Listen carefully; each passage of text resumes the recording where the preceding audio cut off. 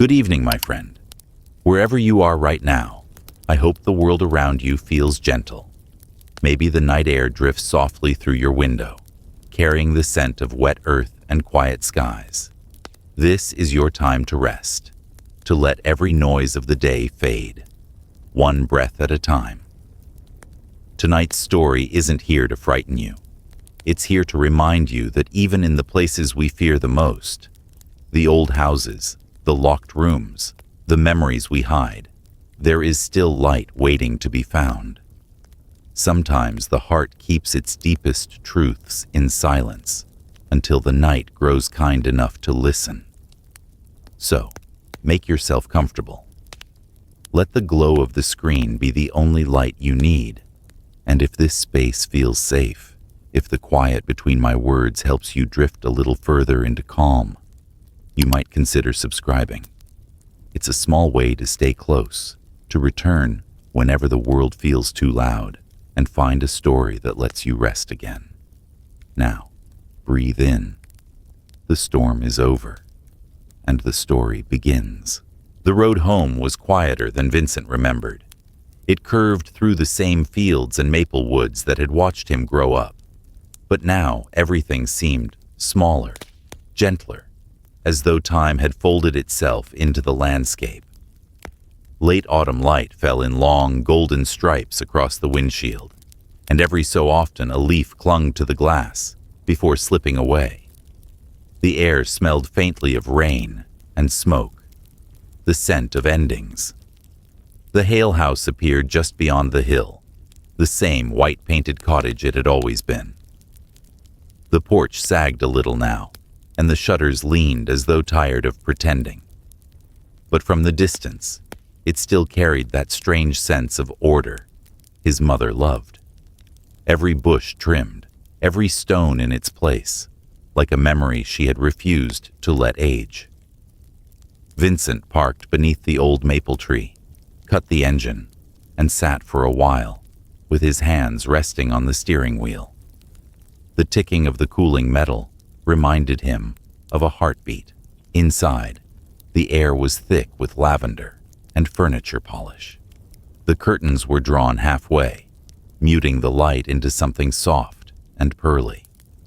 He stepped across the threshold, and the floorboards gave their quiet greeting, that same low groan that once frightened him as a child. Dust swirled through the air, catching in the afternoon sun like tiny floating ghosts. For a moment, he stood perfectly still, afraid that if he moved too fast, the illusion would break. The living room looked untouched. The upright piano waited against the far wall, keys yellowed, its lid covered with framed photographs, holidays, family dinners, the kind of perfect moments his mother liked to freeze in time. On the mantel above the fireplace, her porcelain figurines watched him with painted smiles. He felt both welcome and watched, as though the house itself were holding its breath. He found himself whispering, "Hey, Mom," even though he knew she was gone. The words fell into the quiet and did not return. Moving through the hallway, he trailed his fingers along the wallpaper. It still bore the faint scent of roses, still hid the small scar he had made years ago when he tripped carrying a tray of cocoa. Nothing had been repaired. Nothing had been allowed to change.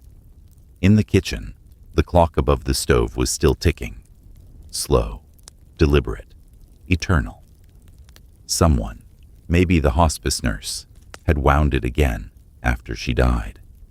The refrigerator hummed softly, though there was no food inside.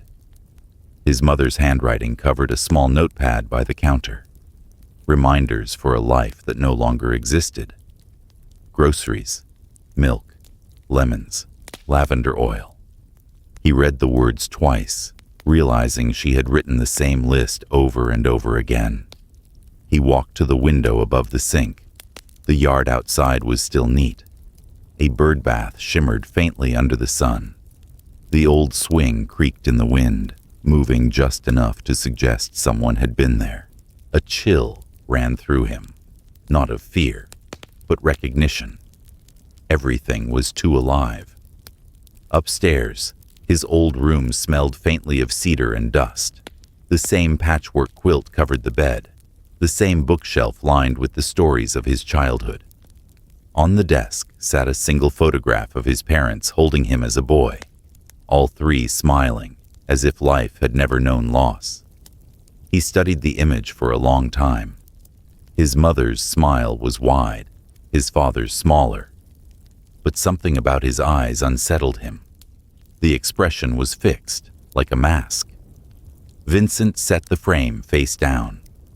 The silence that followed felt heavier, more deliberate. He opened the window and let in the sound of rustling leaves.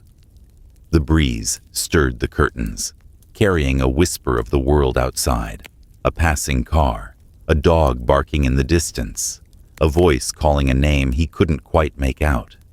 He breathed it in slowly. The air was cold, but it steadied him.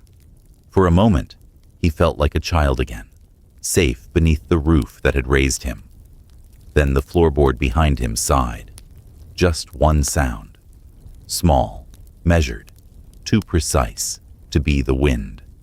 He turned quickly, expecting to see nothing, and saw exactly that.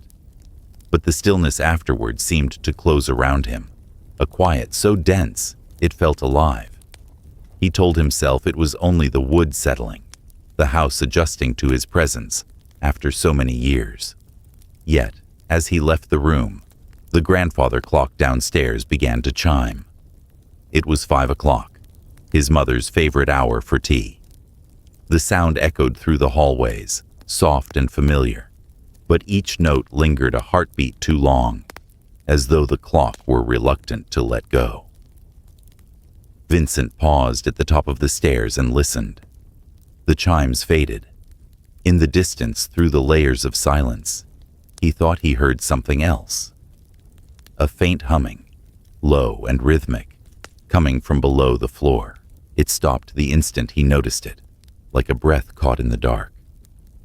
He waited, hand on the banister, until the only sound left was his own pulse. When he finally descended, the light had shifted. The house seemed dimmer now, the golden glow thinning into gray. Dust hung motionless in the air, each particle suspended, as though time itself had paused mid-breath. He looked toward the narrow door at the end of the hall, the one that led down to the basement. The door was locked, a new padlock gleaming against old wood. He didn't remember it ever being locked before. For a long moment, Vincent stood in front of it, feeling the weight of the house press gently but firmly against his chest. The scent of lavender was stronger here, almost medicinal. He reached out, touched the cold metal of the lock, then drew his hand back quickly, as though it might burn him. The silence thickened again. Outside, the sun dipped behind the trees, spilling long shadows across the floorboards. He whispered to no one in particular. "You really kept everything, didn't you, Mom?" Somewhere deep beneath his feet, the faintest echo answered. Not a voice, not even a sound, but a vibration, like the memory of someone sighing. And for the first time since he arrived, Vincent realized that the house was not empty. It was waiting. The next morning arrived quietly, carried on the pale light of a clouded sky. Vincent brewed coffee in the same dented pot his mother had used every day for 30 years. The smell filled the kitchen like an old ritual, grounding, familiar, almost holy. He stood at the counter, cup in hand, looking out through the kitchen window at the maple branches brushing against the glass. The world outside felt slow and forgiving, as if it had agreed to let him mourn in peace. But the peace was only surface deep. Beneath it, something waited. When he turned to leave the kitchen, his eyes caught once again on the narrow hallway leading to the basement door. The padlock glinted dully in the half-light, and though he tried to ignore it, his gaze kept returning, drawn by a mix of curiosity and unease. He remembered that door vividly, the old thin wood that creaked whenever someone touched it, the smell of damp stone and earth that used to drift up when his mother opened it for laundry or storage. But this lock, this heavy chain, twisted twice around the handle, was new. It did not belong to his childhood memories. He found the key ring on the table, a collection of tarnished metal and fading tags, and tried each one. None fit. A small brass key labeled basement snapped in the lock when he forced it. The metal broke cleanly, as if the door itself refused him. He sighed and left it alone for the moment, deciding to read through the legal documents the lawyer had given him. The will was straightforward. The house, the garden, a modest savings account. Everything seemed in order until he reached the final page, handwritten in the soft cursive his mother always used for letters. Let the past rest where it belongs. The basement is not to be disturbed. Some memories are not meant to breathe again. He read the lines twice, tracing each curve of her handwriting. The words felt like a whisper from another room. The tone was calm, even gentle, but there was an undertone. Not fear exactly, but pleading. Vincent set the paper down and rubbed his temples. It was just like her, he thought. Always poetic, always mysterious. She had spent years controlling what people could see, what they could remember. Even now, from beyond the grave, she was still curating her story. The day slipped by in small motions. He cleaned the upstairs rooms, boxed up old letters, and tried not to think about the basement. The air in the house remained heavy, perfumed with lavender and something faintly metallic, like rainwater left too long in pipes. By evening, his nerves had quieted enough for exhaustion to take over. That night, the dream came. It began softly, a hallway bathed in warm light, the faint sound of humming coming from somewhere below. The tune was familiar. His mother used to sing it when he was small, a lullaby about the sea and the stars.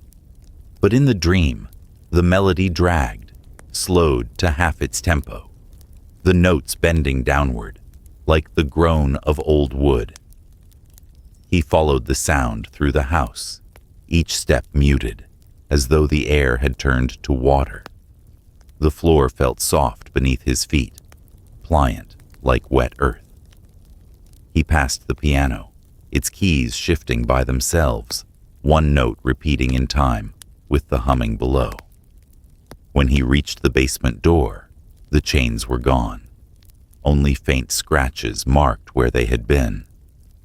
The door stood slightly open, and the humming was louder now, a deep vibration that seemed to echo through his bones. He whispered her name, Mother, and the sound didn't leave his lips. It folded back into him, swallowed by the air. Something moved beneath the floorboards, a ripple, gentle at first, then firmer, like the surface of a pond, disturbed by wind. The boards flexed upward, groaning softly. He stepped closer, holding his breath. Then he saw it. A hand, pale and slow-moving, pressing up through the wood grain. It wasn't reaching in desperation. Its fingers curled lightly, almost tenderly, as if to soothe him. He froze. The hand didn't frighten him. What terrified him was the feeling it carried, a deep, aching familiarity. The humming grew clearer, and with it came the faint scent of lavender. His mother's voice, faint, broken by distance, whispered the next line of the lullaby. Sleep now, my darling. The sea is calm tonight. He wanted to speak, to reach down, to touch the hand, and feel that warmth again. But before he could move, the boards flattened back, and the house fell silent. He woke to the sound of rain tapping gently against the windows. The room was dim, filled with that same lavender scent. His sheets were damp with sweat, his pulse uneven. He sat up, staring at the floor where his dream self had stood. For a long time, he listened. The rain softened, then stopped. Beneath the fading rhythm, he thought he heard something else. Not quite a melody, not quite a voice, but the ghost of that same humming, distant and muffled, coming from below the floor. He swung his legs off the bed and pressed his bare feet to the cool wood. The house seemed to breathe under him. He leaned forward, hand on the nightstand, to steady himself, and whispered into the stillness, "Mom?" The floorboards gave the faintest tremor, like a pulse answering his own. And then, nothing.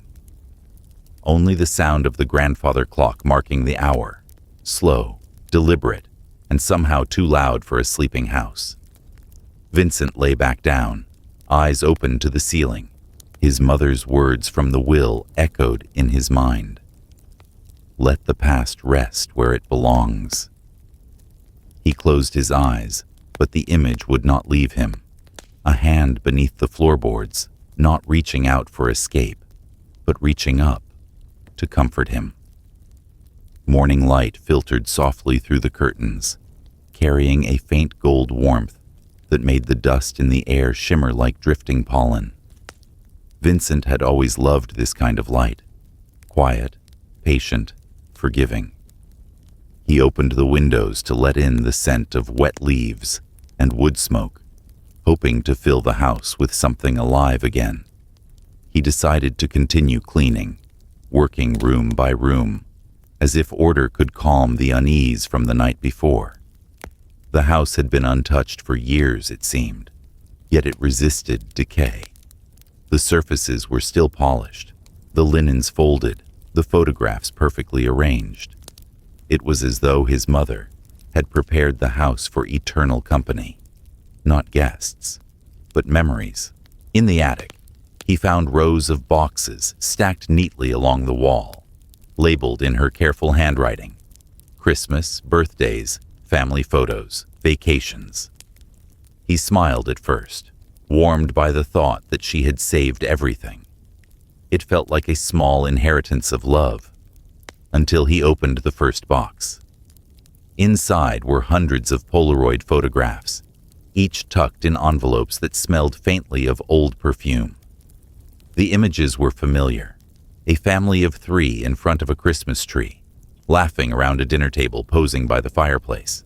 His mother's hair was neatly set, her smile full and radiant.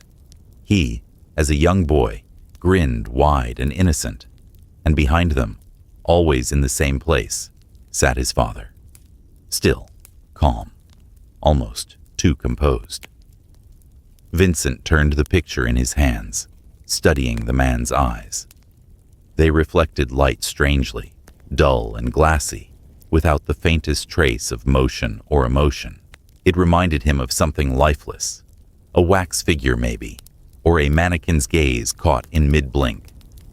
He moved to the next photo. Same angle, same perfect smiles. His mother's hand on his father's shoulder, her fingers curled in a gentle grip. But again, his father's expression did not change. The mouth smiled, but the eyes remained fixed. He frowned, uneasy. He didn't remember this Christmas, or the one after it. In fact, none of the holidays in these photos seemed to exist in his memory. They were familiar, but hollow, like a dream told by someone else. He kept searching through the stack. There were birthdays, candles lit, cake untouched, Thanksgiving dinners where plates were filled, but no one seemed to be eating. A 4th of July picnic where his mother and he looked toward the camera, while his father stared straight ahead, motionless, eyes reflecting the same flat, unblinking calm. A strange stillness settled in the attic, pressing against his ribs. The air felt thick, almost warm, as if someone had just exhaled nearby. He glanced around, half expecting to see movement in the shadows, but the only motion came from the light shifting across the floorboards as clouds passed outside. He went back to the photographs, holding one closer to the window for better light. The image brightened, and that's when he noticed something odd. Behind his father's chair, faint but visible, was a thin metal line glinting in the light. He squinted. The curve of it was unmistakable, a chain. Vincent blinked hard, thinking it was a flaw in the print, a reflection. He tilted the photo slightly, and the light caught it again. Two thin bands, one around each wrist. They weren't ropes, they were metal cuffs. His stomach turned cold. He sifted through more photos, scanning the background now instead of faces. The chain appeared again, barely visible at the edge of the frame, sometimes disappearing behind furniture, sometimes hidden by his mother's hand. In one photo, if he looked closely, he could see the faint outline of a metal ring bolted to the floor. He sank onto an old trunk, heart beating too loud in the hush of the attic. The smell of lavender lingered even here, mixed with the sweet rot of old wood and paper. He picked up another photograph, a summer one, judging by the clothes. His father sat on a garden chair, sunlight falling across his shoulders. His mother was behind him, holding a watering can, smiling softly. And on his father's wrist, again, the faint gleam of a cuff, blurred as though someone had tried to wipe it from the image. Vincent ran a thumb over the glossy surface. For the briefest second, the photograph seemed to warm under his touch, as though the moment it captured still pulsed faintly with life. Then it cooled again, returning to silence. He thought of the basement door, the new chain, the lock, his mother's words in the will.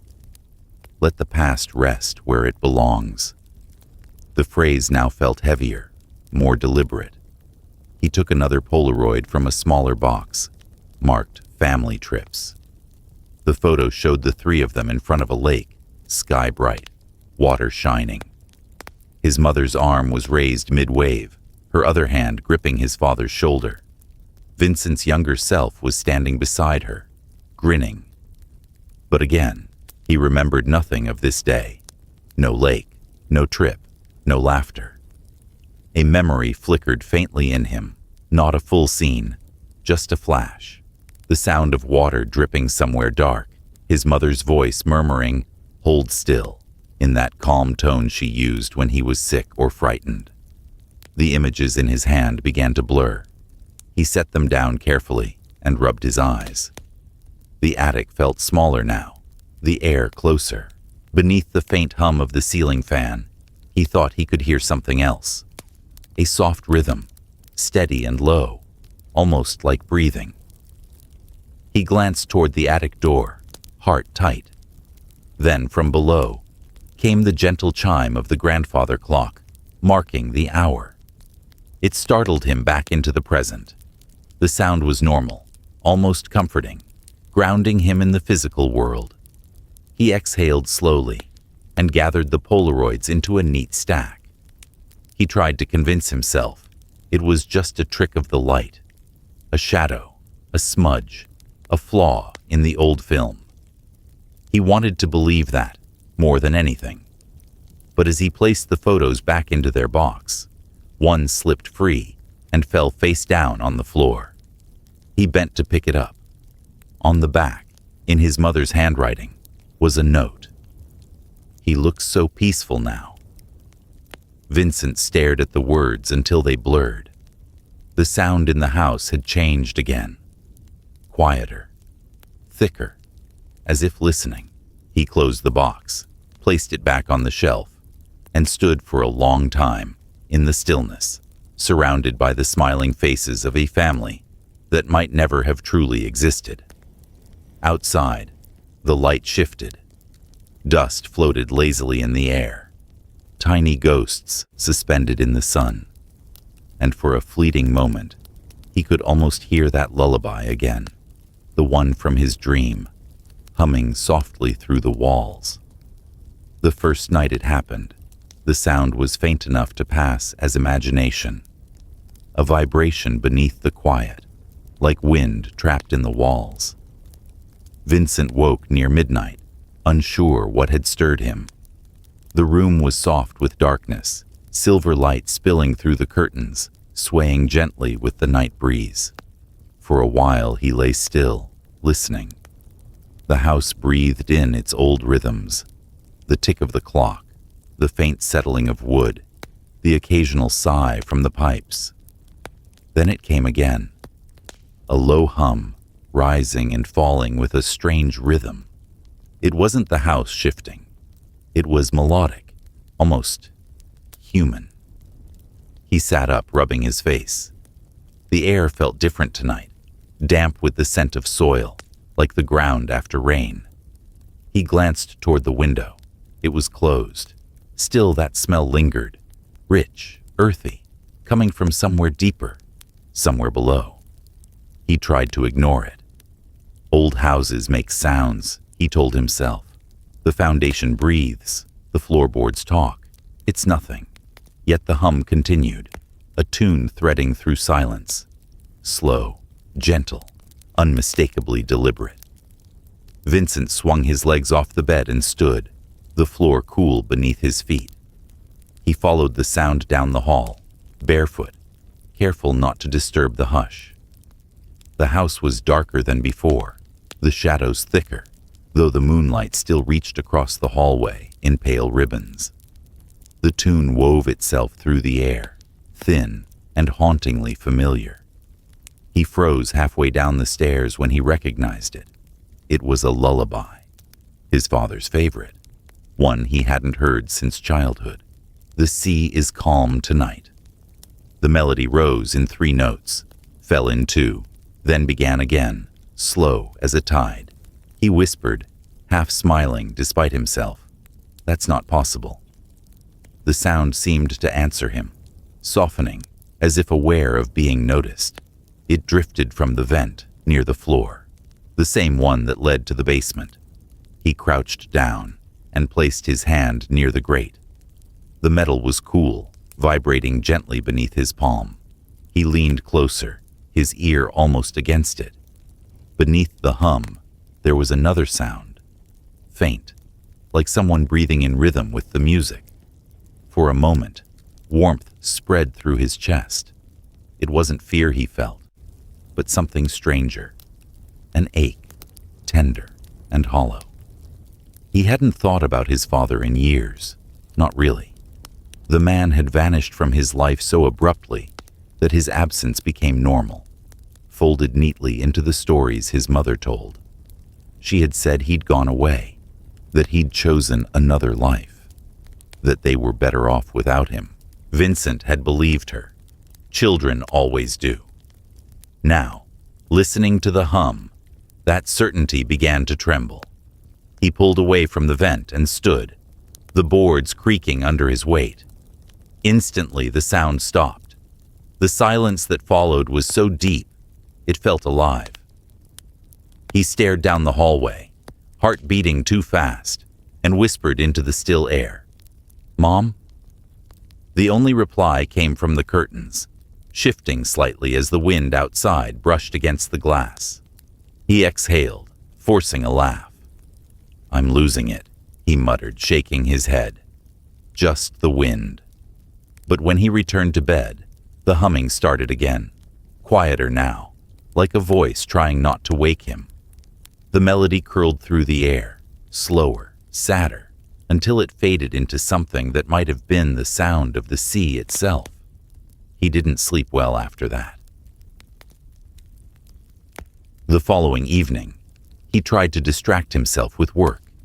He unpacked boxes, cleaned out drawers, restored small bits of order to the house. The repetition steadied him. By dusk, the world outside had dimmed to a soft blue-gray, the kind of light that made everything look distant, slightly unreal. He brewed tea and sat by the living room window. The trees swayed gently, and the world was calm again. But as the first stars began to appear, the hum returned, faint at first, then steady, rising through the vents in the floor. He closed his eyes, listening. It was the same tune, but clearer now, like someone humming just beneath him, the sound resonating with the pipes and beams of the old house. He followed it again, unable not to. Down the hall, past the grandfather clock, the chime of its pendulum ticking like a metronome for the song below. The scent of damp earth grew stronger near the basement door, mixing with lavender and the faint trace of rust. He stopped before the door. The new chain caught the dim light, glinting faintly. The sound was strongest here, vibrating through the wood. He whispered, "Dad," and immediately regretted it. The hum faltered, then rose again, softer this time, uncertain, almost shy. He placed his palm flat against the door. The vibration met him there, faint but real. The rhythm of a melody that had no right to exist anymore. He pressed harder, feeling the heartbeat of the house pulse through his hand. And then it stopped. A silence so deep followed that his ears rang with it. He stayed there for a long moment, eyes closed, breathing in the dark. Then, quietly, from the other side of the door, came 3 soft taps, spaced evenly, deliberate, like a child knocking in rhythm to a song. Vincent stepped back. The air seemed to thicken, humming faintly inside his chest now, instead of the floor. He tried to tell himself it was the pipes, the wind, the house, anything but what it sounded like. He turned away, forcing himself back to the stairs. Behind him, the chain gave a slight metallic rattle, as though the door had shifted just enough to sigh. He didn't look back. That night, he dreamed of the sea. The same lullaby echoed faintly over waves that glowed pale under moonlight. In the dream, he stood on the shore, and somewhere far out, a man was humming, not singing, just humming, as if trying to remember the words. When Vincent woke, the melody was still in his head, humming softly between heartbeats. The air in his room was heavy again, thick with lavender and rain. He sat up, eyes adjusting to the gray dawn light, and whispered to himself, "If houses can remember, maybe they can also listen." Below him, faintly, as if agreeing, the floor gave one slow, steady hum in return. The letter arrived on a morning washed in mist, when the world outside seemed to breathe in slow motion. Vincent had been standing at the window, coffee in hand, watching the fog drift low through the trees. It softened the garden, blurred the edges of the old swing, made everything look half-remembered. For a few minutes, the silence felt like mercy. No humming, no whispers from the walls, only the steady rhythm of his breath. Then came the sound of the mail slot clattering open. A single envelope slid through, landing softly on the rug. He almost ignored it. There were always leftover bills and estate notices, nothing that ever seemed urgent. But something about this envelope felt wrong the moment he bent down to pick it up. It was thin, unmarked, and faintly yellowed, with no return address. Only his name, written in slanted handwriting he didn't recognize. The paper smelled faintly of dust and something metallic, like coins or rust. Vincent set his mug aside and sat at the table. The light coming through the window was pale and slow, stretching shadows across the wood. His fingers hesitated on the flap before tearing it open. Inside, there was no letter, only a single black and white photograph. He turned it over carefully. The image showed the side of the house, his house, but not as it looked now. The paint was brighter, the windows newer, the trees still young. It must have been taken decades ago, maybe before he was born. But what caught his breath wasn't the house itself. It was the angle. Whoever had taken the picture had aimed directly at the basement window. The small rectangle of glass sat low to the ground, half buried by ivy and soil. Behind the window pane, Something darker pressed faintly against the glass. A shape, human maybe, but too blurred to name. He frowned, squinting closer, until he noticed writing scrawled faintly on the back of the photo, in faded ink. She kept him because she couldn't lose him again. Vincent read it once, then again. His pulse quickened. She kept him. The words struck something deep inside him, something older than reason. He turned the photograph back over, holding it closer to the light. The window in the picture was small, but clear enough to reveal a faint figure behind the glass. It wasn't quite a reflection. It was inside. The shadow of a person. He rose from the table, heart knocking against his ribs. The air in the room thickened, heavy with that same smell of lavender and dust. He told himself it was a prank, some cruel joke, maybe from one of the neighbors, or someone in town who'd heard about his mother's death. But the writing, the style of the letters, it looked familiar. Not her handwriting, no, but something about it felt intimate, as though whoever wrote it had known her well enough to mimic her calmness. He turned the photograph once more, tracing the faint outlines with his thumb. The surface was rough, the paper aged, but under the right light, more details began to emerge. Shapes that hadn't been visible at first. The faint silhouette of a woman stood near the window, almost hidden by the angle. Her profile was blurred, but unmistakable. The bun of hair, the slope of her shoulders, the long dress she always wore in the garden, and in her hand, held delicately at her side, something thin and sharp caught the light. A syringe. Vincent's breath hitched. He lowered the photo, staring at the wall as if the house itself might answer for what he saw. The sound of the ticking clock grew louder, each second slow and deliberate, echoing in his skull. The basement window, he realized, was still there, hidden behind the thick ivy outside the kitchen wall. He had passed it dozens of times since coming home. He'd never once thought to look through it. He stepped to the back door and pushed it open. The morning air was cold enough to sting. The mist clung to the yard, thin tendrils curling around his ankles as he walked. The ground was soft, damp from last night's rain, and the smell of earth rose, sharp and sweet. He found the window easily, smaller than he remembered, nearly swallowed by overgrown vines. The glass was clouded with dust and streaked with moisture. He knelt, brushing the ivy aside. Behind the fogged pane, he could see only darkness. No shape, no light. Just the faint outline of what might have been a chair's shadow against the wall. He leaned closer, his breath fogging the glass, and for a brief second, something on the other side moved. Not much, just enough to shift the reflection of light. He stumbled back, heart hammering. It was impossible. The basement was locked, sealed from the inside. The window hadn't been opened in years. He looked down at the photo still in his hand. The woman's silhouette, his mother's, seemed clearer now, her arm angled just enough for the syringe to catch the light again. He turned the picture over, staring at the handwriting, reading the words one more time.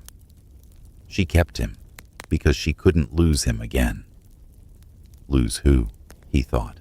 The cold wind stirred around him, carrying the smell of damp wood and something faintly medicinal, the same scent that lingered in the basement hallway. He stood there for a long while, staring at that window, waiting for movement that never came. The house loomed quietly above him, its windows reflecting the pale sky, empty and watchful. Finally, he went back inside, closing the door softly behind him. The house seemed quieter now, but the silence had a pulse, a slow vibration beneath it, as if the air itself remembered the sound of humming. He set the photograph on the kitchen table.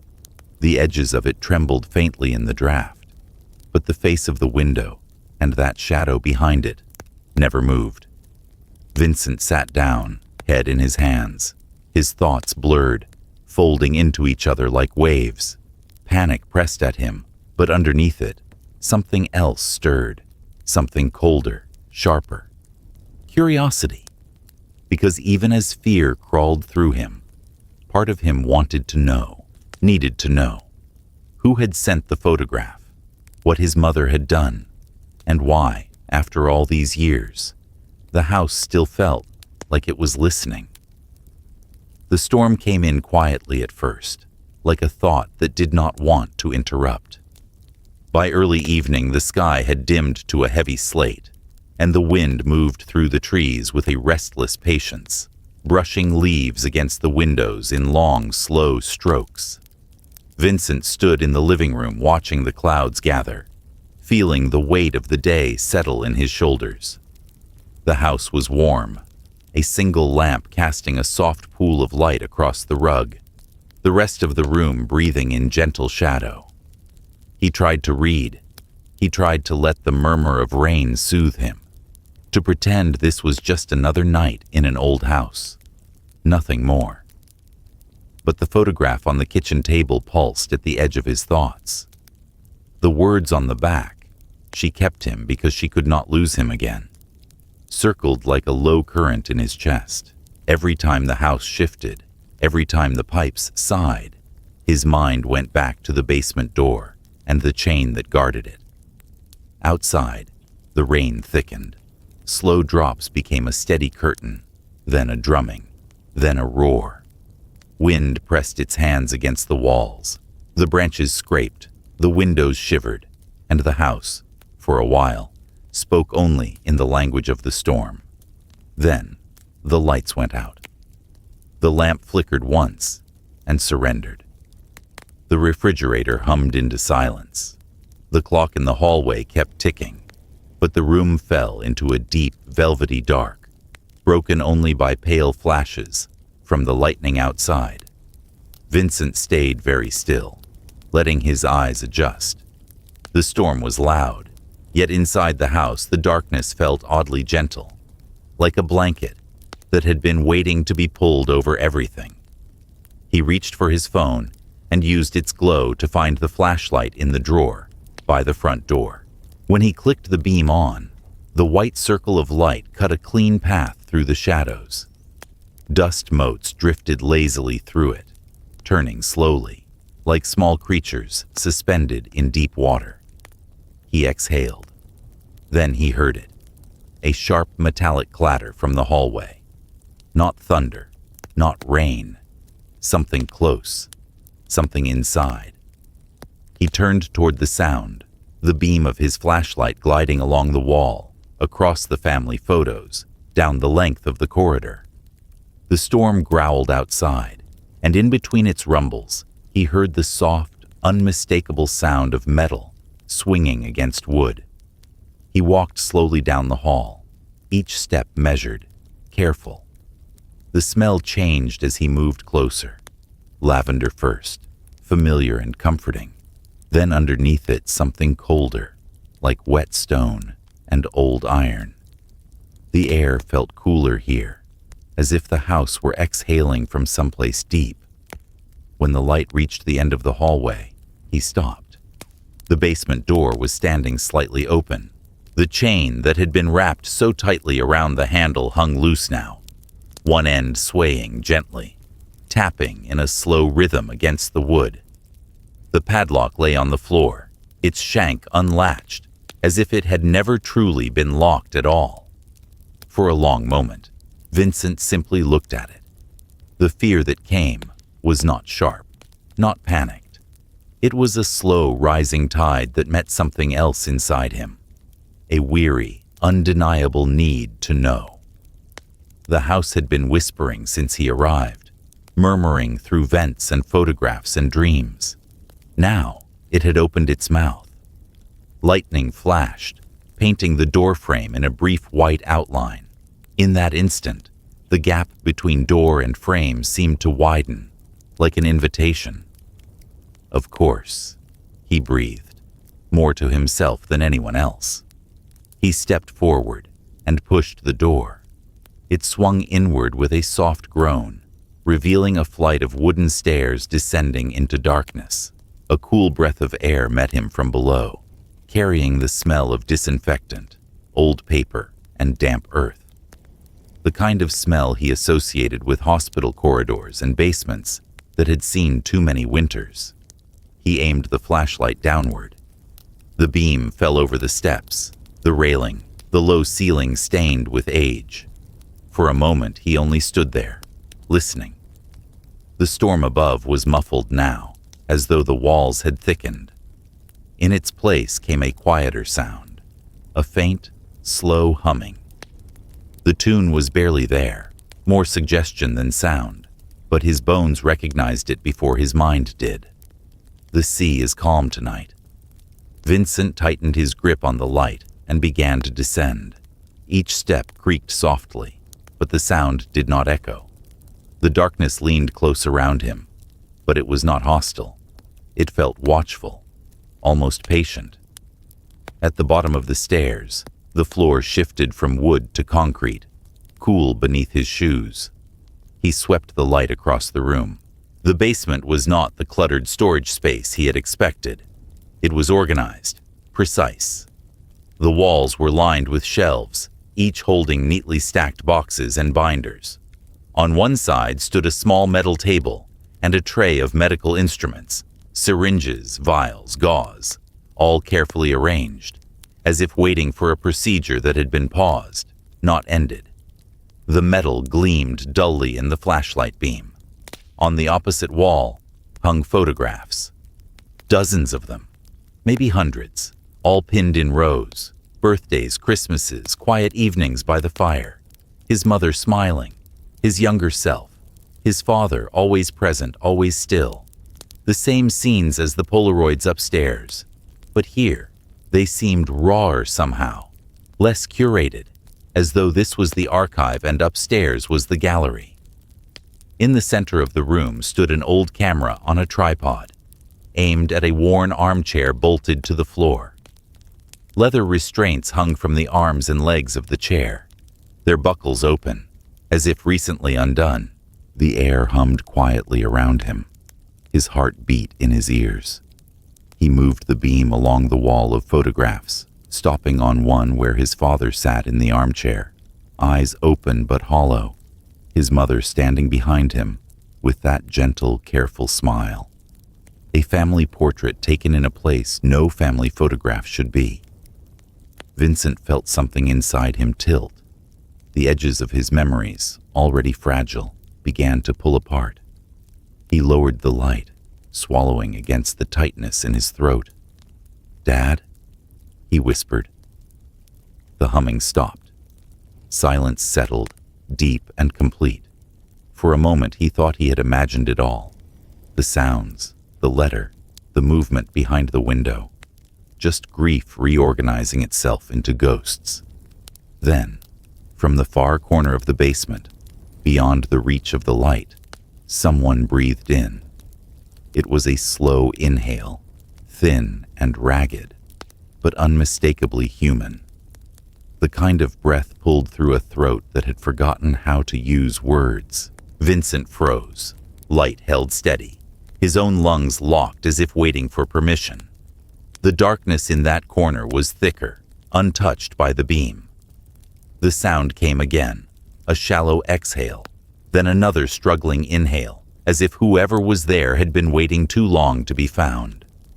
He stepped forward, only once. The concrete felt colder. The smell of antiseptic and earth rose stronger. His hand trembled, and the circle of light shook across the wall. "Who is there?" he asked softly. The question left his mouth like a prayer he was afraid to hear answered. The breathing steadied, not fast, not panicked. It joined his own rhythm, falling in time with his chest, until for one suspended moment, it felt as though he was sharing lungs with someone unseen. In that gentle, terrible stillness, the truth did not yet speak. It simply breathed, and the house, above and around them, listened. For a long time, Vincent could not move.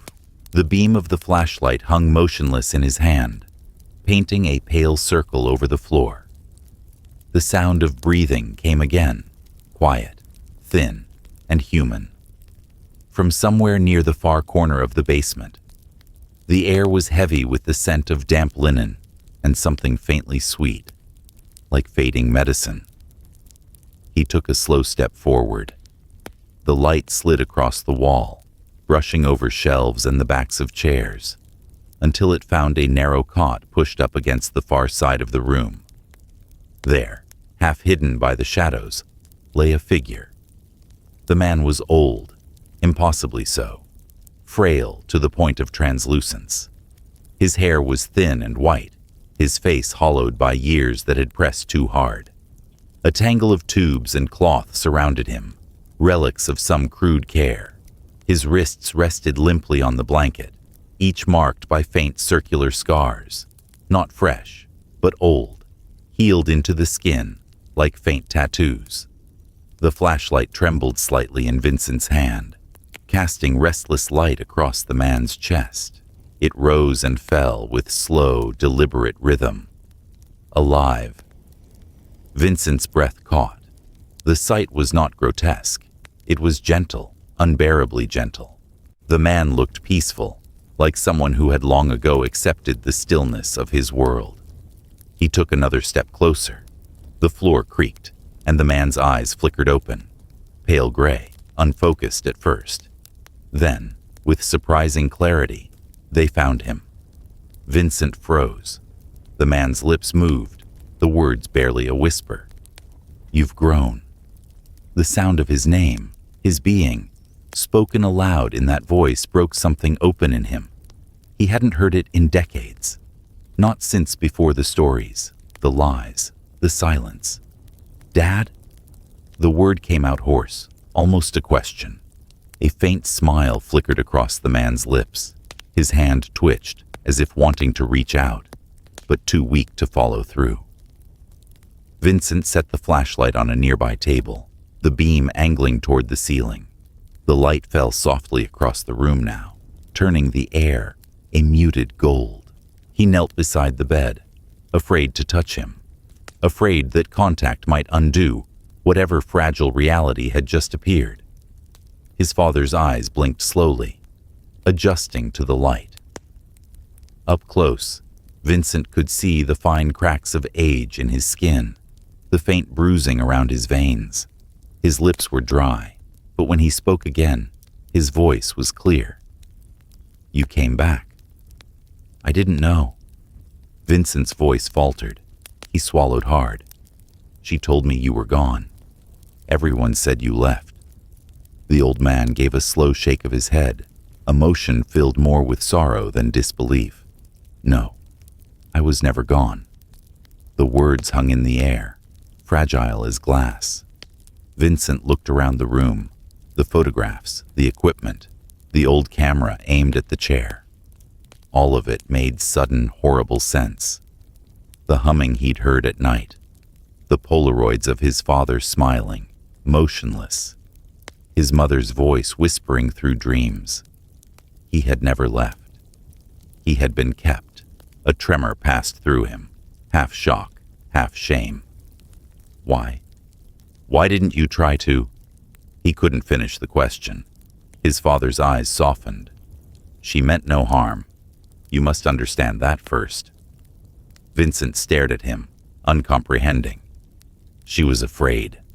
The man continued, his words coming slowly, like fragments pulled through fog. After your brother died, something broke in her. She thought if she could keep me here, keep us all here, nothing else would change. No more leaving, no more losing. He coughed softly, the sound fragile as paper tearing. Vincent reached for a glass of water sitting on the table beside the cot and lifted it to his lips. The man drank, the tremor in his hands barely visible.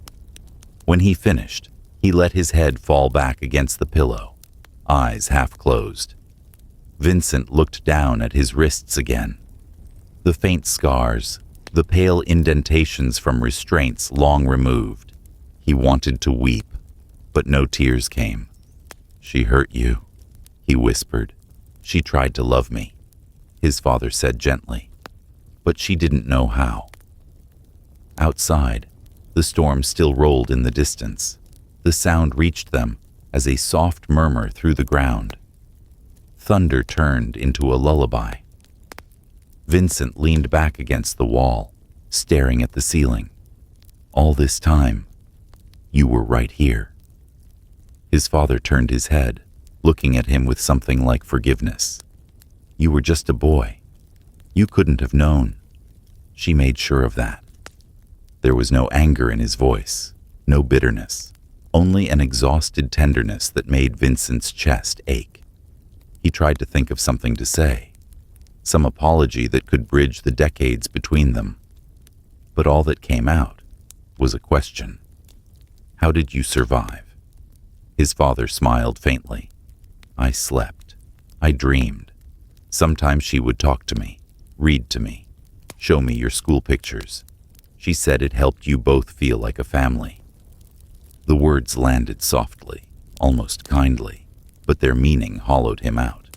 His mother had built her life on an illusion of peace, sustained by sedation and silence. And somehow, his father had borne it, not out of obedience, but pity.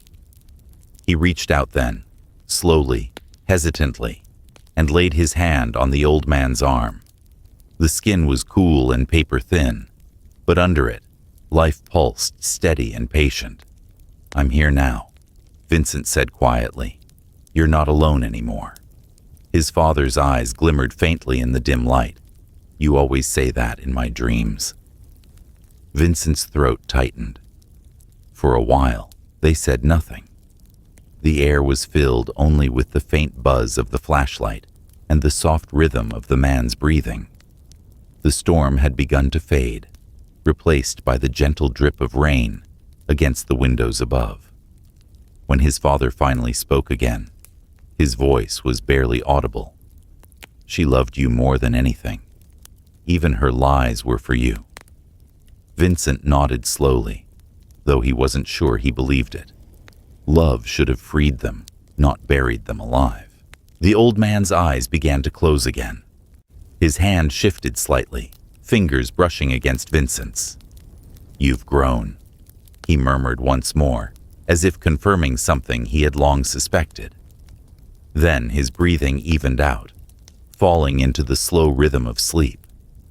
Not the drugged stillness of years past, but something natural, unguarded. Vincent sat there in the dim light, the smell of dust and antiseptic mingling with the faint scent of rain. He watched the rise and fall of his father's chest and thought about all the birthdays and dinners, all the years that had passed above this room, where laughter had existed beside a prison of love. He picked up the flashlight again, turning it toward the shelves lined with photographs. Dozens of them stared back at him. A life performed, a family arranged, and in the space between those frozen smiles and the living breath beside him, he felt the full, unbearable truth of what love can become when it is afraid of loss. He turned the light off. The darkness that filled the room was not cruel. It was almost kind, as though the house itself, after all these years, had decided to finally fall asleep. When Vincent woke the next morning, the air in the basement had shifted. The storm had passed, leaving behind a strange stillness, the kind that felt almost deliberate, as if the house itself were waiting to see what he would do next. His father still slept on the cot, breathing faintly, lips parted in a shallow rhythm. The old man's face seemed softer now, less haunted, but the room around him told another story. Vincent turned the flashlight on again and began to look, not for answers at first, but for understanding. The beam slid over the walls, tracing shapes, corners, and glimmers of forgotten detail. What had once looked like storage now revealed itself as something else entirely, a shrine.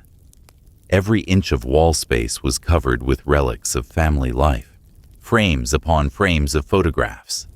Not just the posed Polaroids from upstairs, but hundreds of other pictures, meticulously arranged. Some were duplicates, slightly different angles of the same event. Birthdays, dinners, holidays. His mother smiling, himself as a boy with cake-smeared fingers. His father seated in the same armchair, always calm, always still.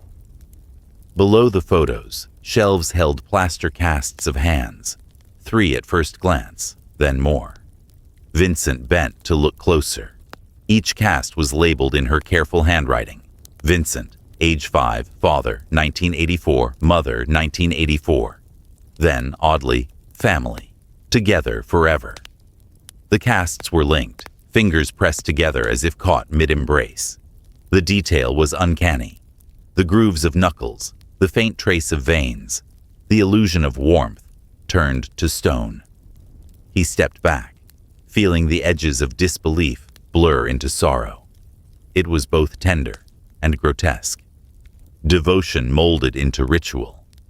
His eyes caught the glint of metal on the far table. He crossed the room and found a stack of folders, their corners worn, their pages brittle with age. Inside were documents typed neatly and annotated in blue ink, prescriptions, medical forms, dosage charts. Each page bore his mother's handwriting, looping gently in the margins. Reduce sedative to 3 ml if tremors occur. Do not skip dosage. Keep his sleep steady. A long shiver ran through him. His throat felt dry. He pulled another folder open. Sedation log, 1996-2008. Every line marked with precise dates, dosage times, and short notes. Stable, peaceful, no signs of distress. He smiled when I read Vincent's letter aloud. The ink was faintly smudged in places, as if tears or fingerprints had pressed against it. He turned another page. Christmas 2002. A beautiful night. He slept while the snow fell. We took a new photo. Vincent's chest tightened. He knew that photo. It hung in the living room upstairs, framed in gold, the one where his mother wore her red sweater and his father smiled beside her. He had always thought it was real. He looked up slowly at the wall of pictures, his gaze catching on the labels beneath each one. They were written in the same delicate cursive. Thanksgiving 1997, Easter 1999, Christmas 2002, Family Breakfast 2004. The pattern was unbroken, year after year of perfect frozen celebrations. He approached one of the photographs and leaned close. The angle was slightly off, but the details betrayed the truth. His mother's arm was looped around his father's shoulder, her hand resting on his chest. Beneath the collar of his shirt, a faint outline, an adhesive strip, maybe tape or tubing, peeked from the fabric. Her hand had been placed to hide it. The perfection of those images shattered under the weight of what they really showed. Not love captured, but control, maintained. Vincent's stomach turned, but he couldn't look away. Every image now seemed to breathe differently. The smiles were stretched too wide, the light too precise, the joy too arranged. His mother had not documented their lives. She had curated them, editing reality one frame at a time, until only the illusion remained. He turned to the shelves again, tracing the objects she had kept. His childhood toys were lined up in perfect rows: a wooden train, a worn-out teddy bear, a small plastic astronaut missing one arm. Each piece was dusted and cared for. On the floor below them sat a pair of slippers, his father's, old leather, cracked with use, but polished clean. Above the slippers hung another photograph, his mother's face pressed against his father's cheek, eyes closed, her expression one of pure, desperate serenity. Her hand cupped his jaw as though he were porcelain, something too fragile for the world's air. Vincent felt his breath falter. He turned back to the documents, Among the medical papers lay a notebook, her handwriting filling every page. It began like a diary, then drifted into something else. He looks so peaceful now. He doesn't speak, but I know he hears me. The silence is kind. We are together again. Vincent will come home soon. I'll show him how perfect we've become. He won't have to miss his father anymore. He will understand. He must. The words blurred in his vision. The handwriting grew more frantic toward the end, loops wider, ink darker. He asked me to stop, but he was confused. He doesn't see that peace can be beautiful. He closed the book with trembling hands. The edges of his vision felt dim. She had built her own world down here. A world where loss could be rewritten, where love could be preserved by force. And somehow, beneath her madness, there was a twisted tenderness, a refusal to let death claim what she believed was hers. He stood in the middle of the room, surrounded by photographs that smiled without memory, plaster hands that touched without warmth, and a silence that felt almost holy. It wasn't cruelty she had built. It was worship. Worship of what once was, of what she couldn't bear to let go. He turned toward the cot where his father slept. The man's chest rose and fell, slow but steady.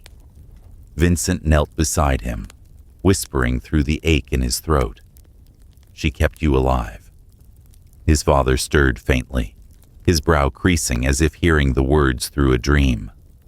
"She wanted everything to stay the same."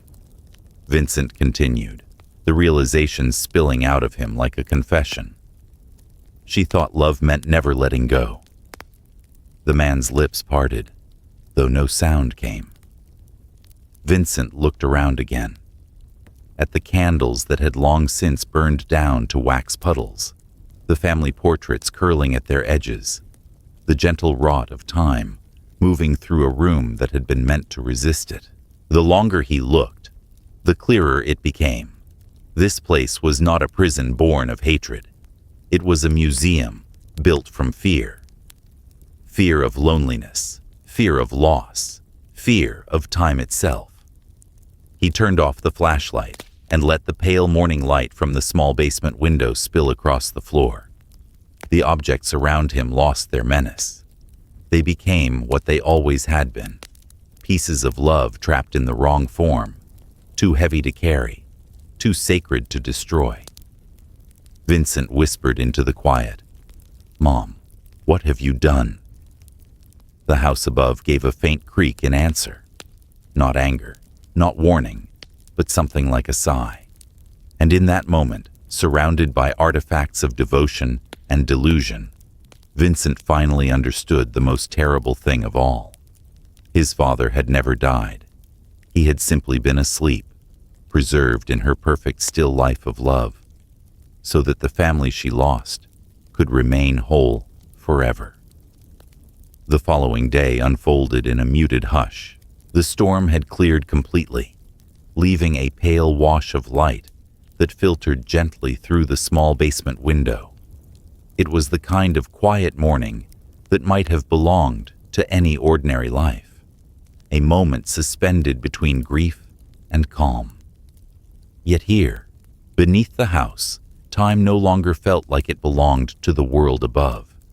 It stretched softly, endlessly, as if refusing to move forward until all its secrets were spoken. Vincent sat beside his father, who had woken just after dawn. The old man's eyes were clearer now, though they carried a weight that no rest could lift. His breath rasped lightly, each inhale a fragile victory, each exhale a slow surrender. Vincent had brought him tea, and though his father barely drank, the small act gave shape to their silence. Neither spoke at first. They listened instead, to the faint creak of the house settling, the whisper of rainwater dripping somewhere beyond the walls, and the low hum of air still moving through the vents. The same house that had been a prison was, for the moment, a shelter. After a long while, His father turned his head slightly, studying Vincent's face. "You look like her," he said. "Same eyes when you're thinking too much." Vincent smiled faintly, though the gesture felt fragile. "I don't remember much of her being like this. The mother I knew was quiet, kind, maybe too kind." His father's gaze drifted toward the ceiling. "She was always kind. That's what made it so dangerous." Vincent waited, sensing that the story was already forming in the spaces between his father's breaths. "She wasn't always like what you found here," the man began softly. "Before you were born, the world was small and bright. She painted. Did you know that? Little landscapes, fields, rivers, nothing grand, but she loved light. She said the way sunlight moved was proof that time could be gentle." He paused, his eyes unfocused, as if the memory were hovering just above the dust. "When our first child came, she was radiant. You would have had an older brother, Benjamin. He only lived 3 months." The words fell with the weight of something long buried. "She never recovered," his father continued, voice slow, steady. "It wasn't the kind of grief that breaks loudly. It was quiet. It sank into her bones and waited there. She told me once that time betrayed her, that love shouldn't vanish because a clock moved forward. That was when she began keeping things. First his blanket, then his toys. Then she started taking photographs of everything, afraid she'd forget the exact color of the sky that day, or how the light touched the wall." Vincent lowered his gaze, his throat tightening. He could picture her, the soft smile, the careful hands, the tenderness that could smother without meaning to. "She said photographs could make moments safe," his father murmured, "that if you captured them before they slipped away, they could never be taken again." He let out a weak laugh, not cruel, but full of tired sorrow. And maybe, in a way, she was right. Until she tried to capture me. Vincent lifted his head, meeting his father's eyes. "She thought I was going to leave," the old man said quietly. "We argued about small things at first. I told her we were fine, but she saw ghosts in every silence. One evening she gave me tea, said it would help me sleep. I didn't wake for days." He fell silent, the memory working its way through him. "When I finally opened my eyes," he continued, "I was here. She said it was temporary, said I'd been ill, that the world was too cruel outside these walls. She smiled, said she would keep me safe." His voice faltered, and I believed her. For a time. Vincent listened in stunned quiet, the echo of those words pressing against his chest. "She began photographing everything," his father went on. "Every moment she wanted to last, every dinner, every smile. I couldn't move most days, but she arranged the room, lit candles, dressed me, spoke softly, as if I were still there with her. She'd whisper, 'Just one more, love, one more picture for the memory.'" He swallowed, eyes dimming. "The first time she used the sedative, she cried afterward. The second time, she sang while she did it. Eventually, she stopped needing to explain. She just said we were together, and that was enough." Vincent's fingers tightened around the edge of the chair. The photographs around them seemed to lean closer, their frozen smiles more unbearable with each word. "She wasn't trying to hurt me," his father said suddenly, turning his head toward him. "I want you to understand that. Her love was absolute. It filled every corner until there was no air left. When she lost your brother, she made a promise to herself that no one would leave again. Not me, not you, not even time." The quiet stretched between them, fragile and sacred. "She didn't know how to love without locking the door," he whispered finally. "That was her curse." The words lingered in the air, soft as dust. Vincent's throat ached, He wanted to argue, to condemn her, to rage against what she had done. But instead, what rose in him was grief.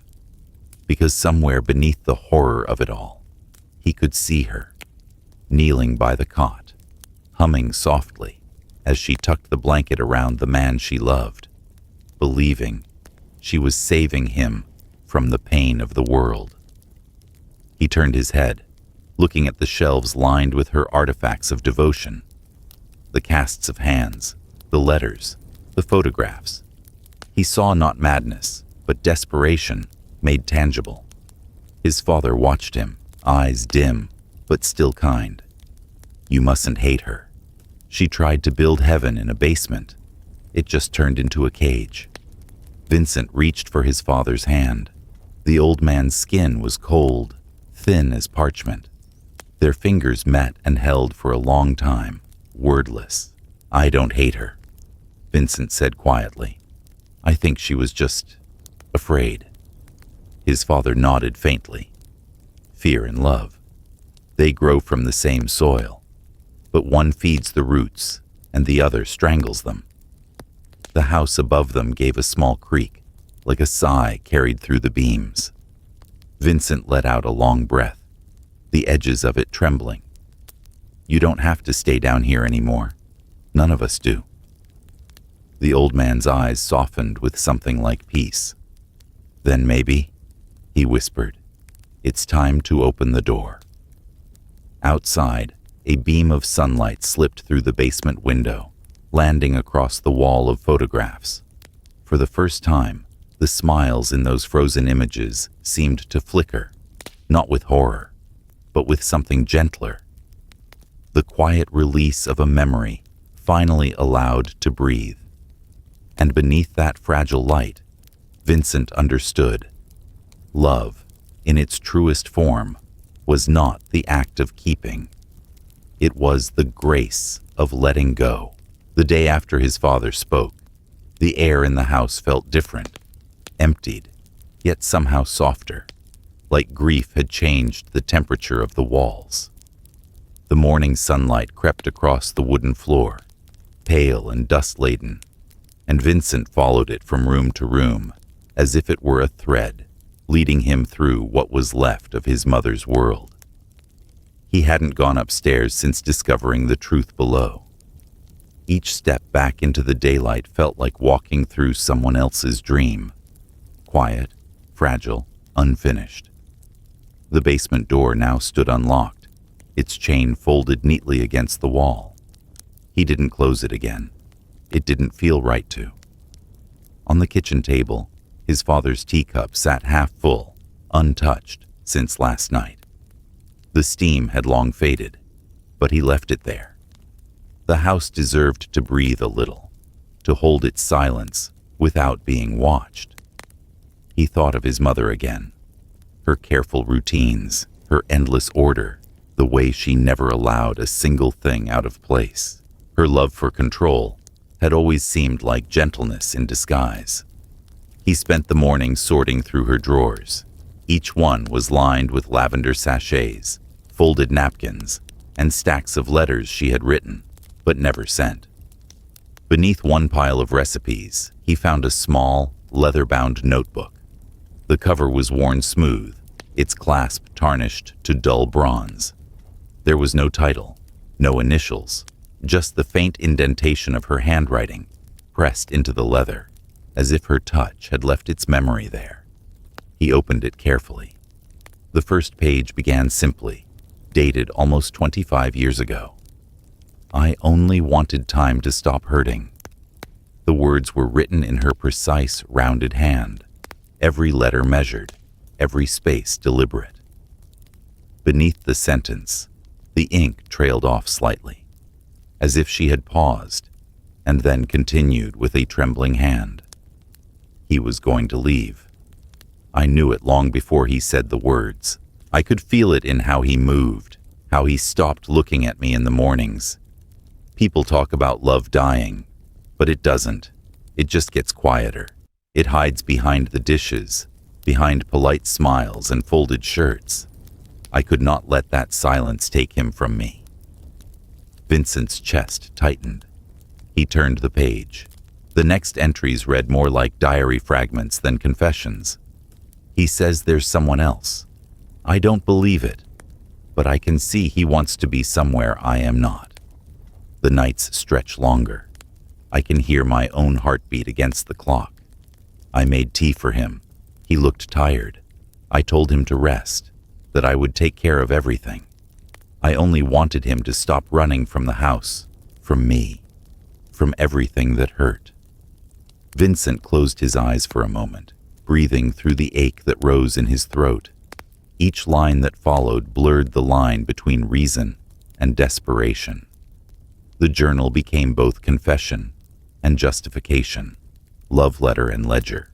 She described the night she first gave him the sedative, not as cruelty, but as mercy. He slept so peacefully.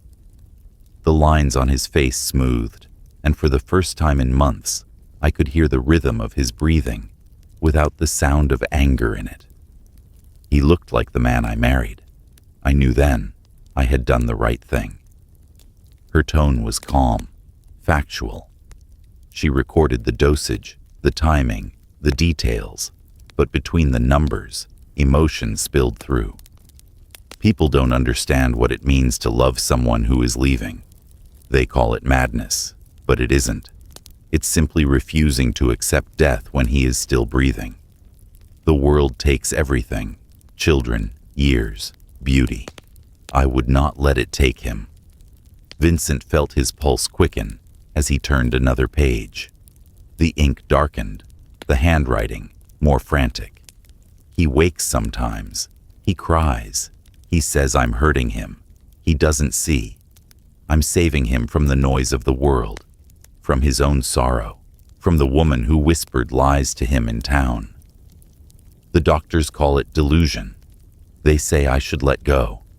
But letting go is what killed our son. I won't let it happen again. The next line struck him like a whisper pressed against his ear. When Vincent grows up, he'll understand. He'll see that love is keeping people safe, even from themselves. The words blurred before his eyes. He realized his hands were shaking.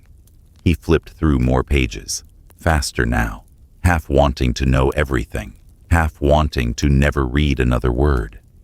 The entries spanned decades, the handwriting shifting with age, but never losing its elegance. She chronicled the holidays she recreated, the photographs she staged, the moments she built from memory and longing. I made him smile today. I had to help his mouth a little, but when the light hit his eyes, he looked alive again. Vincent will come home for Christmas soon. I must take a new picture. The others are fading. He said my name last night. I think deep down, he knows I'm keeping him safe. Maybe one day he'll thank me.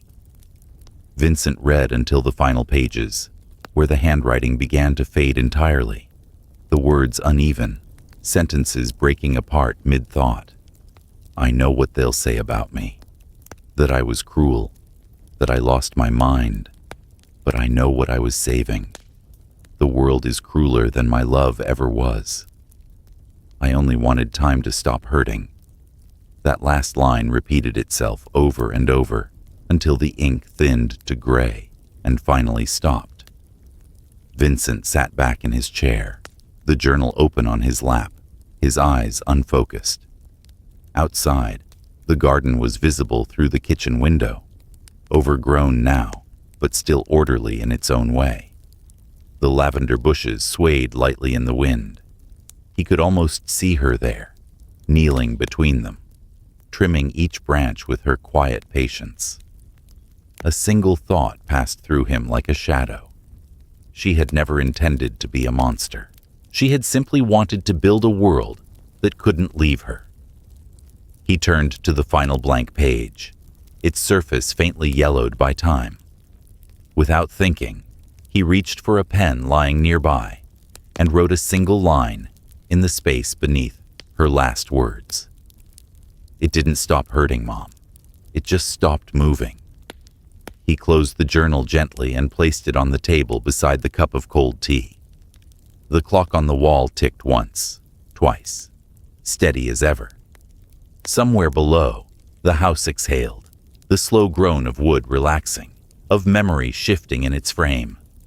And for the first time, Vincent felt the quiet, not as comfort, but as consequence. The weight of a love that had tried too hard to outlast time, and in doing so, had broken it. The afternoon sun stretched long and golden over the small New England town, washing everything in that deceivingly peaceful glow that made pain look poetic. Vincent drove slowly through the familiar streets, the ones that had framed his childhood, the ones where every porch still held the same rocking chairs, the same potted plants, the same quiet smiles that had once made him feel safe. He hadn't been out in days. The air outside felt clearer, freer, though it carried a faint guilt with it, the kind that settles after a confession. The journal still rested on the kitchen table at home, its words burned into his mind. He needed answers that the walls couldn't give. The corner store was gone now, replaced by a small cafe that smelled of roasted beans and nostalgia. The bell above the door chimed when he stepped inside, and the sound carried him back, decades. A few older townspeople sat scattered along the counter, their faces softened by time and memory. Some looked up when they saw him, recognition flickering, followed by something quieter. At a corner table near the window sat Mrs. Hawthorne, his mother's old neighbor. She had been a fixture in his childhood, the kind of woman who baked too many pies and spoke in half whispers. Her hair was white now, pinned neatly back, her cardigan buttoned all the way up, despite the mild weather. When she saw him, her eyes widened slightly, then softened into something cautious. "Vincent Hale," she said, her voice thin but kind. "Goodness, you've been away a long time." He nodded, managing a small smile. "Yes, ma'am, too long." He ordered tea, his mother's habit had become his, and sat across from her. They exchanged a few pleasantries at first, words about weather and how quickly time passes, but soon the conversation settled into the quiet between them. "I've been back at the house," he said finally, his tone careful, as though he were testing how much truth could fit into one sentence. "Trying to put things in order." Mrs. Hawthorne's expression flickered. "It must be strange for you, after all these years." "It is." He paused. "Mrs. Hawthorne, may I ask you something?" She hesitated, hands curling gently around her cup. "Of course, dear." Vincent's voice lowered. "When my father disappeared, what did people think?" Her eyes dropped to the table. The tea rippled faintly as she stirred it. "We thought many things," she said softly, "but we also learned not to think too loudly." He frowned. "What do you mean?" She sighed, a sound that seemed to carry decades of weight. "Your mother was different, Vincent. Not unkind, never cruel. But there was something about her. A stillness that made people careful. She always looked so put together, so gentle. When your father stopped showing up at church, she said he'd gone away for work. She smiled when she said it. We believed her. But you didn't, not really." Mrs. Hawthorne looked up at him then, and in her eyes was something that wasn't quite guilt, but close. "No, we didn't." The cafe was quiet around them. Only the sound of spoons against porcelain filled the space, the delicate clinking like distant echoes of conscience. Vincent leaned forward. "So everyone knew?" "Not knew," she corrected, her voice trembling slightly, "but suspected. Sometimes, late at night, the lights would still be on in your house, the curtains drawn, but the shadows moving. And once, my husband swore he heard humming. A man's voice, low and soft, like someone singing through a wall. We talked about it for days, and then your mother brought us a pie, smiling, thanking us for helping her shovel the driveway. After that, no one said another word. Vincent felt the air tighten in his chest, because she looked happy.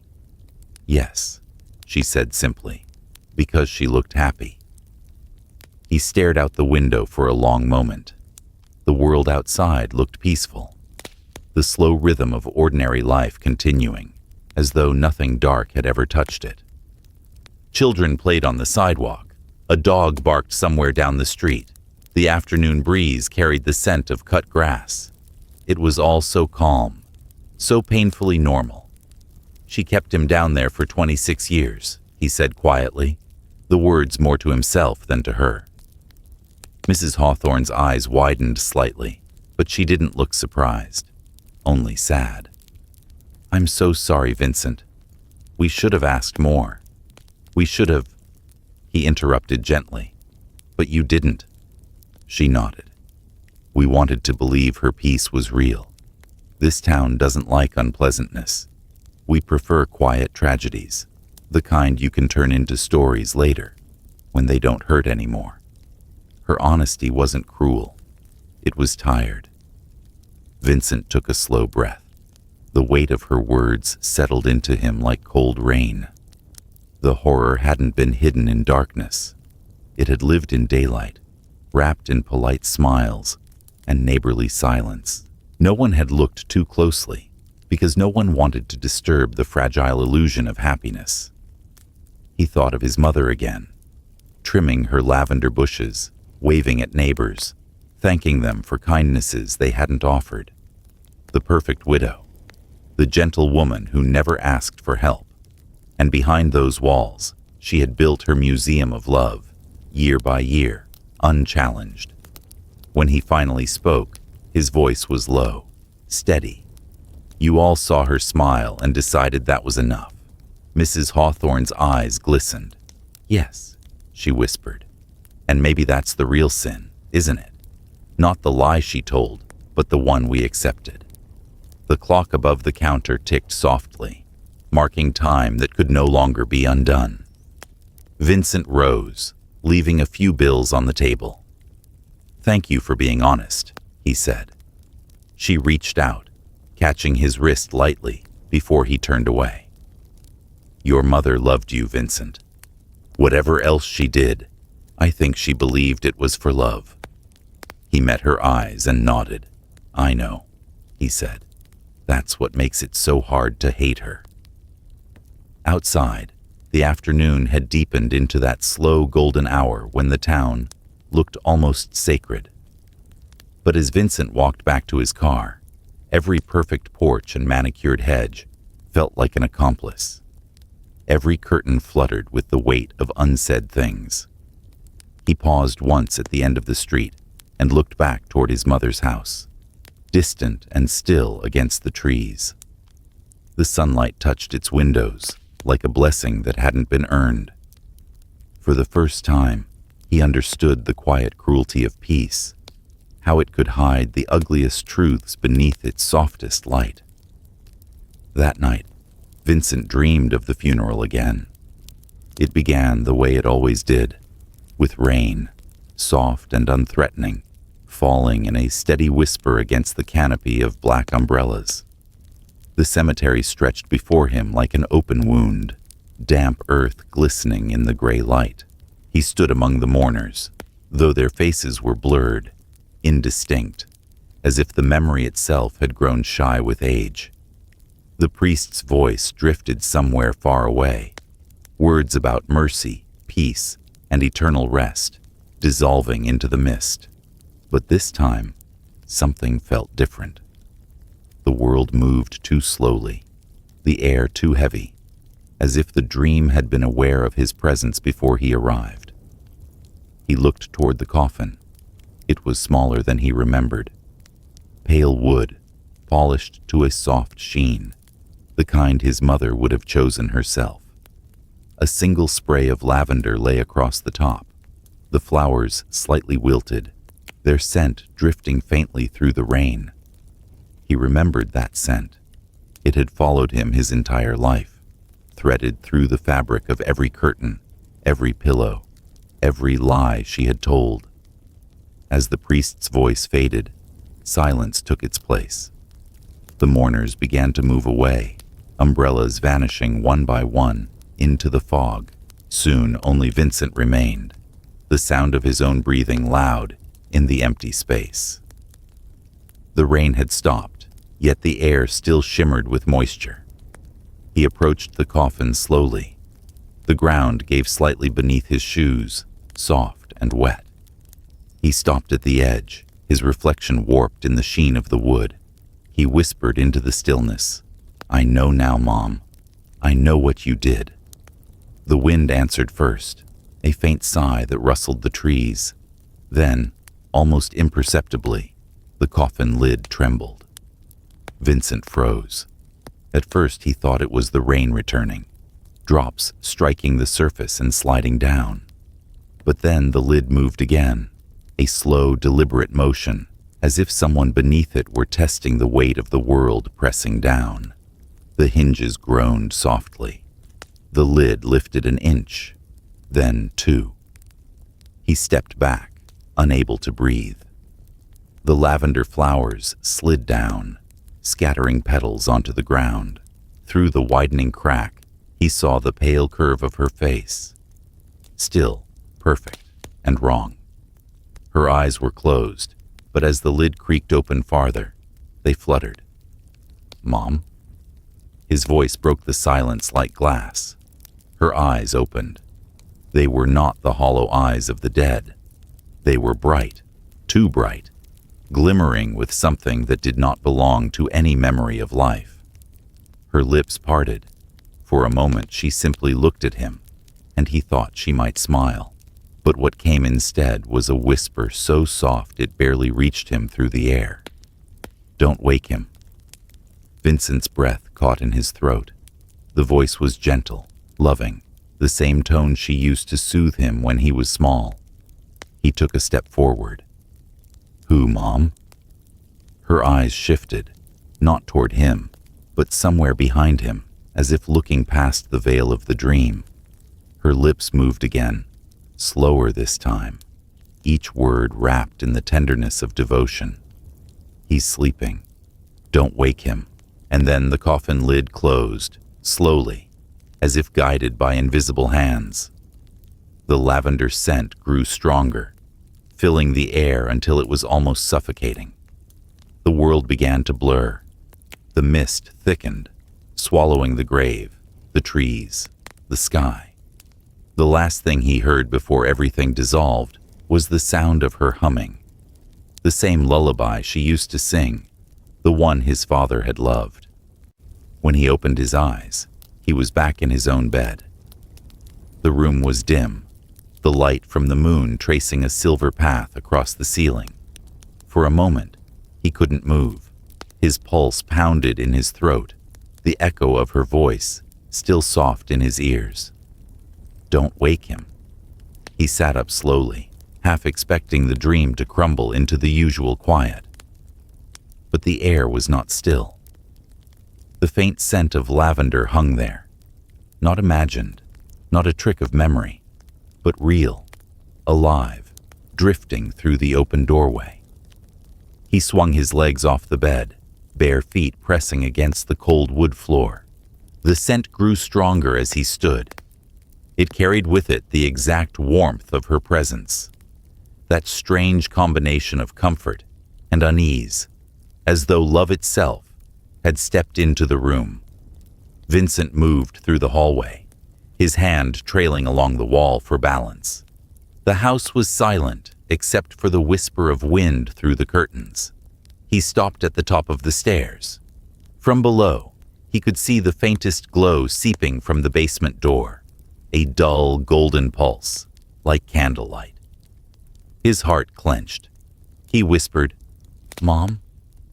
though he knew she would not answer. The light flickered once and went out, leaving only darkness. The lavender scent lingered, soft but persistent, curling around him like a reminder. It wasn't frightening. Not exactly. It was protective in its own strange way, the echo of a mother still guarding the world she built. Vincent stood there for a long time, eyes closed, breathing it in. The smell carried him back, to the evenings when she'd hum in the kitchen, to the nights she'd tuck him into bed, to the memory of her hand smoothing his hair. All of it beautiful, all of it unbearable. He understood now. She hadn't vanished entirely. Some part of her still moved through the house, woven into its walls, into the scent that refused to fade. Love like hers did not die cleanly. It lingered, stubborn, invisible, fragrant. Vincent turned back toward his room, whispering into the silence, "I won't wake him." As he lay down again, the scent of lavender drifted faintly over him, softer now, almost like a lullaby. The house exhaled one final sigh, as if content with his promise. Outside, the wind quieted, the moonlight thinned to silver mist, and somewhere between waking and dreaming, he thought he heard her voice once more. Not warning this time, but forgiveness. A whisper that carried through the still air like a mother's final blessing. "Sleep, my love. The sea is calm tonight." Morning came gray and slow, dragging its light through the windows as though reluctant to enter. Vincent had not truly slept. His dreams bled into waking, leaving him half caught between the world above and the world his mother had built below. The scent of lavender still lingered faintly in the house, soft and persistent, as if she refused to leave him entirely. He stood in the kitchen, staring at the small stack of Polaroid film he had found the night before. They sat beside the old camera, the one he'd brought up from the basement, black, square, edges worn smooth from years of her hands holding it. The machine looked harmless, even comforting. Yet there was something in the way its lens caught the light that made it feel alive, like an unblinking eye, waiting to see what he would do next. Vincent hesitated, fingers grazing the surface of the film packets. He told himself this was just curiosity, nothing more. But somewhere beneath that, a deeper need was stirring. He wanted to know what was real, to measure the boundaries of memory itself. He loaded the first packet. The mechanical click echoed through the quiet kitchen. For a long moment, he simply stared at the camera, then lifted it, pointed it toward the window, and pressed the shutter. The machine whirred softly, spitting out a square of blank white film. He set it aside on the counter. The image began to darken slowly, colors bleeding into existence. Familiar magic from a time before everything became digital and cold. Only this time, the process felt different, almost sacred. He watched the photo come alive, heart thudding with anticipation. It wasn't just a test. It was a kind of seance. He took another photo, then another, using up the rest of the pack. By the time the last one slid out, the counter was lined with squares of paper, like offerings laid out for judgment. The images shimmered faintly in the light, still developing, still deciding what to reveal. He waited. As the first photograph cleared, he frowned. It was an image of the kitchen, the same view in front of him now. But there was something wrong. The light in the picture was warmer, softer, as if from another time entirely. The curtains looked different, and there, just visible at the edge of the frame, was a woman's hand resting on the counter, his mother's hand. He hadn't seen anyone in that spot.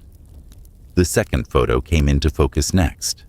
The living room, the piano, the mantel lined with photos. In the developed image, the fire in the hearth was lit, though the fireplace had been cold for years. And again, in the background, barely visible through the blur, a faint shape. a silhouette of a man sitting in the armchair. His breath quickened. He reached for the third photo. This one froze him completely. It was a picture of the hallway leading to the basement door, but the chains were gone. The door stood slightly open, and a figure, his mother unmistakable, appeared mid-step, her head turned toward the camera, her face soft, almost smiling. Her right hand, though, held something metallic, thin, glinting faintly in the light, a syringe. Vincent's hands trembled. He laid the photo flat, staring at it, waiting for the image to shift again, because that's what it felt like. As if these photos weren't fixed, as if they breathed. The more he looked, the more the colors seemed to deepen, the shadows rearranging themselves. He felt like an intruder in his own past. One by one, he picked up the remaining pictures. Each one revealed new fragments, images that should not have been there. In one, his younger self sat at the dinner table, laughing at something unseen. His mother's hand reached into the frame, offering him a slice of cake. But behind them, reflected faintly in the window, was another version of the same room, darker, colder, and in that reflection, his father sat at the table, unmoving, his expression blank. Vincent staggered back a step. His breath came unevenly. The truth was no longer whispering. It was singing in full voice. These were not photographs of memories. They were constructed moments, pieces of a story his mother had rewritten until even reality couldn't recognize itself. She had taken his childhood and developed it like film, layering, cutting, burning, altering. He gathered the older Polaroids from the boxes he had opened earlier, spreading them across the table beside the new ones. The patterns were unmistakable now. The backgrounds blurred inconsistently. The lighting shifted between frames, even when they claimed to be taken the same day. In some, his father's outline was slightly misaligned, as though pasted from another photo entirely. In others, Vincent's own childhood image repeated. The same smile, the same posture, transplanted into different years. It wasn't just manipulation. It was fabrication. He pressed both hands against the table, staring down at the collage of false memories. He remembered the warmth he'd felt growing up, the laughter, the safety. But standing here now, looking at the truth, he realized how little of it had ever belonged to him. His life had been framed, lit, directed. He found himself whispering, "Did any of it happen?" The house gave no answer. In the silence, the old refrigerator hummed back to life, its sound low and rhythmic, almost musical. The same hum that had haunted him at night. He turned toward it slowly, half expecting to see her there, leaning against the counter, camera in hand. But the room remained empty, except for the faint smell of chemicals, the sharp sweetness of old photo fluid. He looked back at the photographs again. Under the light, something strange was happening. The edges of the older prints were beginning to fade, the colors dissolving into pale ghosts of themselves. It was as though the lies were dissolving, unable to exist under truth's gaze. Vincent lifted one of the fading photos, the one of his mother and father by the Christmas tree. The smile on her face seemed softer now, less triumphant. The illusion was failing. He whispered to the empty room, "You can stop pretending now." For the first time since her death, he didn't feel anger. He felt grief, raw, clean, terrible grief for the woman who had built a world to protect herself from loss, even if it meant erasing everyone else's truth. The photographs continued to fade. One by one, they surrendered to the air. The color bled out slowly until all that remained were faint outlines, ghosts of people who had tried too hard to stay. He didn't stop them. He let them vanish, As the last image disappeared into white, Vincent felt the weight of something invisible lift from the room. Not forgiveness, not closure, but space. Empty, quiet, honest space. For the first time, the walls seemed to exhale. The house didn't hum. It didn't breathe. It simply rested. And Vincent, standing among the remnants of memory, realized that truth, no matter how cruel, was the only kind of love that could survive the dark. Evening crept in without ceremony. The house was wrapped in a dusk that seemed too gentle for what it held, the kind of quiet that feels borrowed, temporary. Vincent sat at the kitchen table again, surrounded by faded Polaroids, their colors now ghostly pale. The truth they had offered was too large to fold away. And yet, the silence after knowing it felt heavier than ignorance ever had. He needed something to do with his hands, something small, physical, grounding. So, he began cleaning. The drawers, the cabinets, the forgotten corners where his mother's order had once reigned absolute. The lavender sachets had dried into brittle petals, releasing faint wisps of scent whenever he moved them. Beneath one of the drawers, hidden under a false bottom of varnished wood, he found a small tin box, the kind used for sewing supplies or old coins. It was heavier than it looked. Inside, carefully stacked, were cassette tapes, maybe a dozen, each wrapped in thin plastic. Most were unlabeled, though one bore faint handwriting in blue ink, her delicate cursive barely legible now. For when he forgets. Vincent sat very still. He hadn't seen a tape player in years, but one sat in the basement near the old cot, its plastic yellowed with age. He hesitated, part of him afraid of hearing her voice again, part of him aching for it. After a long moment, he carried the box downstairs. The basement smelled the same, antiseptic, dust, and the faint metallic note of rust. His father slept lightly, his breath audible but calm. The light from a single bulb swung overhead, turning the air in slow circles. Vincent plugged in the cassette player, its cord frayed but functional. When he pressed the first tape in and hit play, there was a brief hiss, the sound of static breathing after years of silence. Then came her voice, soft, measured, intimate. "Hello, love. It's late again. You're sleeping, and I can't. I thought I would talk to you, so you don't feel alone when you wake." Vincent's throat tightened. The voice was unmistakable, his mother's calm, low rhythm, the one that used to soothe him as a child. But here, in this room, it carried another tone. Tender, yes, but trembling at its edges.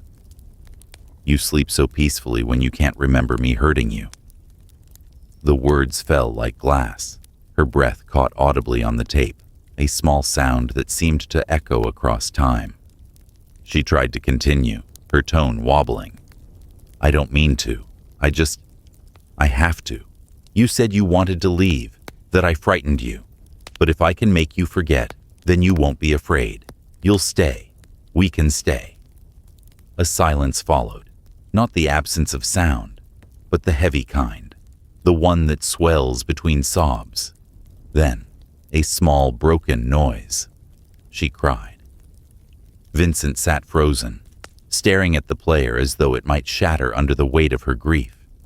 He had imagined her madness as clean, controlled, methodical. But this was something else. This was chaos with a heartbeat. The tape clicked faintly as she adjusted it. "I know they'll judge me. I know what it looks like. But I can't let the world take you from me like it took him. They said it was my fault, that I should have watched him closer, that if I hadn't turned away for one moment, he wouldn't have drowned. But I can still hear his voice in my dreams, you know? He forgives me. He tells me to keep what's left. So I am." Vincent lowered his head into his hands, breath shaking. Her words bled together. confession and delusion, holding hands like lovers who couldn't bear to part. The sound of a chair scraping echoed faintly in the background of the tape. Then her voice again, closer, gentler. Sometimes I hum so you'll know it's me. It helps you sleep, even when the medicine hasn't taken hold yet. I think you recognize the song. And then she began to hum. The lullaby about the sea. The same melody that had haunted the vents. The same tune Vincent had heard in his dreams since returning. Her voice trembled on the high notes but steadied toward the end, carrying a strange serenity that made the air in the room feel thinner. The tape clicked again. A second recording began. No greeting this time, just her whisper. You don't speak much anymore. Maybe you're afraid of breaking the spell, but I see it. The way your fingers twitch when I play the song. You remember, don't you? The sound of a kiss brushed the microphone. Too close, too human. I think love is just remembering someone enough times that the world has to let them stay. She laughed softly then, a quiet, exhausted laugh, and the sound turned into a sob before she could stop it. The noise that followed wasn't tidy crying. It was raw, animal, the kind that comes from somewhere the body shouldn't have to touch. Vincent pressed stop. The silence that followed rang in his ears. He sat there for a long time, elbows on his knees, staring at the box of tapes. The others waited, labeled in her careful hand. The Quiet Nights, December, for Vincent. The thought of what they might contain both terrified and drew him. He played one more. This one was older, the audio grainier, the tone lighter. He asked for you today, Vincent. He wanted to know when you'd be home from school. You drew that picture of the boat, remember? He smiled when I showed him. You make him happy, even like this. She paused, her voice softening. One day, when you're grown, I hope you understand. The world breaks people who love too much. I'm just trying to hold us together. The tape hissed and ended. Vincent leaned back against the cold wall, the player still humming faintly beside him. His eyes burned, but no tears came. Grief had hollowed him out too thoroughly for that. He looked toward his father's cot. The old man slept as before, face turned toward the faint light filtering down the stairs, peaceful, unaware. Sleep so peacefully when you can't remember, Vincent whispered, repeating her words, not as accusation, but as prayer. He turned off the recorder. The quiet returned, thick and warm. But underneath it, the house still seemed to vibrate faintly, like the last notes of a song fading through the air. Vincent placed the tapes back in the box, one by one, careful as if handling relics. They were not just recordings. They were proof, not of madness, but of how far love can go when it refuses to die. He closed the lid and stayed sitting there until the darkness became gentle again. Somewhere above him, the floor creaked softly, the same rhythm as her footsteps used to make when she moved through the house late at night. And in that quiet, he could almost believe that the house was still listening, not in accusation, but in mourning. A place built not to hold a secret anymore, but to grieve the ones it kept. Days, or perhaps only hours, passed before Vincent realized time had stopped behaving the way it should. The house had no sense of mourning anymore. The sunlight that crept through the curtains felt the same as the moonlight that followed it, pale, cold, and without origin. He would move from one room to another, carrying a photograph, a thought, or a cup of tea, and find himself later unsure if any of it had happened that day, or the one before. The clocks had started lying to him too. The pendulum in the hallway swung with impeccable rhythm, but every time he checked the face, the hands pointed somewhere new, never forward, never backward, just elsewhere. The house seemed to breathe slower than he did, as though its heartbeat no longer obeyed the same calendar. He found himself drawn back to the basement, again and again, as if the rest of the house existed only to lead him there. His father slept through it all, face turned toward the wall, a ghost of calm that only deepened Vincent's disquiet. The tapes lay where he'd left them, the recorder silent, yet the air still hummed faintly, a residue of his mother's voice. He spent hours sitting beside the cot, sorting through what remained, the photographs, the notebooks, the fading Polaroids. His thoughts began to drift, the way paper curls in heat, edges warping, meaning slipping. Every object around him carried its own gravity, pulling him into some other version of memory. Sometimes, when he blinked too long, he thought he saw the house as it once had been. Bright, tidy, full of the muffled laughter of an ordinary life. He'd catch the faint scent of Sunday dinners, the whisper of the piano upstairs, the flicker of his mother's red sweater as she turned a corner. But when he opened his eyes again, the walls returned to their gray, the dust to its stillness, the air to its waiting. Sleep came in fragments. He would wake on the basement steps, unsure how he'd gotten there, or find himself holding a photograph that hadn't been in his hands before. It was as if the house had begun showing him things on its own. Lessons, maybe, or confessions. One afternoon, or what he thought was afternoon, he found a small envelope wedged between the wall and a box of medical records. It was sealed, yellowed with age, his name written across the front in his mother's familiar hand. For Vincent, when he is ready. He didn't open it right away. His fingers felt too clumsy, his pulse too loud. He sat on the concrete floor, the envelope balanced on his knee, and stared at the shelves around him, the gallery of half-remembered lives. Then, with a slow breath, he tore it open. Inside was a single Polaroid. He turned it over carefully. The image came to life in the dim light, his father unmistakably awake, sitting up in the chair beneath the camera. The man's eyes were open, alert, and filled with something Vincent couldn't name. Not fear, not confusion, but a weary tenderness. He was smiling. For a moment, Vincent forgot to breathe. The smile was faint, but real, and it undid him. He brushed his thumb across the glossy surface. The photo felt colder than it should. The details behind his father came into focus. The same walls, the same table of instruments, but the lighting was softer, almost golden. His mother was nowhere in the frame. It was only the two of them, frozen together in that impossible stillness. He flipped the photo over. On the back, in fading ink, were 6 words written with careful, uneven strokes. He smiled because he saw you. Vincent's stomach turned. He knew that handwriting too well. It wasn't hers. It was his. The recognition struck like vertigo. His hands went numb. He looked again, tracing the shape of the letters, the particular slant of the ES, the way the ink pooled at the edges of his Y.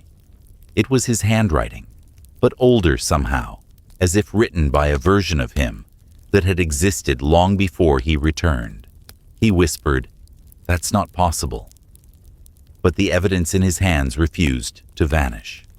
The world around him began to shift, the air thickening, the light bending. The photograph seemed to pulse with its own slow heartbeat. Images flickered behind his eyes. He was a boy again, standing in the basement doorway. His mother's voice above him, gentle but firm. "Don't go down there, Vincent. Daddy's resting." He remembered obeying her, except, no, not always. There had been one night, a night with thunder. He'd crept down the stairs with a blanket, thinking he'd heard crying.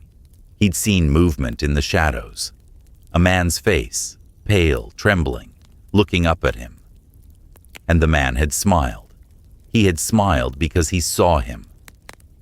Vincent's breath hitched. His body swayed.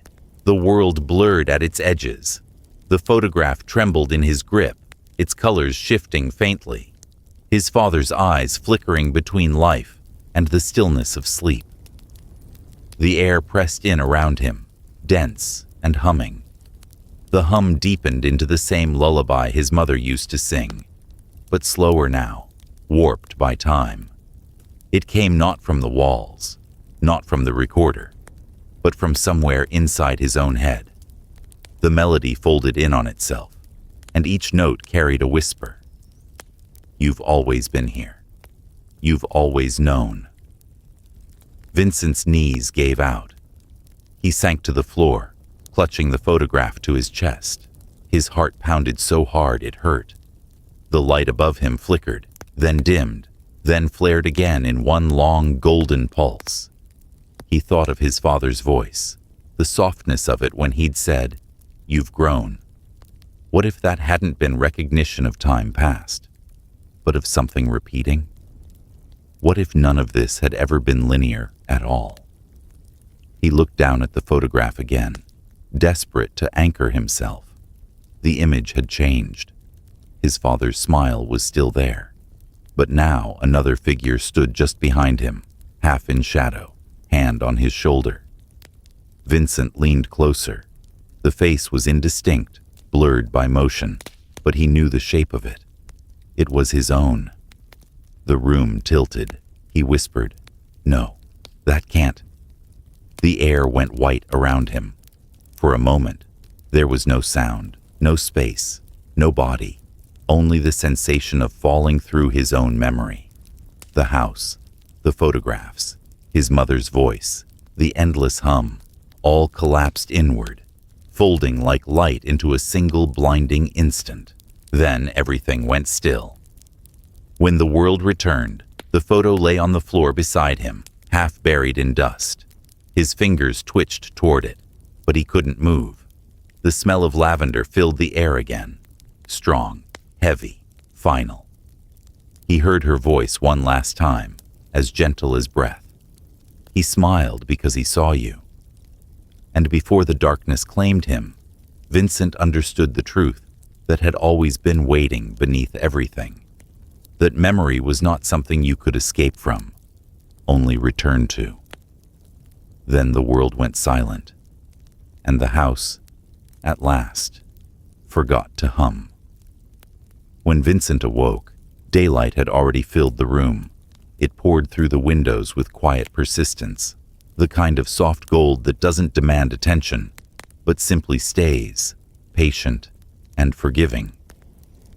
His head ached faintly, his body heavy, but the air felt different now, lighter, as though the house itself had exhaled during the hours he was gone.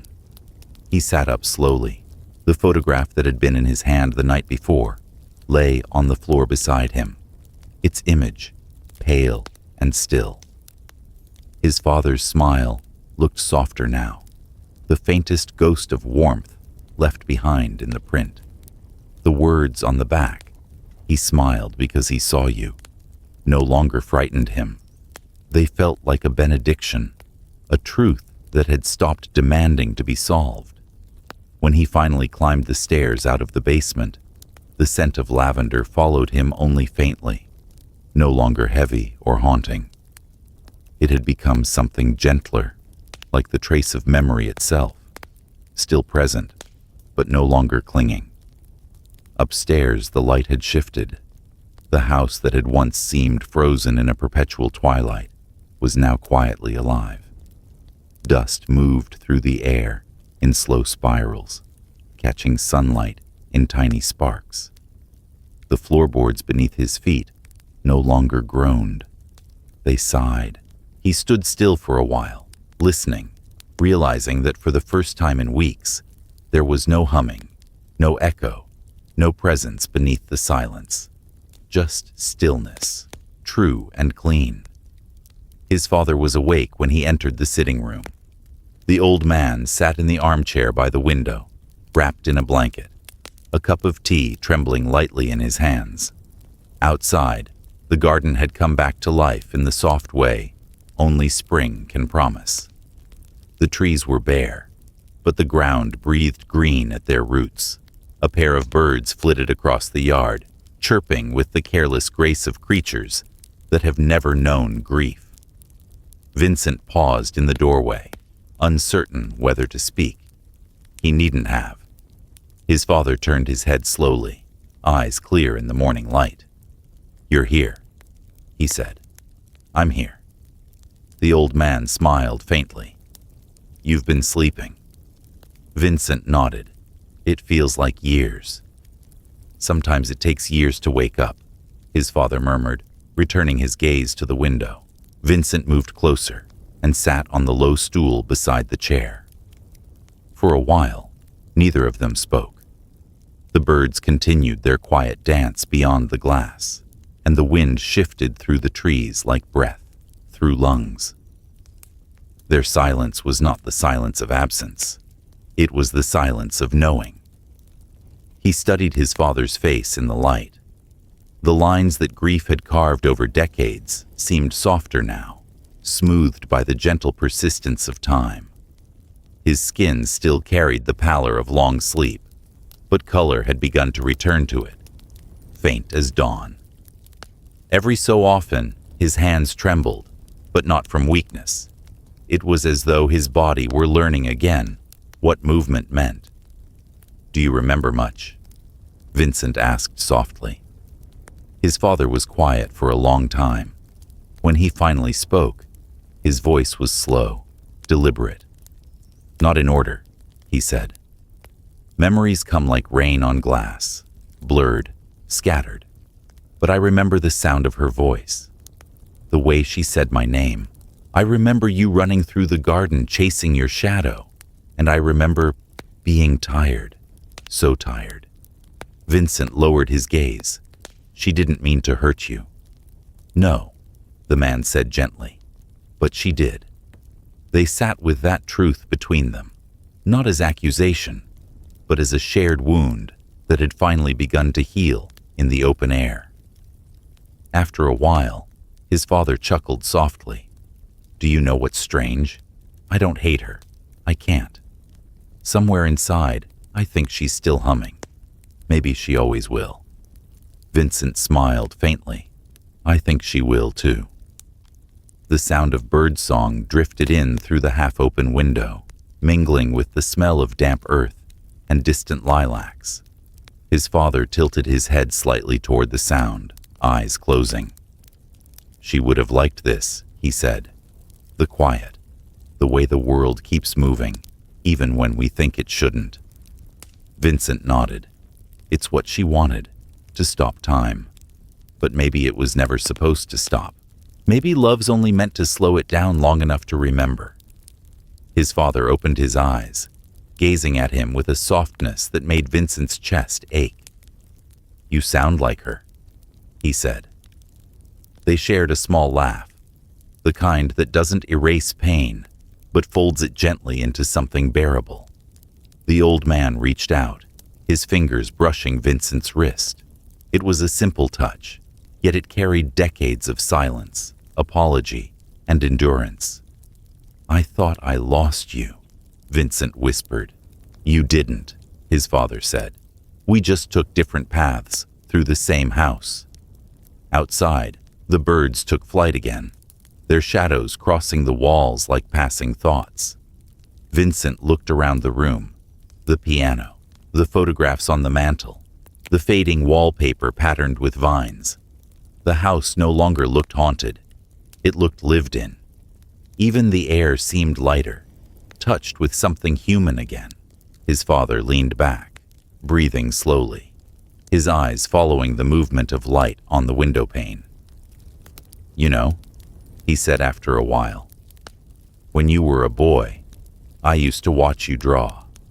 You'd make these little worlds, people, houses, skies that never ended. I always envied that, the way children make everything seem possible." Vincent smiled. Maybe that's what she was trying to do. build her own drawing, one that never ended. Maybe, his father said. Then quietly, and maybe she just didn't know how to put the pencil down. The truth hung between them, tender and unthreatening. The sun shifted, landing fully on his father's face now, washing it in gold.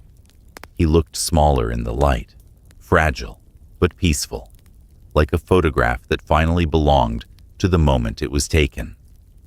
Vincent felt his own breath slow to match his father's. Their silence, steady and rhythmic, filled the room with something sacred.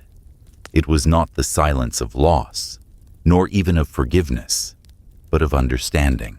The birds outside began to sing louder, the melody rising like a benediction. And in that quiet song, Vincent realized that maybe love was never meant to be perfect, never meant to last untouched by pain. Maybe it was meant to break and rebuild, again and again, until the sound of its mending became its own kind of prayer. He looked at his father, who now dozed lightly in the sunlight, and whispered into the stillness, "Rest. We're both awake now." The house did not answer. It didn't need to. Its walls had already begun to forget their sorrow. And in the warm, living quiet, Vincent felt time begin again. The decision came at dusk, in that soft blue hour when the house felt almost kind. Vincent stood in the doorway between the kitchen and the hall, looking toward the basement steps, then back through the window to the yard. The light outside was quiet, the sky washed in pale violet, the first star hesitating into view. Inside, the air carried the faint mingling of dust, tea, and something clean that had not been there before. His father was resting upstairs, tucked into the guest room where the window faced the maple tree. The old man had eaten a little, drunk his tea, watched the birds, and drifted into sleep with his face turned toward the open air. There was peace in that room now. Thin, trembling peace, but real. Vincent did not want the weight of the past pressing against it, so he went downstairs one last time. The basement greeted him with a muted stillness. The walls no longer seemed to lean in. They simply stood. The photographs watched him with their hollow smiles. The tapes lay neatly stacked. The journal sat where he had left it. The old chair with its loosened restraints, the metal trays, the lingering traces of what this room had been. All of it waited, quietly, as if asking him to decide what would remain. He moved slowly, gently. One by one, he took the frames from the walls. Christmases, birthdays, posed dinners. All the moments his mother had choreographed to make time stand still. The glass was cool beneath his fingers. He placed each photo in a cardboard box. Then he gathered the Polaroids, slipping them in beside the frames. The images had already begun to fade, their colors leached by the new light of truth. He picked up the cassette tapes next, their plastic shells reflecting the low bulb's glow. These, more than anything, felt like relics he should keep. Her voice, her lullabies, her confessions. He held one of them longer than the rest, thumb resting over the spooled ribbon inside. "Hello, love," her recorded voice echoed in his memory. "You sleep so peacefully when you can't remember me hurting you." The tenderness inside that cruelty cut deeper now that he had heard it clearly. He pressed his lips together and placed the tape into the box. Not roughly, not with anger, just with finality. Last came the journal. He opened it briefly, eyes grazing the familiar first line. "I only wanted time to stop hurting." The sentence no longer excused anything, but it explained everything. He closed the cover and laid it with the others. When he was done, the basement walls were bare. The chair stood alone, a piece of furniture without a story left to hold. The room looked smaller, mortal. He carried the box carefully up the stairs, step by step, the weight of it pressing into his chest. his arms, his breath. Outside, the evening air embraced him with a soft chill. The world smelled of grass, smoke from a distant chimney, and the faint sweetness of the lavender bush, still clinging to life near the back fence. He set the box down, in the center of the yard. The moon had risen by then, a pale, watchful coin in the sky. The house loomed behind him, its windows dim, but no longer menacing. It just looked tired. Vincent took a metal fire bowl from the shed and placed it beneath the open box. He arranged some dry wood, old newspapers, a few fallen branches. The motions were practical, almost ordinary, like preparing for a small bonfire on any quiet evening. But there was a care to it, a reverence. This was not an act of rage, but of release. He struck a match. For a brief second, the flame was tiny, fragile, no more than a trembling star between his fingers. Then it caught the edge of the paper and spread, slow, patient, licking its way along the dry fibers. He stepped back and watched. The fire grew, not wildly, but steadily. It curled around photograph corners, slid beneath glossy surfaces, breathed itself into the gaps between pages. The tapes clicked softly as the heat reached them, the plastic warping, the ribbons shriveling in spirals. The journal's spine cracked, pages bowing inward, ink turning from words into shadow. Faces disappeared first. His own, his father's, his mother's. Smiles dissolved into smoke, their frozen joy freed into the open air. The perfect dinners, the posed holidays, the staged tenderness, all of it lifted away in slow ribbons of gray. Ashes rose like silver dust in the moonlight. They twirled upward, weightless, catching the soft glow and turning it gentle. For a strange, sacred moment, it almost looked beautiful, as if all those years of warped devotion were finally becoming something lighter, something the sky could carry without breaking. Vincent watched in silence, hands at his sides. He did not speak to his mother. He did not curse her or bless her. He understood now that she had spoken enough for a lifetime. Her voice had filled every room, every frame, every breath of that house. This was not about her anymore. This was goodbye to the illusion she had built. Goodbye to the museum of staged love. Goodbye to the belief that love and control were the same. Goodbye to the idea that keeping someone is the same as keeping them safe. The fire burned lower, embers pulsing like a slow heartbeat. The last fragments of photographs curled inward, blackened and collapsed. The plastic of the tapes melted into dark, quiet shapes. The journal's pages turned weightless, then disappeared into a soft gray drift. He stayed until the flames died down, until all that remained were glowing coals and the faint scent of smoke threading through the cool night air.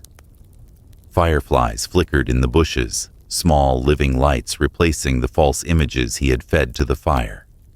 Somewhere in the distance, a dog barked once, then settled. Vincent knelt beside the fire bowl and stirred the ashes gently with a metal poker. They whispered against the metal, fine and delicate.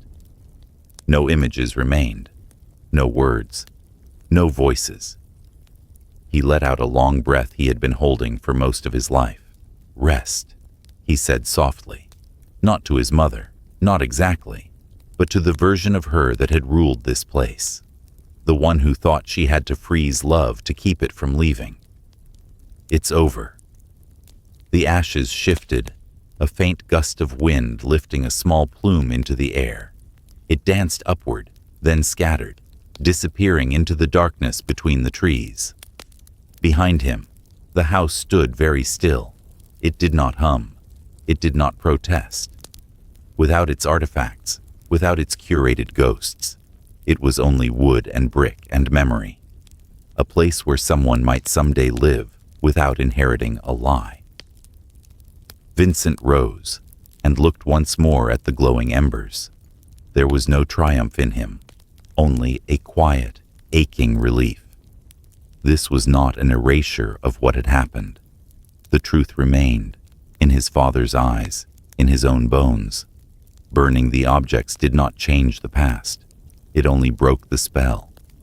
He turned toward the house, where a single light glowed faintly in his father's window. The old man was sleeping. For the first time, his rest belonged to him. As Vincent stepped back inside, a faint trace of lavender brushed past him on the air. But this time, it did not cling. It passed by like a memory choosing, finally, to keep moving.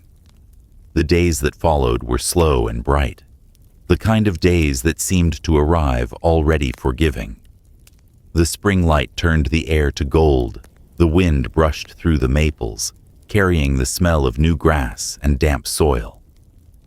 Vincent spent most mornings in the kitchen, where sunlight fell in wide, calm bands across the floor. His father preferred the armchair by the window upstairs, wrapped in the same wool blanket, his gaze often drifting toward the garden that had once belonged to another life. They spoke little.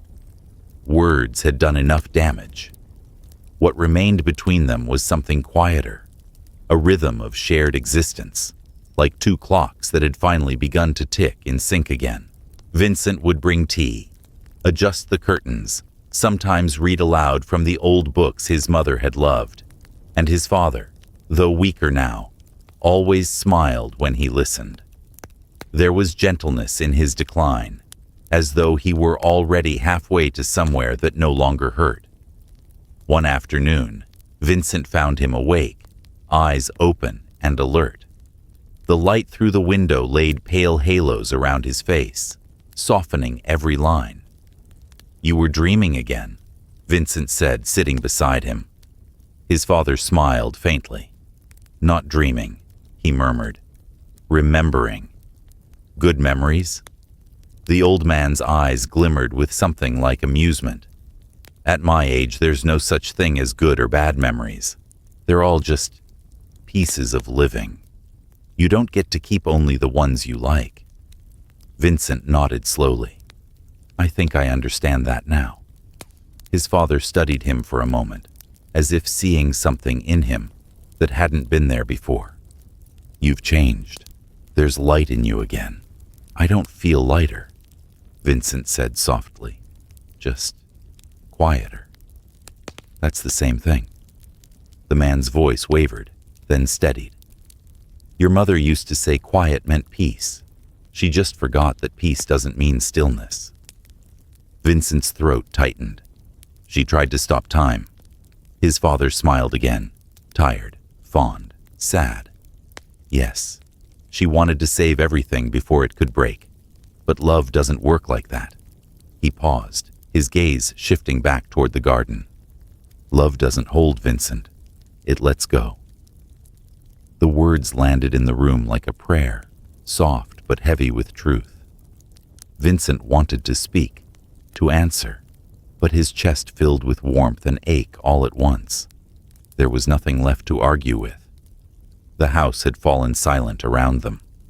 Not the silence of fear, but of completion. He reached out and took his father's hand. It was cool, but steady. The old man's eyes remained on the garden.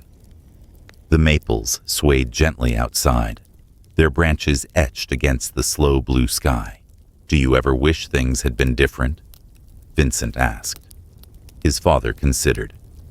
"No," he said finally.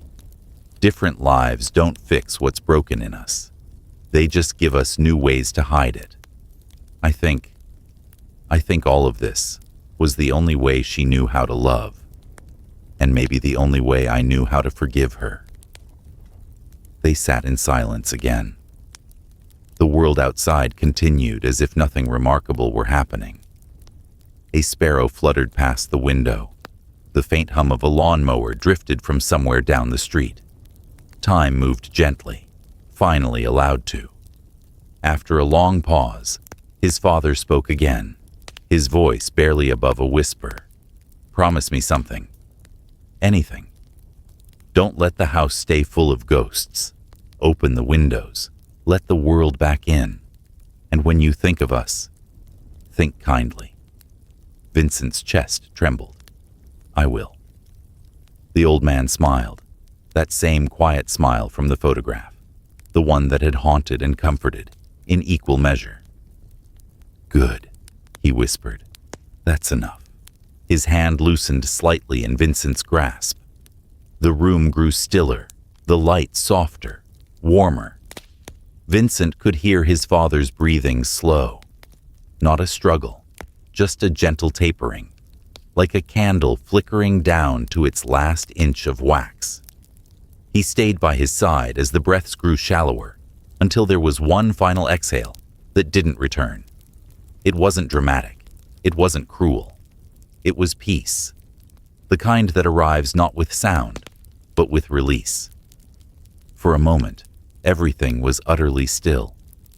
The air seemed to hold its own breath, as though reluctant to move and disturb what had just settled. Vincent reached forward and closed his father's eyes. The lids fell easily, naturally, as if even in death he understood how to rest. And then it came, faint but unmistakable. The scent of lavender, not thick, not suffocating, but clean, like the first breeze after rain. It drifted lightly through the room, curling in the sunlight, carrying with it something that felt less like haunting and more like presence. For the first time, it did not make him tense. It made him smile. He whispered into the quiet, "Thank you, Mom." The scent lingered, wrapping gently around them both, the living and the gone, before fading again into the still air. Vincent stayed seated beside his father for a long while, his hand resting over the one that had stopped moving. Outside, the sky began to turn amber, and the sound of birdsong returned, soft and unhurried. He watched the light shift across the walls, touching the old photographs one last time, before sliding away. In that warm, golden silence, Vincent felt something inside him unclench.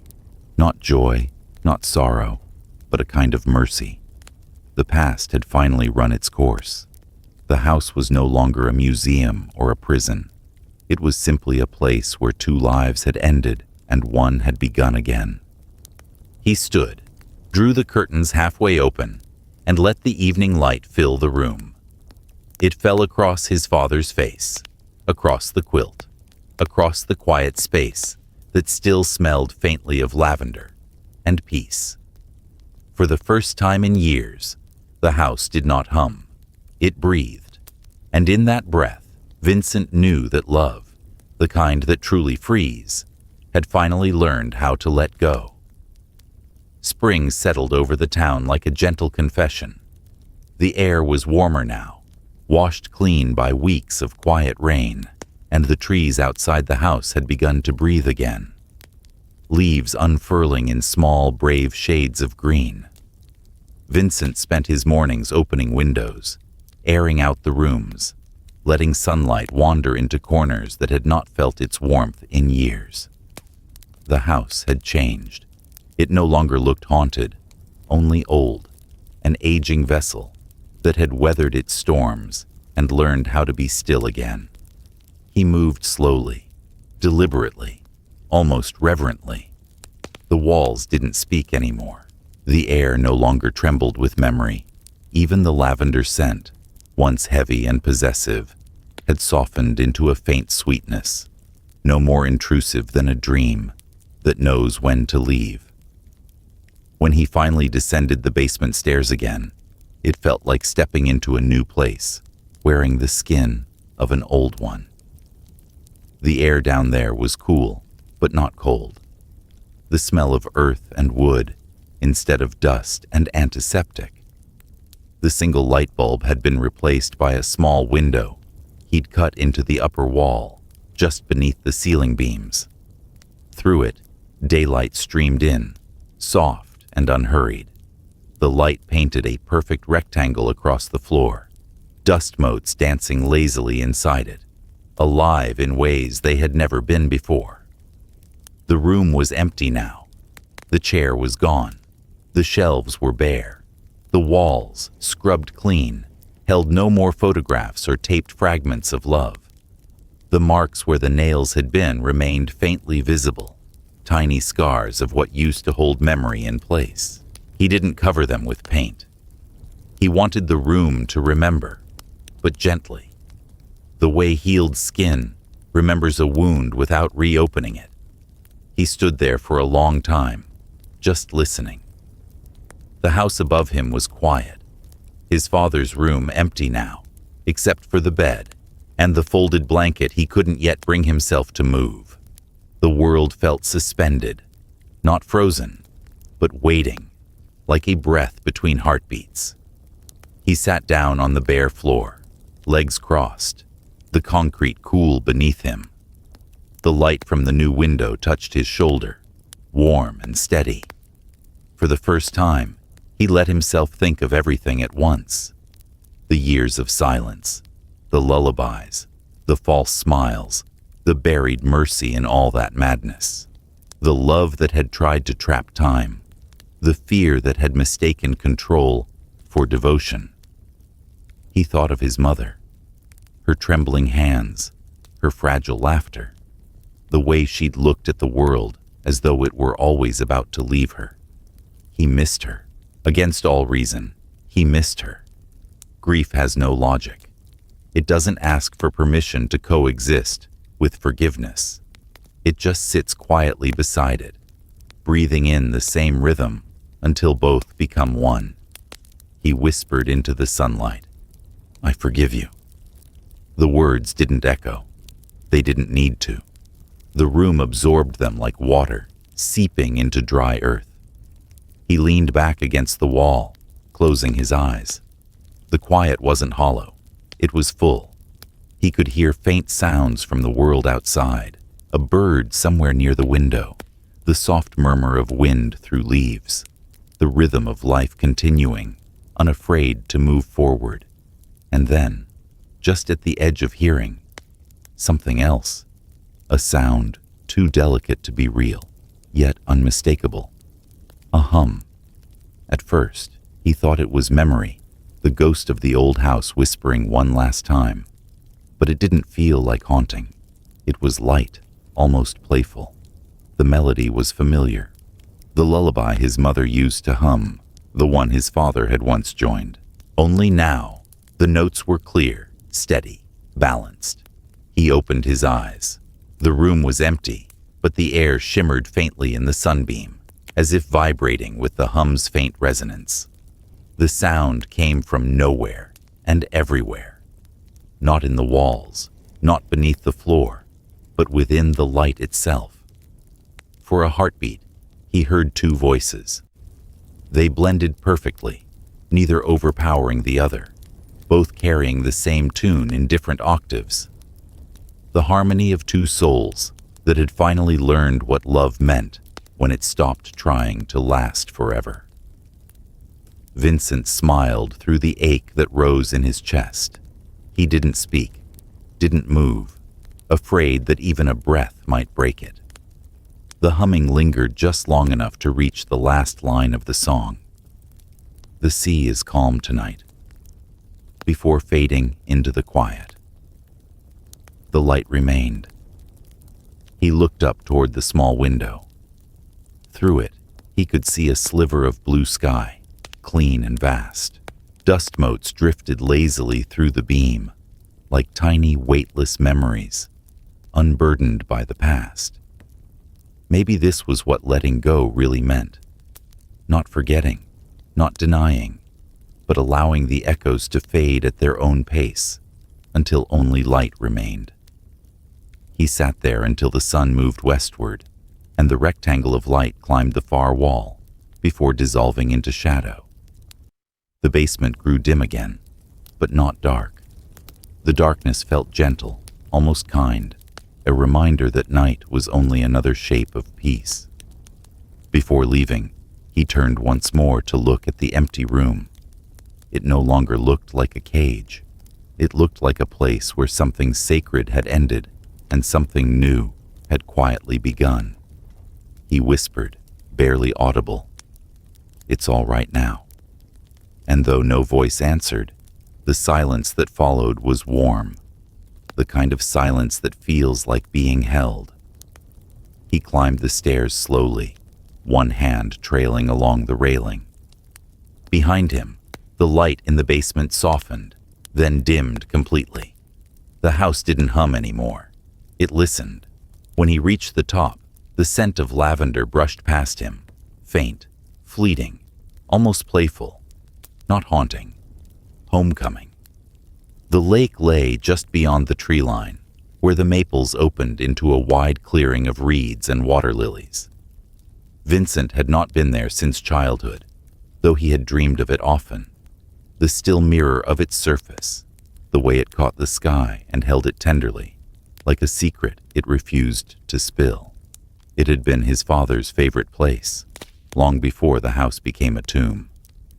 The water, his father used to say, is where everything learns how to let go. Now, as Vincent walked down the narrow dirt path with the urn in his hands, he felt that truth in the quiet rhythm of his steps. The air was soft, the late afternoon light diffused through a veil of clouds. The smell of damp earth mingled with the faint sweetness of wildflowers. Somewhere nearby, a woodpecker tapped softly against a hollow tree, and the sound blended with the rustle of cattails in the breeze. Everything felt alive, yet calm, as if the world had been waiting for this moment to exhale. When he reached the shore, the lake opened before him in a vast sheet of silver blue. Ducks drifted across the surface in slow, easy patterns, leaving trails of ripples that shimmered and vanished. The water was so still, it reflected the sky perfectly. Clouds, trees, even Vincent himself, standing at its edge with the urn pressed against his chest. He hesitated. His hands trembled slightly, not from fear, but from the strange fragility of this gesture. It wasn't grief that filled him now. It was gratitude, threaded through with something like awe. He knelt on the damp grass, setting the urn down beside him. The metal was cool to the touch. For a long time, he simply sat there, watching the light move across the water. Each reflection seemed to shift with the slow passage of clouds, as if time itself had softened its edges for him. When he finally unscrewed the lid, a gentle breeze lifted off the lake, stirring his hair, brushing against his cheek like a hand he remembered. Inside, the ashes were pale gray, finer than he expected, almost like powdered light. He thought of how much of a person's life could fit into such small, weightless remnants. He whispered, more to the wind than to any god, "May what's gone finally rest." The words left him like breath, carried softly away over the water. He tilted the urn slowly, and the ashes poured out in a quiet stream. They caught the air and drifted downward, spreading in faint silver wisps before touching the surface of the lake.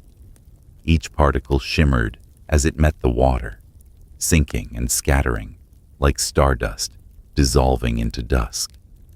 The ripples widened, then smoothed again, leaving only light. He watched until the last of it was gone. The ducks had glided farther out now, the only movement on the mirror of the lake. Somewhere in the distance, the faint chime of a bell echoed from the town. A church, perhaps, or the wind brushing through a gate. The sound was soft, reverent, almost human. For a long while, Vincent didn't move. He felt the quiet settle around him, a silence that was not empty but full of acceptance. It pressed gently against him, like a slow heartbeat in the air. And then, something unexpected. A flicker of movement near the water's edge caught his eye. At first, he thought it was a leaf, caught in the ripples, but as it drifted closer, carried by the faint current, he saw the glint of something familiar. A small square, pale against the blue. He reached for it, leaning forward, his fingers breaking the surface of the lake. The water was cold, clean, and shockingly alive. He lifted the object carefully, droplets sliding off its surface in tiny prisms of light. It was a Polaroid. The image had faded around the edges, but the center was clear enough to see. His parents sat together on the porch of the old house, bathed in the same kind of soft, forgiving light that now lay across the lake. There were no props, no stiff smiles, no glassy eyes. His father's arm rested lightly around his mother's shoulders. Her head leaned against him, eyes half closed, as if listening to some invisible melody. They were smiling, genuinely, simply, like two people who had remembered, for one small moment, how to be human together. Vincent stared at the photograph for a long time. The water clung to its edges, making it glisten like something newly born. He didn't wonder how it got there. He didn't need to. Some things didn't belong to logic. Some things just found their way home when they were ready. He turned the Polaroid over. The back was blank. No caption, no date, just a faint trace of dampness where the lake had touched it. He smiled faintly and held it up to the fading sun. The image caught the light, and for a brief instant, the faces within seemed to move. The glimmer of her hair, the crinkle near his father's eyes, a shared breath between them. Then it stilled again, perfect and quiet. Vincent placed the photo gently on the water's surface. It floated there, rocking slightly, before drifting slowly toward the center of the lake. The ripples widened, stretching like an embrace, until the photo became a small speck of white amid the reflection of the sky. He whispered, "Go where the light goes." The breeze stirred once more, carrying the faint scent of lavender across the water. Delicate, cleansing, a final thread tying the living and the gone. It lingered for only a moment before dissolving into the open air. Vincent stood, brushing the grass from his knees. The sky had begun to dim, turning the lake into a vast pool of molten silver. The ducks glided past in silence, their wakes like soft brushstrokes over the mirrored surface. He turned back toward the path, the earth cool beneath his shoes. Each step away from the shore felt lighter, as though something that had clung to him for years had finally chosen to stay behind. When he reached the top of the hill, he looked back one last time. The lake glowed faintly under the lowering sun, calm and endless, holding the reflection of the world without effort. And somewhere near the center, though he could no longer see it clearly, he knew the photograph was still there, floating, unafraid, at peace. He whispered once more, barely audible, "Rest."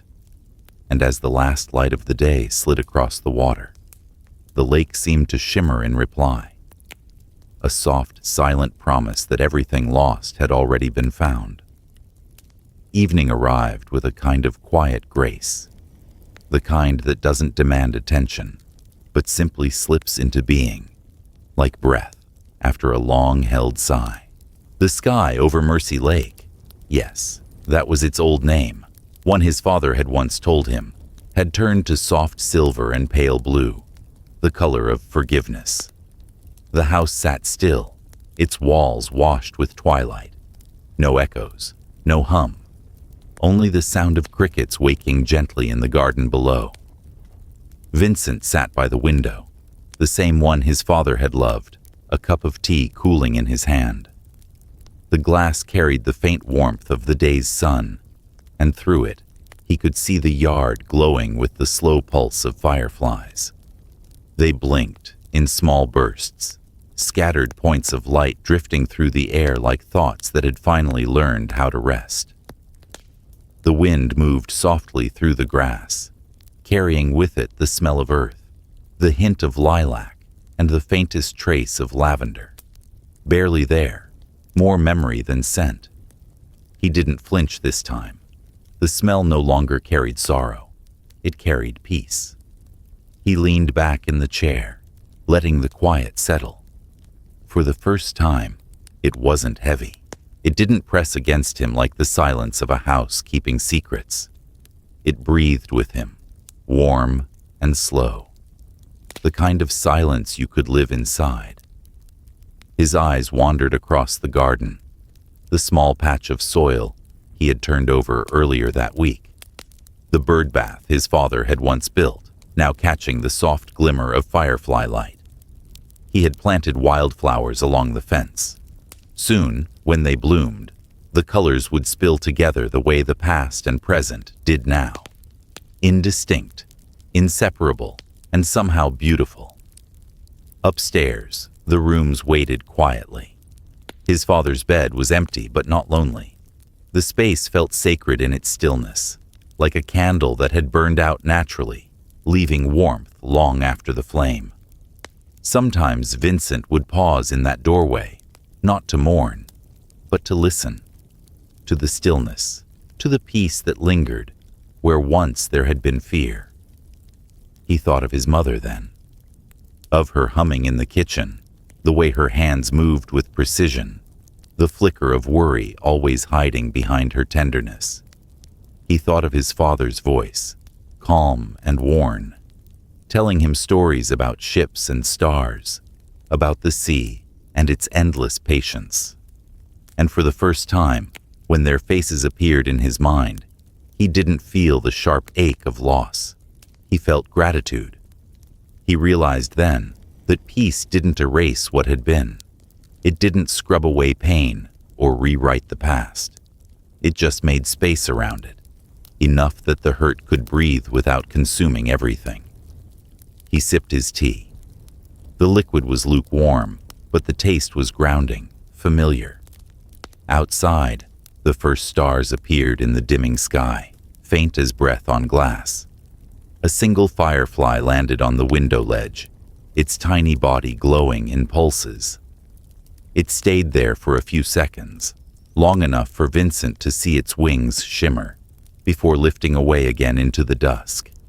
He smiled. There was no voice in the air now, no whisper from the walls, no ghostly presence tucked into corners. Only life. Small, ordinary, perfect. The sound of the wind against the eaves, the soft song of crickets, the hush of night unfolding. He closed his eyes and let the rhythm of it all carry him. He thought of how his father had said, "Love doesn't hold, it lets go," and how his mother, in her own way, had tried to make love stay, to trap it in photographs, in rooms, in lullabies that never stopped. Both of them had loved fiercely. Both had lost their way inside it. But maybe that was what love did to people. It broke them, and in breaking them, showed what was real underneath. Vincent breathed deeply, the kind of breath that reaches the bottom of the lungs and pulls something loose that's been waiting there for years. No ghosts, no fear, only quiet. The moon rose slowly, turning the glass to silver. The fireflies moved in slow spirals now, their light pulsing like the house's new heartbeat. For a moment, he imagined he could see two of them rise together from the lavender bush near the fence, their glow weaving into one soft thread before they disappeared into the night. He didn't need to know if it was real. Some things were meant to remain mysteries, gentle ones that healed rather than haunted.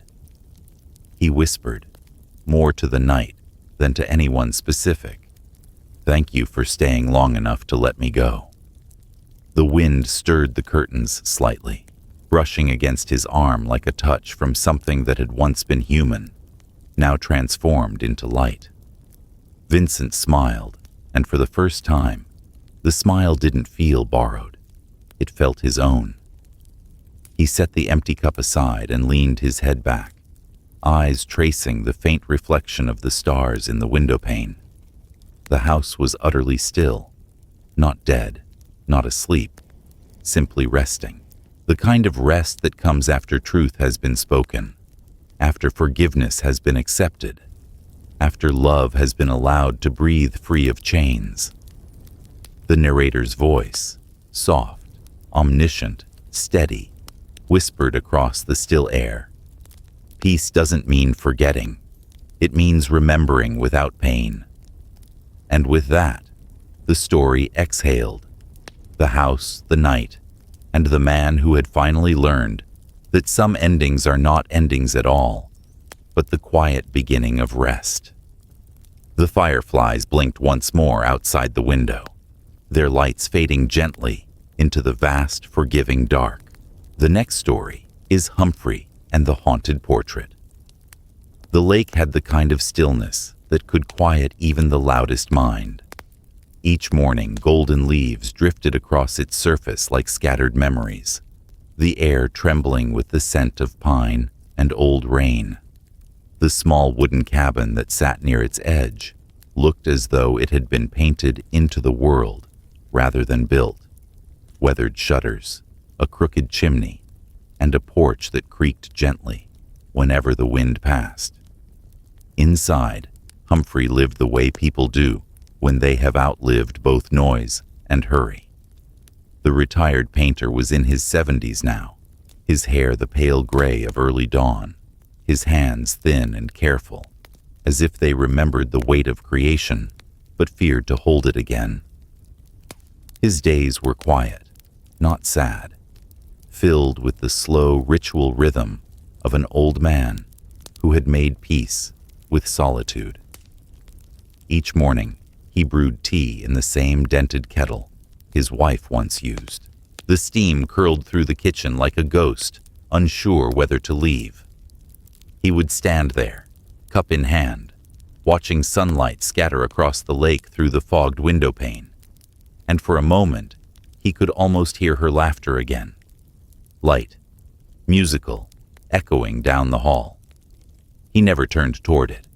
He knew it wasn't there. But the sound always made him smile.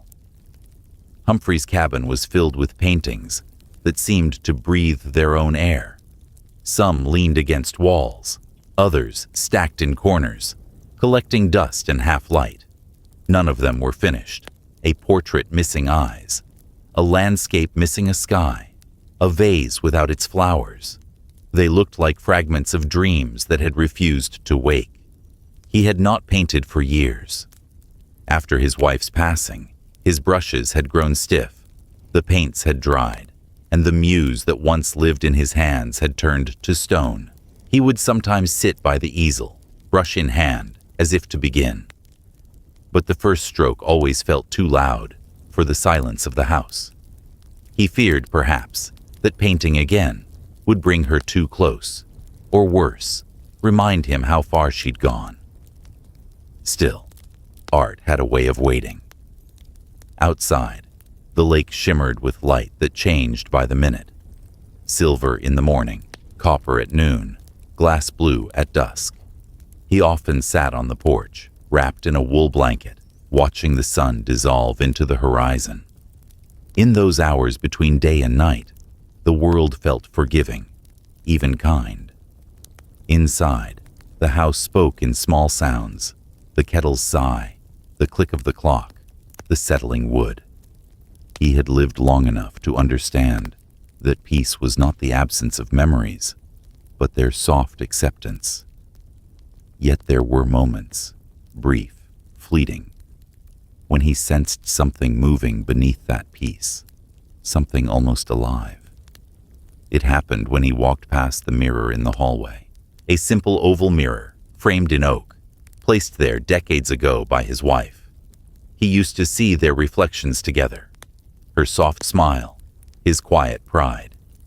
Now he avoided it, though he could never explain why.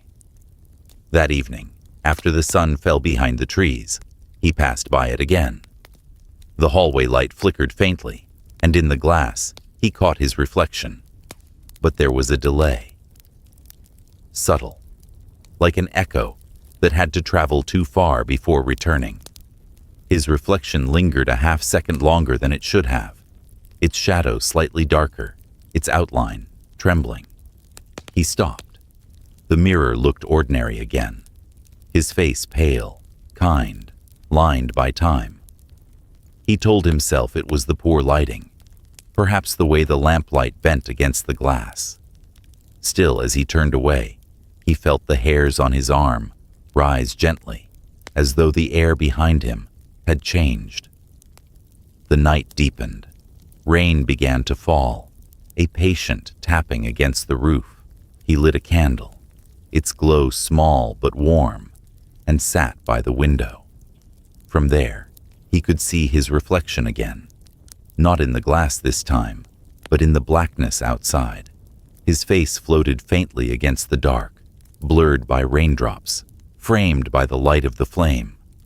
He whispered softly, "It's just the wind," though no wind could explain the quiet weight that filled the room.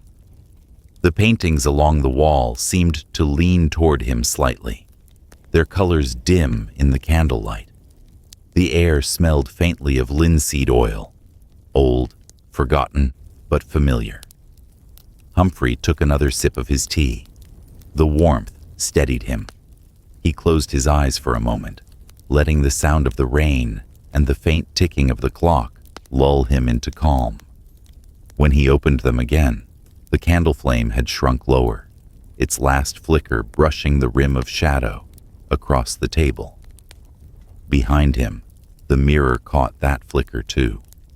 The light quivered, then steadied, and though he did not see it, a faint outline seemed to move within the glass. The shadow of a man, patient and waiting, half a step behind his own. The lake outside kept its silence. The rain whispered secrets against the window pane, and somewhere in the quiet house, an old brush rolled off a shelf and hit the wooden floor with a sound that, to anyone else, would mean nothing. To Humphrey, it sounded like a heartbeat, trying to remember how to paint again. The attic door gave its familiar sigh when Humphrey pulled the cord and lowered the ladder into the hallway's hush. Dust drifted down in slow spirals, catching the light like tiny moths, and the air that spilled from above was cool and a little sweet, the way old wood remembers rain. He took a breath, set his teacup on the small table by the wall, and climbed carefully, each step measured, his knees announcing themselves in soft clicks that didn't quite disturb the peace. At the top, the world narrowed to low beams and the velvet dark of forgotten years. The attic had not changed since he last came up, only waited. Boxes lined the eaves like small, patient animals. Trunks sat with rusted clasps. A thin quilt lay folded where his wife once kept winter coats. He stood for a moment, letting his eyes adjust, listening to the clock far below, mark the seconds in a tired rhythm that sounded almost kind. He had come for nothing in particular, and for everything at once, to tidy, to sort, to let go. He opened a box of letters, touched familiar loops of ink, then closed it with the quiet respect one gives sleeping things.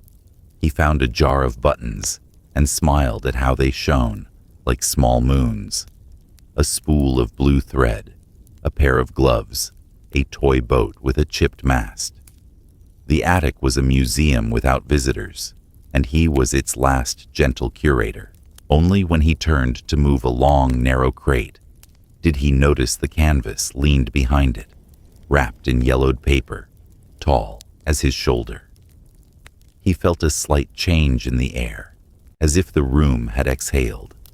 He set the crate aside, slid the canvas free, and laid it against a beam where the small attic window could meet it with morning's leftover light. He peeled the paper back in careful strips so as not to tear the ghosts that paper sometimes holds. Beneath, a face waited, unfinished, half-drawn in the economical lines of a younger hand that trusted itself. Charcoal strokes sketched the jaw and the fall of hair. A wash of pale underpainting suggested cheek and brow. The mouth was barely there, a whisper of intention. But the eyes, he had given them more than a beginning. He had given them almost enough. Even incomplete, they seemed awake. Not bright, not flashing, but steady, like a thought you can feel forming behind your own. Humphrey's breath paused, the attic ticking around him with the small sounds of old wood cooling. He did not know this face. He knew the way he had once moved his brush, the choices that lived in each stroke, the hush that had always fallen when paint met canvas with something like inevitability. But this stranger was a stranger still. It was not his wife, not a client, not a self-portrait, at least not one he recognized. He stepped closer until the faint grain of the canvas became a landscape in itself. The pupils were only a suggestion, a wet shadow he must have intended to deepen later, yet they carried a patience that unsettled him. It is silly, he thought, to be unnerved by your own hand. And yet the feeling remained, gentle but insistent, the way a tide keeps returning to shore, without argument. What year had he begun this? He tried to summon an era by the scent of the primer, by the particular hue of the underpaint. Perhaps 25 years ago, perhaps 30. He could not say. That was the trouble with time as it lengthens. It becomes a lake rather than a river, and dates sink like stones.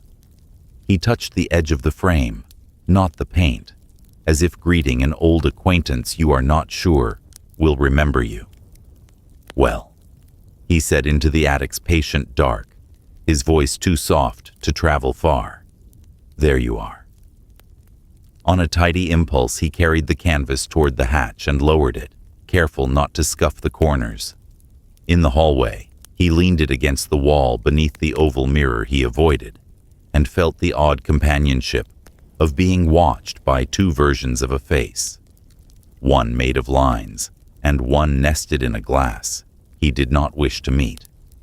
He looked anyway, only a glance, and caught his reflection blurred by attic dust, as if someone had breathed on the mirror a moment before. The eyes in the canvas, even half-made, seemed clearer. He took the painting into the studio where the light was softer, where the wide window turned, afternoon, into a pale lake poured across the floorboards. He set the canvas on the easel, braced its back with the old wooden pegs, and stepped away. Good. Here, if anywhere, it could rest. He made himself a fresh cup of tea, and in doing so, found his hands moving with the alertness that used to arrive when he was about to begin. The slight tremble of anticipation, without fear. All afternoon he busied himself with other things, sweeping sawdust that did not exist, straightening tubes of paint, long since dried, aligning brushes as if they might wake if placed in order. He told himself he was only organizing. He told himself he was not deciding anything at all. As evening fell, and the room gathered its shadows in the corners, the eyes on the canvas seemed to deepen with the light's retreat. Not brighter. No, never that. But present. Steady. He imagined, foolishly, that if he returned tomorrow with a small wash of color and a scalpel to lift some old impasto, he could coax the face forward by degrees, the way a gardener persuades a rose to open with patient water. He felt the old habit of planning. Which glaze first, where to leave air, what to wait on, what to trust. He set the thought down like a brush he refused to pick up. That night, he slept more quickly than usual, the kind of sleep that arrives when the body senses it might be needed later. Dreams came with the soft confidence of memory. In them, he was young again, shoulders loose, wrists sure, painting by candlelight because he preferred its narrow world. The studio in the dream smelled of varnish and rain, Outside, the same lake waited, tighter with night. He heard the rasp of canvas under his hand, the tick-tick of bristles at the end of a stroke, the little sound a brush makes when you lift it, and the paint strings itself thinner than a hair. He spoke as he worked, though he did not know to whom. "Hold still," he murmured. "Turn a fraction." He laughed softly. An old laugh returned to him from far away, and said, "That's better. Stay with me." Shadows shifted behind him, but did not trouble the light. He was not alone, and he was not lonely. Creation made a company of its own. In the dream, the eyes came last, as they always had when he was disciplined. He lifted the brush, tested the weight, and leaned close. The candle's flame tilted, a line of gold along the rim of the jar beside it. He touched the bristles to the canvas, and the pupil accepted them the way a lake accepts a pebble without splashing.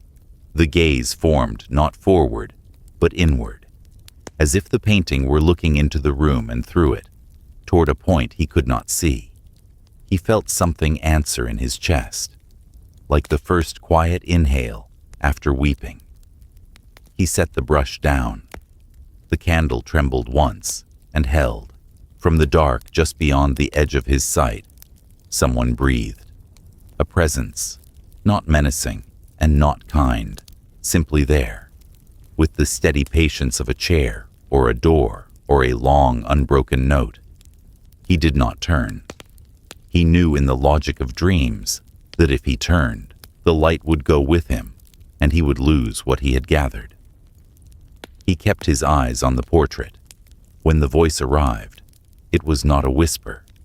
It was a warmth in the air that carried words so plainly they needed no volume. It sounded like his own voice in a quieter room. "You promised to finish me." He woke with the sentence still in the room, the syllables standing like open doors. The studio was dark except for the mild square the window made of the moon, and the unfinished canvas sat where he had left it. The eyes, though only half-born, held their steady inward look. He did not move for a long time. He merely listened, to the lake smoothing itself back into stillness, to the old clock reclaiming its patient beat, to the silence that comes when memory and desire reach the same soft shore. "You promised to finish me," the night repeated, without insistence and without threat. And Humphrey realized that promises made to art are not like promises made to people. They do not age. They do not forgive. They wait as long as it takes, and when they speak again, they do so in the voice of your own gentleness, reminding you of the person you were when you first learned how to see. For several days after the dream, Humphrey tried to pretend the attic had not happened. He told himself the portrait was nothing more than an old curiosity, a remnant of a time when he believed talent could defeat time. Yet his eyes kept returning to it, the quiet figure on the easel, the face hovering between existence and suggestion. Even unfinished, it drew the room toward itself, gathering light and silence as if it had its own gravity. He began to tidy the studio under the excuse of just cleaning. The brushes sat where he had left them years ago, their bristles stiff and white, with the ghosts of dried paint. He held one, turning it between his fingers. The gesture was almost ceremonial, like touching an old instrument before deciding whether to play again. The faint scent of linseed oil still lingered on the wood. It pulled him back through time, to days when he painted until the light died and the air hummed with creation. That afternoon, the lake lay still beyond the window, a sheet of glass waiting for meaning. The portrait waited too. Humphrey found himself mixing colors, telling himself it was harmless. Just a little touch here, a line there, to soften the jaw, to suggest the bridge of a nose.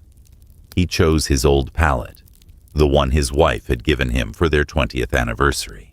Its wooden surface was worn smooth, in the shape of his hand, the thumb hole shiny from use. He squeezed the tubes carefully, surprised to find the oils still supple, as though they too had been waiting. The first stroke was hesitant, the kind of careful mark an old man makes when testing the limits of his steadiness. The second came easier. By the third, something in him had woken. Each brush stroke hummed faintly through his wrist, not as sound, but as vibration, a pulse beneath the skin. The rhythm steadied his breathing. The room, once heavy with dust, seemed to exhale. He forgot to make tea. He forgot to eat. Time thinned. The only clock that mattered now was the rhythm of the brush. Dip, lift, drag, breathe. The soft scratch of bristles against canvas filled the air like distant rain. His hands moved with a grace he thought he had lost. The stiffness that haunted his fingers each morning dissolved as he worked. The tremor in his right hand vanished completely. He flexed his wrist once, startled by its ease, then went on painting, as though not to notice would keep the magic intact. As the portrait deepened, the stranger's eyes sharpened into being. They were calm, almost tender, but their stillness unsettled him.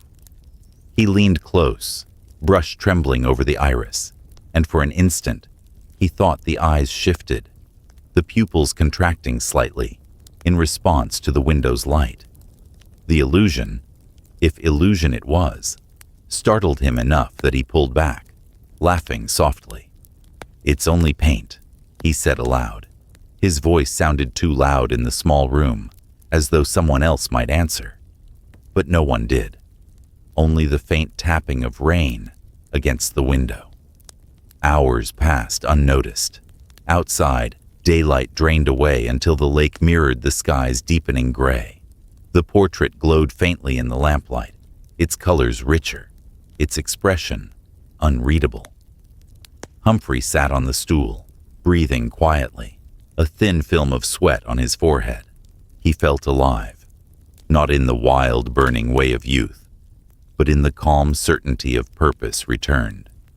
He had forgotten how painting could silence every noise in the heart. He paused only when his back began to ache. Setting the brush down, he realized he could not tell how long he had been at work. The window reflected both him and the painting in the same faint light, merging the living and the made. For a strange instant, he could not tell where one ended and the other began. The clock downstairs struck midnight. Its chime rolled softly through the walls, a reminder that the world beyond his studio still moved. Humphrey smiled at the sound, grateful to feel tired, in the good way again. He rinsed his brushes, lined them neatly on the table, and reached to cover the canvas with a cloth. But his hand stopped halfway. The face was still incomplete, yet alive enough to resist being hidden. He let the cloth fall and turned off the lamp instead. In the dim light from the window, he studied the painting once more.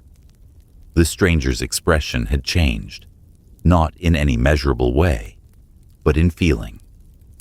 The corners of the mouth seemed softer, almost sympathetic, as if aware of the man watching it.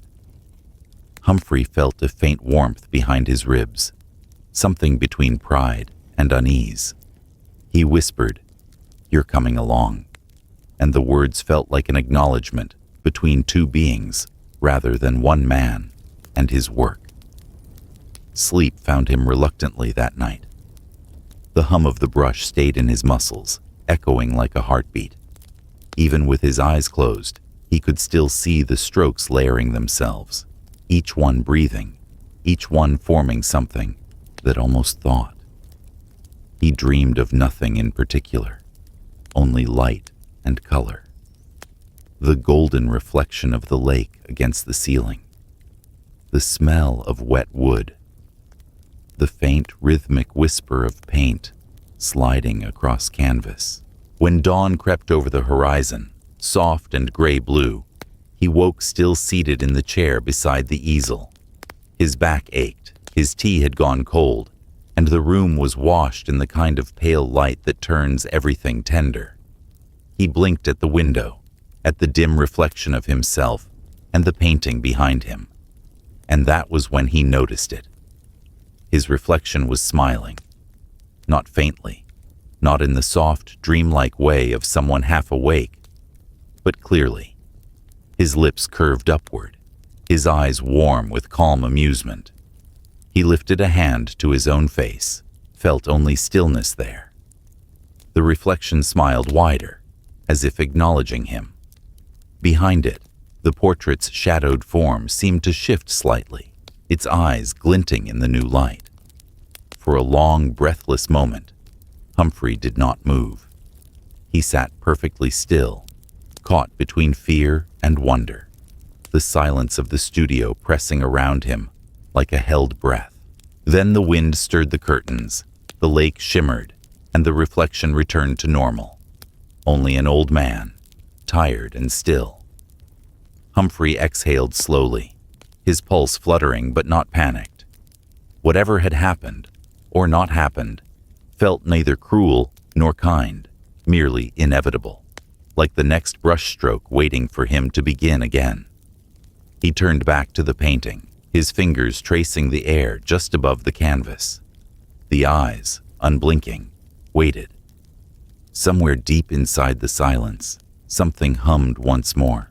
A sound so soft, it could have been the house settling, or perhaps it was the paint itself, whispering, patient, ready for his hand to return. Morning arrived like the first breath after a long silence. Light spilled through the cabin windows, gentler than usual, gilding the edges of everything it touched, the teapot, the framed photographs, the brushes lying on the table. For the first time in years, Humphrey did not need to coax himself awake. He rose easily, body lighter than he remembered, the stiffness in his knees almost gone. The world felt a little brighter, the air sweeter, as though the rain from the night before had rinsed time itself. He poured tea and stood at the window, watching the lake shiver with the soft ripples of morning wind. It was not imagination. The colors outside were richer.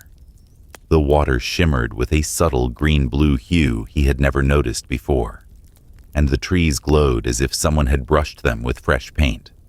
Even the air, he thought, looked clearer, like glass newly washed. He turned toward the easel. The portrait waited in the same quiet way it always did, but something about it felt changed. The faint light struck the canvas and deepened its tones. The figure's unfinished features seemed more coherent, as though the face had dreamed overnight. Humphrey smiled, embarrassed by the thought, but could not deny the sense of company. He resumed painting before breakfast. The motion felt natural, like breathing. Each stroke carried its own confidence. His hand knew what to do before his mind decided. The longer he worked, the more vibrant the paint appeared, as if the pigments were alive under the light. Cadmium red bloomed like a slow ember. Ultramarine shone with a faint inner pulse, and the whites, usually dull when mixed with age, gleamed like fragments of morning frost. At one point, he paused to wipe his hands and caught sight of his reflection in the glass of the window pane. The face that looked back seemed familiar, yet strange. His skin less gray, his eyes sharper, his posture straighter. He laughed quietly, shaking his head. Perhaps painting again had stirred something. Blood, memory, or both. He stepped outside around noon for air. The sun touched his cheeks with warmth that felt almost electric. He hadn't noticed how dim the world had become until now. The grass looked greener than it had in years, and the mountains beyond the lake seemed closer. Even the sky held a delicate gradient he couldn't name, a shade between pearl and silver. Martha, the neighbor from down the hill, waved from her fence. "Humphrey, you're up early for once," she called.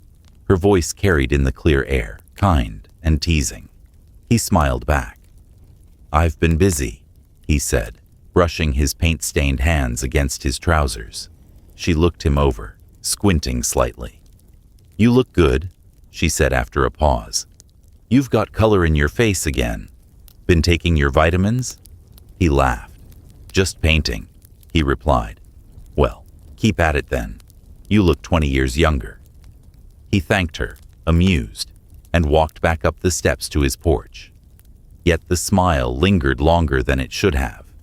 The warmth of her words followed him inside, mingling with the faint, almost metallic smell of linseed oil. As he opened the door, a sharp sound startled him. A hiss.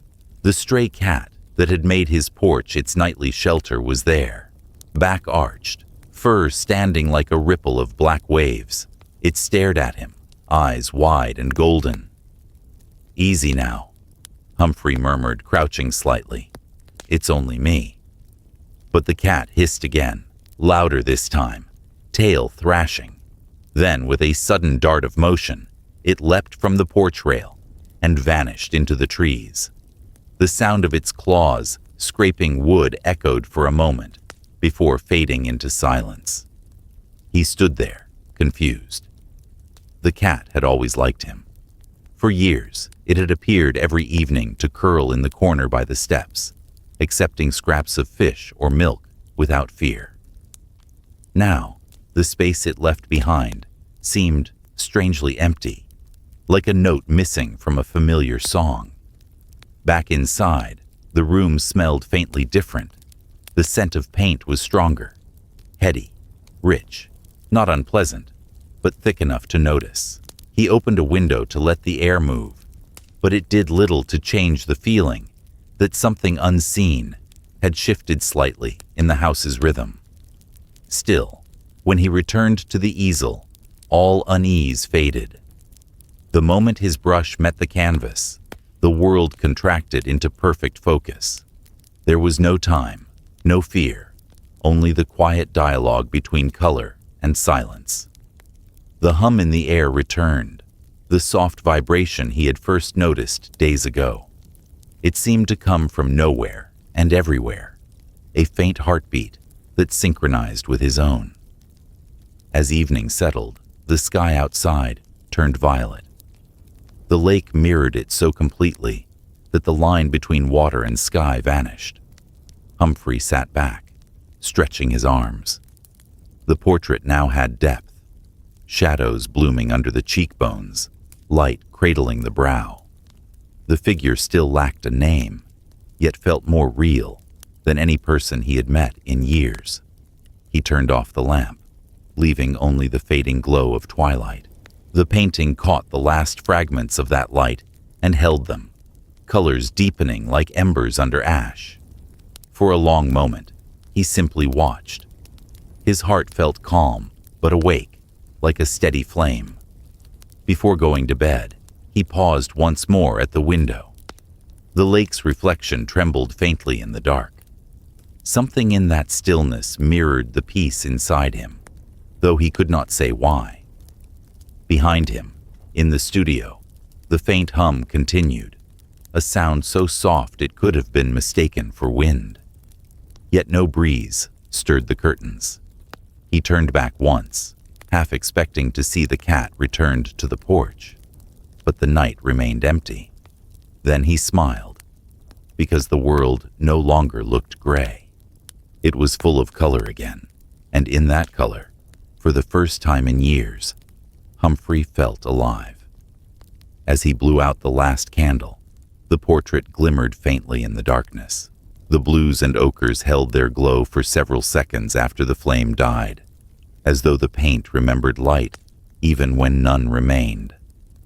The lake outside shimmered once in sympathy. Then all went still, save for the faintest whisper from the canvas, a sound too small to be heard, but enough to make the shadows lean forward and listen. Martha came on a Thursday, the kind of day when the air tasted faintly of rain, even though the sky was clear. Humphrey saw her walking up the gravel path, through the trees, her gray coat flaring slightly in the wind. He felt a flicker of warmth at the sight. Martha had been his neighbor for nearly 40 years, a widow herself, kind in the way that required no effort. She had brought him soup during his wife's illness and flowers when she passed, and though the years had thinned their visits, they still spoke like people who carried shared silences instead of memories. He opened the door before she could knock. "You're early," he said, smiling. She laughed softly, her breath clouding in the cool air. "I thought I'd surprise you. You sounded livelier the other day. I wanted to see it with my own eyes." "Well," he replied, gesturing her in. "Come see for yourself. I've started painting again." The words slipped out more proudly than he expected. She blinked at him with pleasant surprise. "You? After all this time?" He nodded. "Something in me needed to."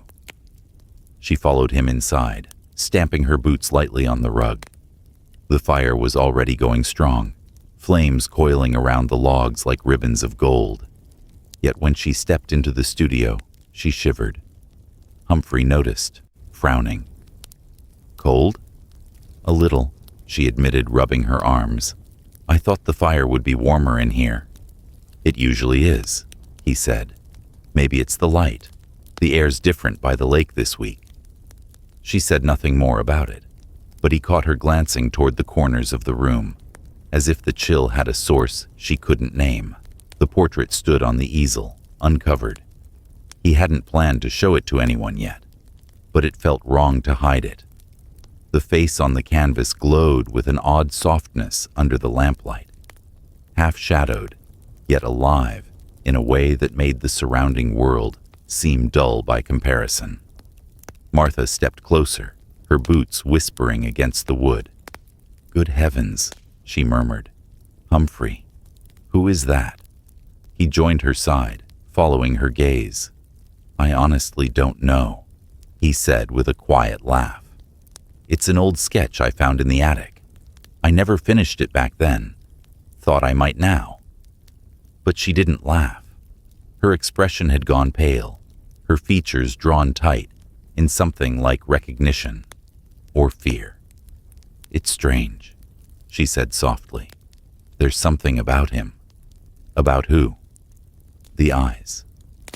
Her voice had thinned almost to a whisper. "They look alive." Humphrey frowned, turning to study the portrait. He had stared at those eyes for hours and no longer noticed what might unsettle someone else. "I suppose I made them too vivid," he said gently. But Martha shook her head, stepping back. "No, it's not the paint. It's how they look at you." He wanted to reassure her, to tell her she was imagining things, but even as he prepared to speak, he saw it too, or thought he did. The eyes, deep and steady, seemed to follow her as she moved, adjusting their quiet gaze from one angle to another, the way living eyes might track motion in the dim light. For a heartbeat, he felt a tremor of pride rather than fear. That illusion of presence, wasn't that what every artist longed for? To breathe so much life into a creation that it began to look back? Martha clutched her shawl tighter around her shoulders.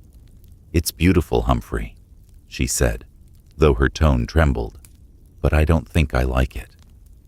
He chuckled gently, trying to dissolve the unease. "Art isn't always meant to be liked, my dear. Sometimes it's meant to be felt." She smiled faintly, but didn't answer. Her eyes kept darting toward the painting, as though it might move again. After a moment, she said, "I think I'll have that tea you promised."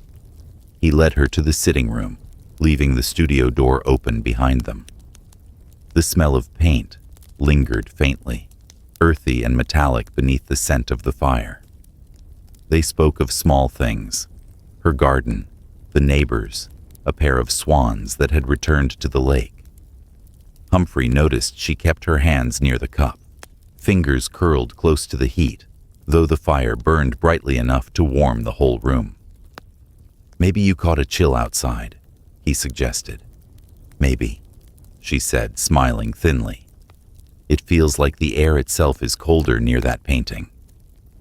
He wanted to laugh it off, but something about her tone stopped him.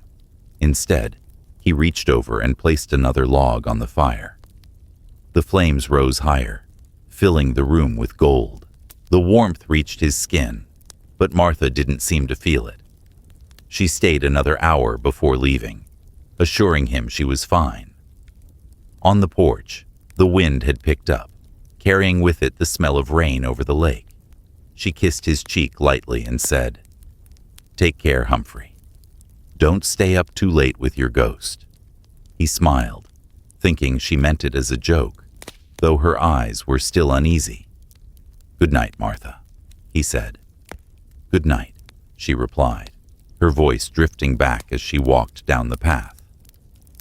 When she disappeared among the trees, Humphrey returned inside. The house felt different, emptier, but also charged with something that hummed quietly beneath the silence. He closed the door and looked toward the studio. The painting waited in the half-light, the fire from the other room flickering faintly across its surface. For a moment, he thought he saw a second shape in the reflection on the glass, a blur of gray, like Martha's coat. But when he stepped closer, the image dissolved. He turned off the lamp, leaving only the dim glow of the embers. The night pressed against the windows, and the world outside blurred into its own reflection. As he passed by, something caught his eye. In the glass, next to his own dim outline, another face lingered for just an instant. Martha's. Her expression was calm, her eyes distant, as though looking at something far beyond him. He blinked, and the reflection was gone. The window showed only himself now, and behind him, the portrait, its painted eyes watching, steady and unreadable.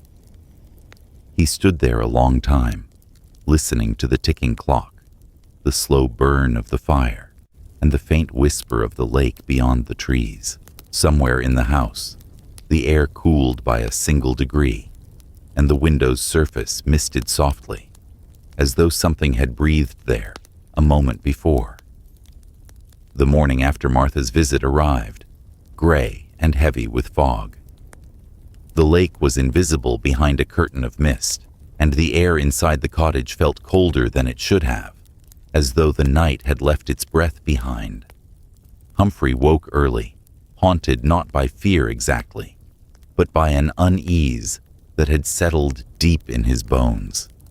He remembered Martha's pale face, the way her eyes had avoided the portrait, the quiet dread in her voice when she whispered, "Who is that?" He made tea, but it cooled untouched beside him. His reflection in the window pane watched every motion, slow and careful, as if uncertain which of them was the real one. When he looked away, he swore he still felt the weight of its gaze. By mid-morning, he could no longer ignore the feeling. There was something wrong with the mirrors. They had begun to notice him too much. He started with the small oval mirror in the hallway, the one his wife had once loved. He lifted a white sheet from the linen cupboard and draped it over the frame. The fabric caught the light like a ghost taking shape, and for a moment, he almost saw her there again. He whispered, "Just for now," as though apologizing to her memory. In the bedroom, he covered another, then one in the kitchen, where he sometimes checked his face while shaving fruit with a knife. Each mirror carried its own quiet menace, not because of what it showed, but because of what might appear behind it. By afternoon, the cottage looked like a house in mourning. White shrouds hung over glass, soft and heavy, muting the light. The world inside felt smaller, but safer somehow, cocooned in fabric and silence. Still, the studio remained untouched. There was no mirror there, only the wide window overlooking the lake. Humphrey considered covering it too, but something stopped him. The reflection in that window was not like the others. It was part of his world, tied to the pulse of his work. He turned toward the portrait. Its colors glowed faintly under the overcast light, soft yet alive, like embers resting beneath ash. The eyes had deepened since yesterday, or perhaps it was just the dim weather that made them seem darker. He stepped closer, studying the thin cracks where paint had dried overnight. "You startled her," he said quietly. "Poor Martha. She's not used to faces that look back." The words felt absurd leaving his mouth, but the silence that followed seemed to agree with him. He lifted his brush again. Though he hadn't planned to paint that day, his hands moved of their own accord, guided by something gentler than will. He added light beneath the brow, softened the lips, deepened the shadow under the chin. Each stroke carried that same faint hum, the heartbeat that had first begun days ago. Hours passed. He lost track of them easily now, swallowed by rhythm and color. When he finally leaned back, dusk had arrived unnoticed. The fog pressed against the window like a living thing, swallowing the world beyond. The room's reflection shimmered faintly in the glass. Himself, the easel, the covered mirrors in the adjoining hall, all of it wrapped in pale dimness. And then he saw it. In the faint reflection of the studio door, something moved. Not him, not the light, but the slightest tilt of a shadow. He froze, his hand gripping the brush midair. He turned slowly. The door was still. Nothing had moved, but his heartbeat had begun to quicken. He took a long breath, forcing calm. "It's only light," he murmured, though the words rang hollow in the empty room. He decided to check each mirror again before sleep, just to be sure, just to prove there was nothing strange. The hallway was dim, the fabric over the mirrors fluttering faintly with each breath of air. The house seemed to breathe with him, the wood creaking softly, the fire whispering low in the grate. He went from room to room, touching the edges of the sheets to make sure they hadn't slipped. In the bathroom, the air smelled faintly of metal and soap. He had covered the small wall mirror there the day before, but as he leaned over the sink to wash his hands, something caught his eye. Just a glint at first, then the unmistakable gleam of glass. A small shard, no bigger than a coin, lay near the drain, its edge broken cleanly, as though the mirror had shed a fragment overnight. He hesitated, staring down. His reflection stared back, warped by the curve of the sink, but clear enough to see his own eyes. Only, they didn't move quite right. When he tilted his head, the reflection lagged behind by a breath, then caught up. When he blinked, the reflected eyes blinked a heartbeat later. The air thickened. He felt a weight behind his ribs, something ancient and wordless. He reached toward the shard, intending to turn it face down, but stopped just short of touching it. The reflected hand was still reaching after he had stopped. He snatched his own hand back and dropped the towel he held. It hit the tile with a muffled sound that seemed much too loud. He left the shard where it was and backed out slowly, closing the door behind him. The house, once so peaceful, now seemed full of tiny noises, breathing wood, dripping pipes, distant shifting. In the studio, the portrait waited, patient and luminous. The faint hum was louder now, pulsing through the floorboards, the air, his own skin. The painted eyes seemed to shimmer in the half-light. He sat down heavily, the brush still in his hand, though he did not remember picking it up again. "It's nothing," he whispered, half to himself, half to the room. "It's just the mirrors." He turned toward the window. Outside, the fog had begun to lift. The first threads of moonlight filtered through the mist, spreading silver across the lake. It reached the glass, then reflected inward, falling gently on the painting. The eyes caught it. For a moment, so brief he might have doubted it, if not for the sound in his chest. They blinked. Once. Slow, deliberate, unmistakable. Humphrey's breath left him in a quiet tremor. He didn't move, didn't cry out. There was no fear sharp enough for this kind of silence. The blinking of painted eyes was not violent or grotesque. It was calm, human, inevitable. He sat there until the moon rose fully, bathing the studio in pale light. When at last he turned away, he could feel those eyes on his back, watching, not cruelly, but with the weight of something waiting to be seen. In the sink upstairs, the shard of mirror caught the moonlight too, glinting once as if in reply, before fog covered the glass again. The house settled into stillness. The lake beyond it breathed, and somewhere in the dark, the soft sound of a brush stroke echoed, even though no one's hand was moving. The nights had begun to lengthen, folding over the lake like soft sheets of gray. Humphrey no longer noticed the boundary between evening and dawn. His days blurred into a single glowing thread of creation.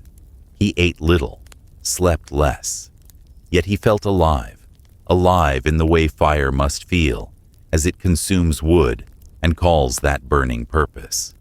The portrait had grown stranger and more magnificent. Each layer of paint seemed to breathe beneath the next, as though the color itself remembered how to live. The eyes had deepened again, clearer, sharper, almost too present. And sometimes, when the house was quiet and the clock forgot to tick, he thought he could hear something beneath the stillness. A faint murmur, low and slow, like breath against glass. He told himself it was imagination. It had to be, but the whisper returned, always during the same rhythm of painting, when he leaned close to blend color, when the brush's sound softened into a heartbeat. It was not a frightening voice. That was what unsettled him most. It did not hiss or threaten or command. It spoke with a calm authority, the way one might speak to an old friend who has lost his way. You remember how it felt, don't you? The first time it spoke, he froze. The brush paused midair. The voice was inside the room, but not from any direction. It was as though the sound rose directly from the canvas itself, from the fibers and the paint that bound them. He waited, afraid to move, listening. Nothing followed for a full minute. The fire whispered in the grate. The lake lapped gently against the shore outside, and then, you used to know what light meant. The brush slipped from his fingers. He turned quickly, scanning the corners of the room. Nothing. No one. The studio stood still. Only the portrait faced him, silent but watchful. Humphrey took a step back, breathing shallowly. "You're imagining things," he murmured. "It's the fatigue. You're getting old." But deep down, a quieter voice, the one inside him, answered differently. "No, you're getting younger." He could not deny it. His hands no longer trembled when he painted. The ache in his shoulders had disappeared. He worked with the surety of his youth, and the mirror, he had uncovered only one, confirmed it. His skin held more color now. His eyes were bright again. The voice, wherever it came from, had given something back to him, or unlocked it. Later that night, he returned to the easel. He dipped the brush into a mixture of gold and umber, the scent of linseed filling his lungs. The portrait seemed to pulse with quiet light, the same way the lake shimmered when the wind passed over it. As he worked, the whisper came again, clear this time, closer, more deliberate. "You were supposed to be eternal, Humphrey." He stopped. The brush hovered above the cheek he had been shaping. "They forgot you too soon."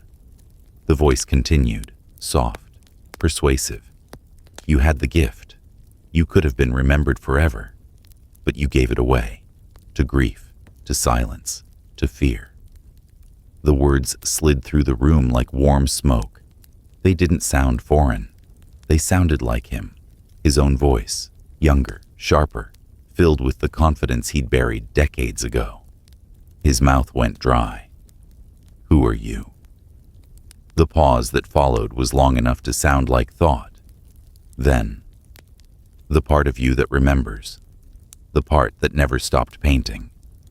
The brush trembled slightly in his hand, though not from fear. The voice was intoxicating, familiar. Every artist, he thought, carried two selves, the one who creates and the one who questions. Perhaps at last they were simply speaking aloud to each other. He painted again, slowly at first, but the whisper continued, threading itself into his rhythm like a second pulse. You gave up too soon. You feared your own gift. Let me finish what you started. Each phrase came timed with his strokes, each more confident, each more certain. The canvas seemed to draw him nearer, guiding the brush in his hand. He found himself painting details he hadn't planned, creases at the corners of the eyes, the delicate light caught in them, the faint curve of a smile that wasn't his. Hours vanished. The moon climbed high, sank low, and still he painted. His body felt light, untethered, driven by something larger than thought. He forgot to breathe between brushstrokes. When he finally stopped, the first gray light of dawn had crept into the studio. The room was filled with that tender stillness that comes before birds remember to sing. Humphrey stood before the portrait, his legs shaking with exhaustion. The figure on the canvas was almost complete now. The hair was touched with silver, the gaze alive with intelligence. It was his face, but not as it was. It was his younger self, perfected. The man he might have become had he never stopped painting, had grief not turned his hands to stone. He stared at it, throat tight with wonder and dread. The eyes looked back with serene amusement, as though pleased with their own arrival. The lips, slightly parted, seemed poised to speak again. He whispered, "Was it you all along?" The silence that followed was heavy, but not empty. It was filled with understanding, as though the room itself nodded. In the first light of morning, the colors shimmered faintly. The portrait glowed, not from any trick of reflection, but from within. He could feel the hum again, stronger now, steady and alive, running through his fingers and the brush he still held. "You see?" the voice murmured, calm and certain. "We can make you whole again." He let the brush fall. It hit the floor without a sound. For a moment, Humphrey felt dizzy, weightless. He looked down at his hands and saw that they were no longer thin and veined, but firm, steady, young. A thrill ran through him, a rush like the first time he had ever mixed color and felt it sing. He laughed, softly, incredulously. "It's impossible." The voice did not answer in words this time. It laughed with him, quietly, gently, the same laugh echoing in both throats. When he finally stepped back, the dawn light broke fully over the lake. The portrait's expression had changed again. It was smiling now, faintly, knowingly. Humphrey smiled too, though his eyes burned with something unspoken. He turned away, hands still tingling, the morning light flooding the room with gold. Behind him, the paint shimmered. The figure's eyelids lowered once, almost imperceptibly. An artist's gesture, a silent acknowledgement.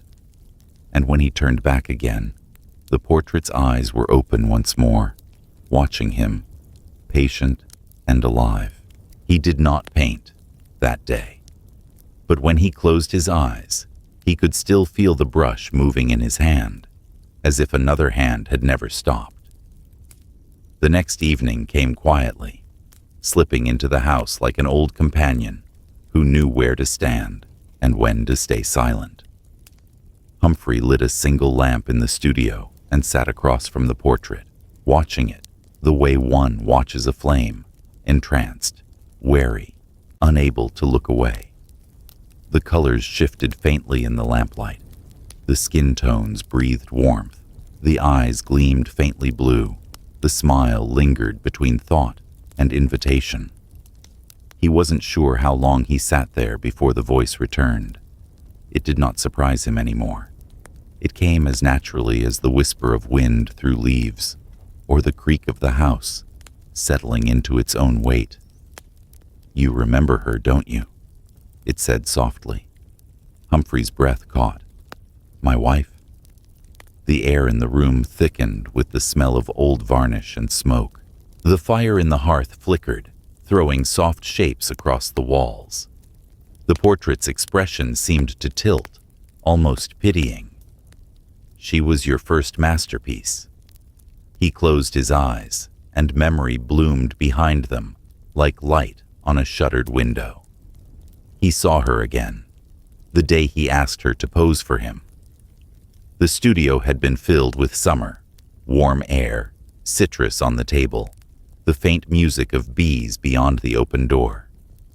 She stood by the window, sunlight tangled in her hair, smiling that patient smile only lovers give to dreamers. He remembered her voice, soft but steady, teasing him to get the eyes right this time. He had wanted to capture her completely, not the shallow beauty others saw, but the quiet depth, the stillness beneath her laughter. He worked for weeks, almost possessed. Every brushstroke felt like a confession, every color like a prayer. When the portrait was done, it was perfect, too perfect. It carried something of her that the real world could not. He remembered how uneasy she looked when she first saw it finished. "I don't like it," she had said. "It feels alive." He had laughed, proud of her words. To him, it was the greatest compliment an artist could receive. "That means I did it right," he'd told her, pulling her close. But she didn't laugh. She had stared at the painted version of herself with an expression he couldn't name, half fear, half wonder. Then came the night of the fire. The voice in the present room stirred again, smooth as silk. "You remember how it began?" He did.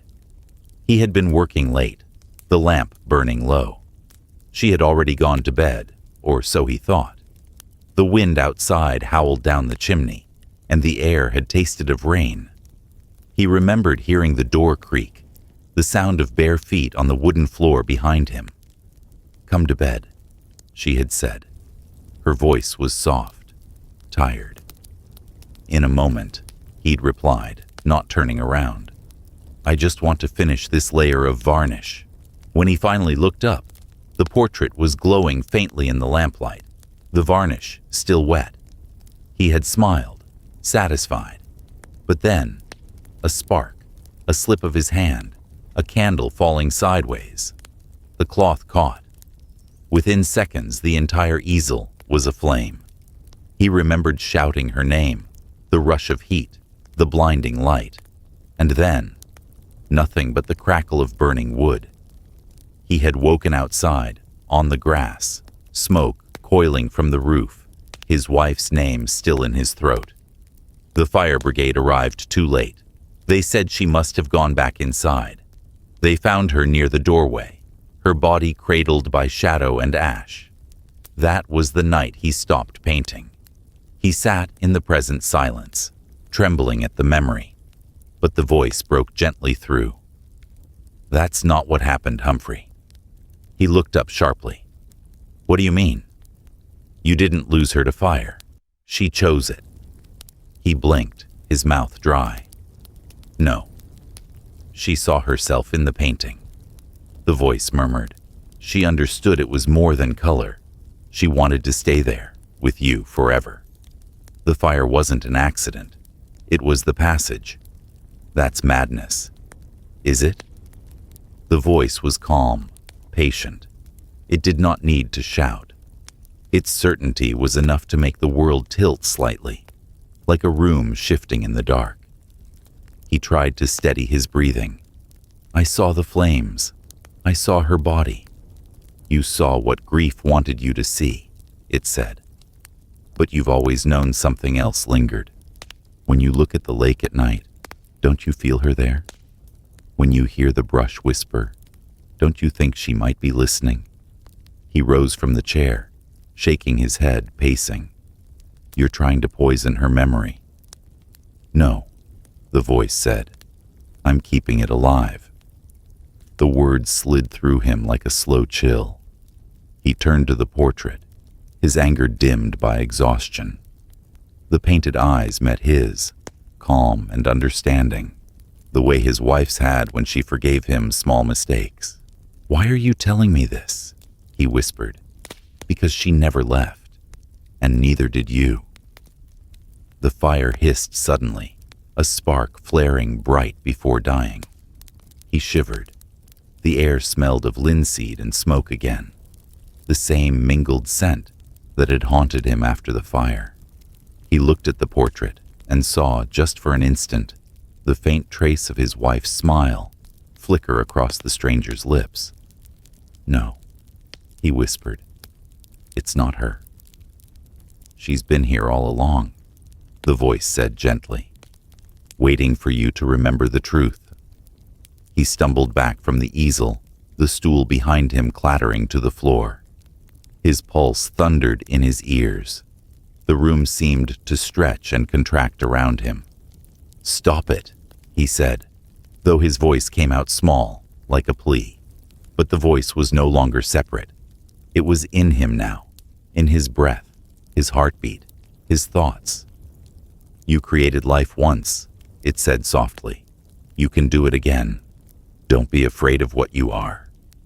Humphrey's vision blurred. He didn't know if it was tears or the faint shimmer of heat that seemed to rise from the painting. He closed his eyes, trying to steady himself. When he opened them again, dawn was bleeding through the window. The portrait glowed faintly in that cold light, no longer entirely familiar. The stranger's eyes had softened, gentle, forgiving, and something within them mirrored her face, just for an instant. He sank to his knees before the easel, whispering to no one, to her, to himself. It was an accident. It was an accident. But the words rang hollow. Even as he said them, a small, traitorous part of him began to wonder. What if she had chosen to stay? What if love itself had burned into the paint and never left? And what if the thing now whispering from the canvas was not something new at all, but something he had loved so fiercely that it found a way to come back, even through fire? The lamp flickered once, then died. The room fell into dim blue silence, and in that silence, the voice breathed one last time, low and certain. You didn't lose her, Humphrey. You found her. The storm came without warning, rolling down from the northern ridge as if the mountains themselves had exhaled. The air thickened, metallic with rain. By the time dusk arrived, the lake had turned the color of pewter, its surface trembling under the first cold drops. Inside the cottage, the light dimmed to a faint amber. Humphrey lit 2 candles and set them near the easel, their twin flames swaying with the pulse of the wind that pressed against the windows. The portrait had changed again. He didn't remember altering it, but the evidence was there. The hair darker, the lines sharper, the expression alive with something that no brush could entirely explain. He stared at it for a long time, uncertain whether the shifting was real or the product of exhaustion. "Who are you now?" he murmured. The voice didn't answer this time. The house listened instead. Every corner of the room felt alert, poised between silence and breath. Lightning split the sky above the lake, bright enough to turn the world white. The flash filled the studio, and for a single heartbeat, he saw the portrait fully illuminated. It took his breath. The man on the canvas was him, his own face from decades earlier, but refined, sharpened, made dangerous by a perfection that no living skin could hold. The eyes were his eyes, but younger, hungrier. The mouth curved with the faintest trace of superiority, a smile not of kindness, but of certainty. Humphrey stepped closer, his chest tight. "It's me," he whispered, "but it isn't." Another flash, another roll of thunder like the world's slow heartbeat. He remembered that voice from nights before, whispering promises of youth, glory, eternity. He had thought it an echo of memory, some phantom of ambition. But standing there, he began to understand. It wasn't only a memory speaking. It was the part of himself that had waited in the dark all these years, patient and starving. The storm thickened. Wind howled down the chimney.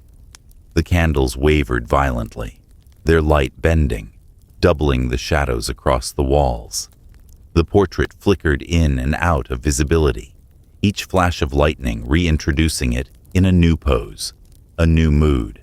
And then, impossible, certain.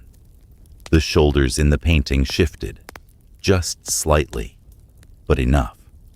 The fabric of the shirt pulled forward, the chest pressed subtly outward, as though the figure inside the canvas had taken a breath. Humphrey's mind refused to believe, but his body did. Every hair on his arms lifted. The temperature of the room dropped. The smell of ozone and turpentine mingled into a scent that burned faintly behind his eyes. He whispered, "No." The next flash of lightning came with a shuddering crack of thunder that shook the floorboards. He stumbled back, nearly toppling the chair behind him. When the light faded, the portrait looked unchanged. But now the distance between the edge of the frame and the painted figure's shoulder was smaller by an inch. He knew it as surely as he knew the weight of his own breath. The man in the painting was moving forward. He closed his eyes, pressing his palms together, whispering to the storm, to the house, to the ghost of reason. It's exhaustion. It's the light. It's only light. But the next lightning strike tore through the sky like a blade, and the truth struck with it. The painted eyes gleamed with wetness. For an instant, he thought he saw them glisten, not as pigment catching illumination, but as eyes reflecting it. Living eyes. He staggered to the window. Outside, the storm churned the lake into a gray sea. The trees bowed, the rain fell sideways, and the reflection in the glass showed him standing beside his younger self, the man from the canvas, though the studio behind him was empty.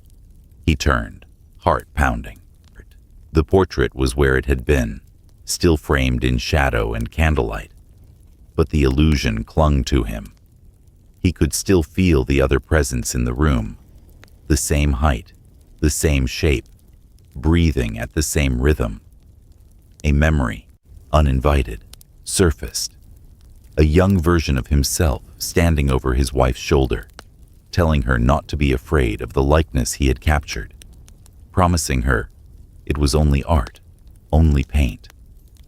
Yet even then, he had sensed something else in that moment, a current moving through him, using him.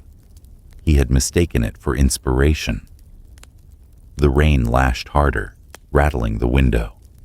He approached the painting again, slowly, as though nearing a sleeping animal.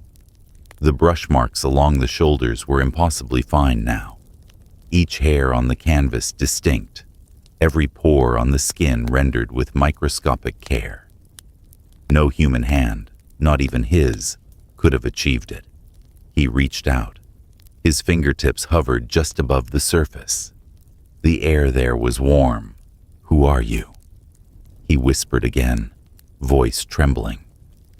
The lightning answered. The portrait's mouth moved. It was the smallest motion, so slight that a less desperate man might have doubted it. But Humphrey saw the lips part by a fraction, enough to reveal the suggestion of teeth beneath the painted surface. "You know," the voice said, not aloud, but inside him, threading through his pulse. He stumbled back, nearly tripping on the stool. The candles flickered out at once, snuffed by some invisible hand. Darkness folded around him, soft and complete. Only the lightning through the window offered glimpses, flashes of his reflection beside the painting, the two figures merging, separating, merging again. His breathing grew shallow. "What do you want?" he asked.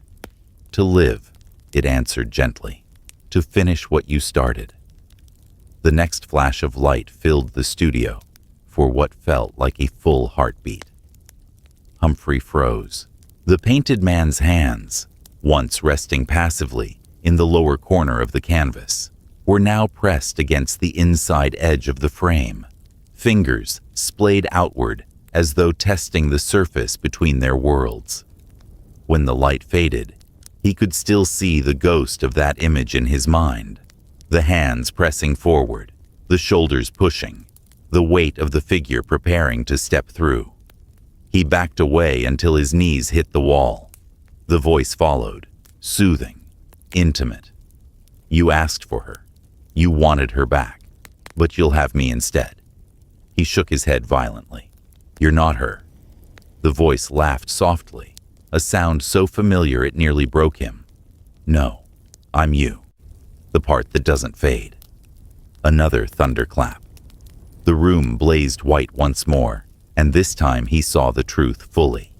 His own painted face now an inch closer, eyes bright with the cruel clarity of ambition, reborn. He turned and fled the room, the echo of his footsteps swallowed by the storm. The door slammed behind him with a gust of wind that rattled the windows.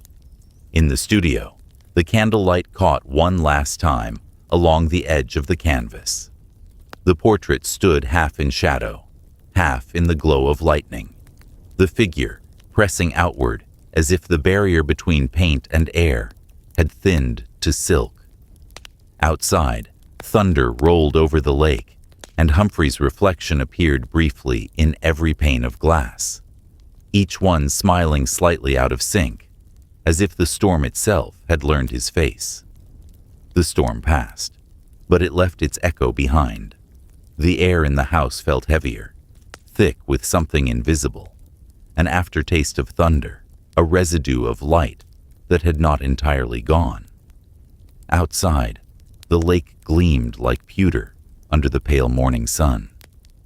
The silence that followed the night's chaos was too complete, as if even the birds hesitated to disturb it.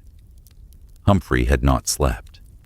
He sat in his chair before the fireplace, staring into the ash where flames had been. His hands trembled slightly when he reached for the cup of tea that had gone cold hours ago. The reflection in the cup's surface, a warped oval of his face, seemed older, thinner. When he looked up to the mirror above the mantel, he caught his breath. His reflection had changed again. His skin, once warmed by a faint blush of color, had grown pale, the veins beneath it faintly blue, like the underpainting of flesh. There was no denying it. The same stillness that lived in his portrait now touched him. He stood, dizzy, and walked to the studio. The door creaked open on quiet hinges. Inside, the air was thick with the scent of turpentine and something else, something sweeter, faintly metallic, almost like blood, diluted in rain. The portrait waited in its place, half turned toward the window as if it had shifted overnight. The morning light fell directly on the face within the frame, and Humphrey froze. It was speaking, not in sound at first, but in the movement of lips that matched breath for breath with his own. Then, as if the air between them had grown a mouth. The voice came, low, calm, and steady, as though it had been speaking all along, and he had only now learned how to listen. "Do you see what is happening to you?" it said. Humphrey stepped closer, unable to reply. "You're fading, my friend," the voice continued. "Your body weakens while I grow strong. We are two halves of the same portrait. You gave me life, and now life returns to claim its balance." Humphrey's throat was dry. "You're not real," he whispered. A soft laugh, kind but cruel. "Neither is art, and yet it outlives everything that is." He shook his head, backing away until he felt the cool touch of the wall behind him. "What do you want?" The portrait smiled. "To make you whole again." Lightning's memory flickered in his mind. The image of the painted man pressing outward, eyes bright with hunger. "You're not me," he said. "You're a trick, a shadow." "Call me what you wish," the voice murmured, "but you know what I can offer." Humphrey swallowed hard. "And what is that?" The figure leaned closer inside the frame, the illusion so perfect it made the room tilt. The eyes gleamed with that impossible light that no pigment could ever hold. "Youth," it said simply. "Fame, the second chance you threw away when you let your art die." Humphrey laughed, a hoarse, trembling sound. "You think I'd want that again? The world has forgotten me. The world remembers what it's given reason to," the voice said smoothly. "Let me out, and I will finish the work. The galleries will whisper your name again. They will speak of your genius, your resurrection. And you will live without pain, without time. I can give you that." The words slid through him like warmth, familiar and poisonous. He felt the ache in his bones, the stiffness that had crept back since the storm. His hands, once steady, had begun to tremble again. When he touched his wrist, the pulse there was weak, fluttering. He looked down at his skin. It was pale indeed, pale as primed canvas. He staggered to the chair by the window, sitting heavily. "No," he said, but the word had no conviction. The voice softened. "You've already begun to fade, Humphrey. Look at yourself." He raised his hands again. The flesh was thin, translucent. Through it he could almost see the faint web of blue veins, the ghostly texture of aging skin, turning to pigment. "Your body weakens because you resist," it said. "Let me finish what you began, and you will never feel this decay again." Humphrey stared at the portrait. The resemblance between them was now absolute, except that the painted man glowed with health and youth. The eyes were alive with clarity, the skin flushed with color, the posture tall and certain. Everything Humphrey had once been, and more. "How?" he whispered. The voice smiled within the words. "Simple. The boundary between us is thin now. You created me to be eternal, but eternity cannot stay trapped in paint. Let me step forward, and you will step back, just a little. You will not die, Humphrey. You will be remembered." He closed his eyes. Memory swam through him. The laughter of his wife, the sound of rain on canvas, the smell of smoke from that night years ago. She wanted to stay inside the painting, Humphrey. The words echoed again, but now they sounded different, persuasive instead of haunting. "Is that what she did?" he murmured. "She traded places." The portrait's eyes softened. "She understood art in a way you never did. She wanted to belong to something eternal." He pressed a trembling hand to his face. His pulse felt faint beneath his fingertips. "And if I refuse?" The smile in the painting sharpened. "Then you will fade, slowly, quietly. The world will forget you entirely, and I will take your place regardless. You cannot stop the balance. A tremor ran through him, not of fear, but of exhaustion. He felt so terribly tired. The chair beneath him seemed heavier, the air thicker. He looked again at the portrait. The colors pulsed faintly, as if the painting itself were breathing.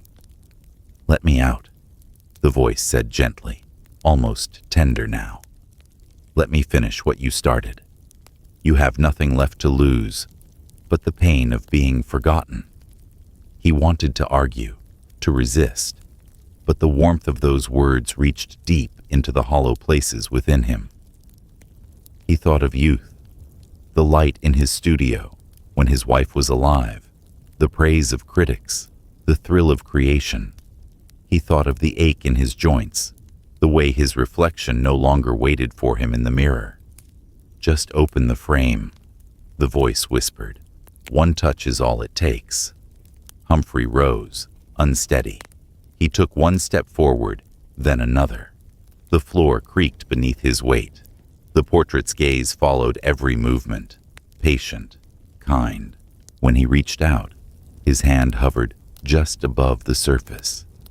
The air there was warm again, vibrating softly like the hum of life. He could feel the pull of it, the heartbeat of the thing he had made, calling him home. He almost touched it. But something in the stillness stopped him. A memory, faint and fragile, of his wife's voice the day she had first posed for him. "Promise me," she had said, "that you won't lose yourself in what you create." He let his hand fall. The voice in the portrait sighed, long and disappointed, but not angry. "You'll change your mind soon," it said quietly. "The body can't hold out much longer." Humphrey turned away, trembling. He didn't answer. He only sat again, watching as the light dimmed across the floorboards, his skin already losing its color. The air between him and the portrait shimmered faintly, like heat rising from the edge of the world, thin, alive, and waiting. Morning came with the sound of distant rain, soft, unhurried, tapping gently on the roof as if reluctant to wake the world. The lake beyond the fog was a muted gray, and the air inside the cottage smelled of wood smoke and damp linen. Humphrey opened his eyes to the hush of it all, and lay there for a long while, feeling the weight of the blanket, the faint hum of wind in the chimney, the steady rhythm of his own heart. It was a quiet, merciful moment, the kind that arrives before thought. But then, as the seconds passed, something began to stir inside him, a faint disquiet, like the brush of a memory he could not name. His body felt heavier than usual, but his head felt strangely light, as though his mind were floating slightly apart from his bones. He rose from the bed, pulling on his robe. The motion was slower than it should have been, not with stiffness, but with resistance, as though the air around him had thickened overnight. The house was colder than usual. Even the fire he had left crackling in the hearth had gone out completely, leaving behind only the faint scent of ash. He walked to the mirror above the dresser to wash his face, and then he froze. There was nothing there, not the faintest shimmer of his outline. The glass reflected the room perfectly, the window, the pale light, the wooden frame of the bed, but not him. The space where he stood was empty. For several seconds he simply stared, uncomprehending. He lifted a hand instinctively, and the glass offered no answer. He moved to the left, to the right. Still nothing. His heart gave one startled, painful beat, then seemed to forget how to move altogether. "No," he whispered. The sound was small, uncertain. He leaned forward until his breath fogged the glass, and even then, no trace of him appeared. Only the mist, only absence. His fingers trembled as he touched the mirror. It was cold, slick, and alive with the faint vibration of the rain outside. He watched his fingertips press into the glass, as though testing whether it were still solid. It was. Only he was not. He turned away quickly, refusing to look again. The air in the room felt wrong now. Too still, too thick, as if holding its breath. The portrait. He knew before he even entered the studio that something had changed. He could feel it in the rhythm of the house, in the way the floor creaked beneath his feet, like a heartbeat echoing up from beneath the wood. The walls seemed to breathe, faintly expanding and contracting in the corner of his eye. When he opened the door, the room exhaled. The portrait stood as it always had, but not as it had ever been. The figure inside the frame no longer looked like paint. The colors had softened into flesh. The once flat surface now carried the faintest trace of dimension. Shadows gathered at the jawline, the curve of the throat, the place where veins ran just beneath the skin. He could see them now, delicate blue threads pulsing faintly in the neck, almost imperceptible, but alive. The lips glistened with a faint sheen of moisture, as though the breath within the painted mouth had condensed. The eyes, God help him, the eyes reflected light, not as varnish or oil would, but as a real pupil might. Humphrey's knees weakened. He sank into the nearest chair and stared. It was himself, younger, stronger, unburdened by sorrow or time, but still him. The resemblance was no longer interpretation. It was replication. The voice that spoke now needed no prelude. It came directly from the portrait's mouth, the sound warm and low, vibrating through the wood of the easel and into the air itself. "You see," it murmured, "you were never meant to fade." Humphrey's voice came out cracked and small. "What have you done to me?" The painted head tilted slightly, a motion that rippled faintly through the fabric of the canvas. "Nothing that wasn't already begun. You gave yourself to me with every brushstroke. You breathed me into being." "I don't exist in the mirror," he said, his throat tight. I looked, and there was nothing. The painted man smiled, kind and terrible. "Reflections belong to the living, Humphrey. You've crossed that thin place between memory and matter. You are becoming what you've always worshipped, something eternal." He shook his head. "No, I'm still here." "Then look again," the voice said gently. He turned instinctively toward the window. The glass reflected the studio perfectly, the easel, the furniture, the outline of the room. But where he stood, there was only light, pale, shifting, hollow. A deep fatigue settled over him, like the slow pull of a tide. He felt his body growing colder, his pulse quieter. It was not death, but something like the rehearsal of it. A soft rehearsal that made no demand, only a quiet surrender. The room itself seemed to sense it. The floorboards under his feet groaned with a deep rhythmic creak that sounded almost like slow breathing.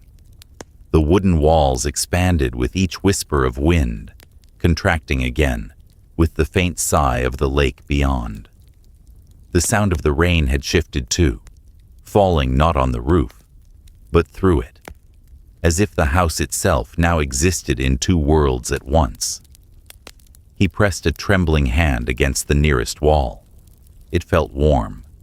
He could feel it move, gently, as though a heartbeat pulsed within the wood. The portrait watched him with unblinking calm. "You don't have to fear this," it said. "You built this house from your longing. Every inch of it knows your touch. It only follows your transformation." Humphrey's breath hitched. Transformation into what? The voice smiled through the painted lips. "Into what you've always wanted to be. Seen, eternal, unforgotten." He wanted to scream, to strike the canvas, to tear it apart. But the thought of touching it filled him with nausea, as if his skin already knew that the boundary between them had dissolved. He staggered backward until he hit the doorframe. His vision swam. The air shimmered faintly around the portrait, like heat rising from a fire. "Let me help you," the voice murmured. "You're already fading, Humphrey. Don't you feel it? The hollowness in your chest, the silence in your reflection. That's not loss. It's passage." He clutched his chest, and for the first time, he realized he could not feel his heartbeat. There was only the faint vibration in the floor beneath his feet, the steady thrum that matched the rhythm of the painted veins on the canvas. He stumbled from the room, gasping. The hallway seemed to stretch longer than it ever had. The sheets he had thrown over the mirrors were no longer still. They fluttered faintly, as if stirred by breath from behind the glass. He passed them without looking, afraid of what he might not see, or what he might. By the time he reached his chair by the fireplace, his body felt lighter than air. The flame he struck in the hearth barely held.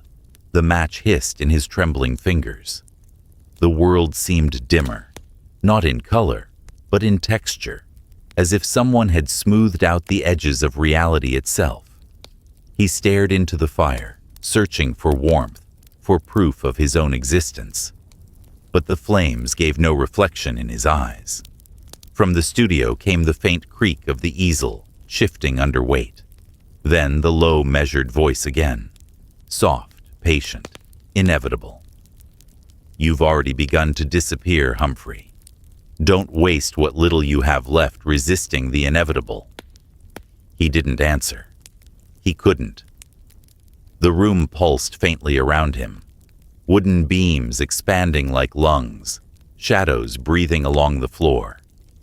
And somewhere inside the house, inside him, the portrait continued to live. The night that followed was not dark. It was pale, dim, and endless. A twilight that seemed to stretch inside the house long after the lamps were out. Humphrey did not sleep. He sat in the chair before the cold hearth, his mind looping in slow, uneven circles. Every few moments he lifted his hand and stared at it, as if expecting it to vanish. It didn't vanish, but it didn't feel alive either. His skin was almost translucent now, as though the veins and bones beneath had been drawn in faint pencil lines, rather than made of flesh. When dawn finally bled through the fog, he rose with the slow, mechanical motion of a man underwater. The silence in the cottage was deeper than usual. The clock had stopped ticking sometime in the night. The lake outside was motionless, a single slab of dull silver. He turned toward the studio. The thought of entering filled him with nausea, yet he could feel the pull from within, a faint warmth radiating through the door like a heartbeat. The portrait called him. He opened the door. The painting greeted him like a mirror might greet a confession. It stood perfectly still in the light, the figure inside impossibly lifelike, his younger self, vibrant and solid. The color of the skin was flushed with heat, the eyes shining with clear gray-blue intensity that no pigment should have been able to hold. Humphrey felt a pressure in his chest, a deep, nauseating resentment that flared somewhere between fear and grief. "No more," he said under his breath. "You won't take the rest of me." The brushes were still where he had left them, their bristles stiff with dried paint. He seized one and dipped it into the jar of white, thick as milk. The smell of oil and turpentine filled the room like an old hymn. He turned back to the canvas, his hand trembling but determined. With the first stroke, he drew a line across the face, broad and wet, smearing the perfect features beneath a wash of white. The sound it made was soft, like fabric tearing in another room. He pressed harder, dragging the brush until the figure's eyes disappeared beneath the pale layer. For a brief second, he felt a flash of relief, an illusion of power. But when he stepped back, his breath caught. The white had thinned. The eyes shone through again, clearer than before, as if the paint had been absorbed rather than applied. The expression beneath it had changed too. The faint smile now looked almost amused. "No," he whispered, reaching again. He plunged the brush into the jar and loaded it with more paint, heavier, thicker. He covered the face a second time, working faster, his strokes frantic. The canvas glistened, dripping, a shroud of white upon white. When he wiped the sweat from his brow and looked again, the layer was gone. The figure stared back at him, untouched, unchanged, serene. He stumbled backward, knocking over the jar. White paint spread across the floorboards like spilled milk, creeping toward his feet. His chest tightened, his vision blurred. He grabbed another brush, dipped it into the black this time, and began to paint again. Desperate, reckless, slashes of darkness, chaos, anything to hide that face. But the black melted into gray before his eyes, blending into the contours of the painted skin, as though the portrait drank the color in. He dropped the brush, breathing raggedly. The air was thick with the smell of oil, metallic and sweet. His knees buckled, and he sank to the floor, clutching his head. "Why?" he whispered. "Why won't you stop?" The voice that answered was calm, almost kind. "Because I am what you buried. Every time you tried to cover me, you painted me again." He raised his head. The portrait leaned subtly forward in its frame, its eyes glowing with an almost living sheen. The lips curved faintly, not cruel, but patient, like a teacher guiding a frightened child. "You cannot destroy what you made from truth," it said. "You can only return to it." Humphrey stared, his breath trembling. "You're not truth. You're a lie, a curse." The figure's smile deepened. "Then why do I look more alive than you?" The words landed like a blade. He looked down at his hands. They were white, not pale, but truly white, the tone of blank canvas. His skin had lost all pigment. Beneath it, faint blue lines traced their way upward, the same hue as the veins he had once painted on the portrait. He stumbled to his feet, searching the room for something solid, something real. The window. He ran to it and looked. The reflection that met him was strange and hollow. The glass showed the lake, the light, the frame behind him, but not his face. Only two faint glimmers hovered where his eyes should have been, shimmering gray-blue, cold and inhumanly clear. He pressed his palm to the glass. The faint light in his reflection pulsed once, like a second heartbeat, answering him. The voice came again, closer now, not from the painting but from everywhere. "It suits you," it said. "The eyes of the eternal. You've been remade, Humphrey. The body fades, but the vision endures." He turned back toward the portrait, shaking his head. "You're not real." The painted man tilted his head, as though in sympathy. "Neither are you anymore." The sound of the rain outside had stopped completely. The silence pressed close around him, heavy and alive. The wooden beams creaked softly, the house breathing in slow rhythm with the thing in the frame. Humphrey felt his strength leave him all at once.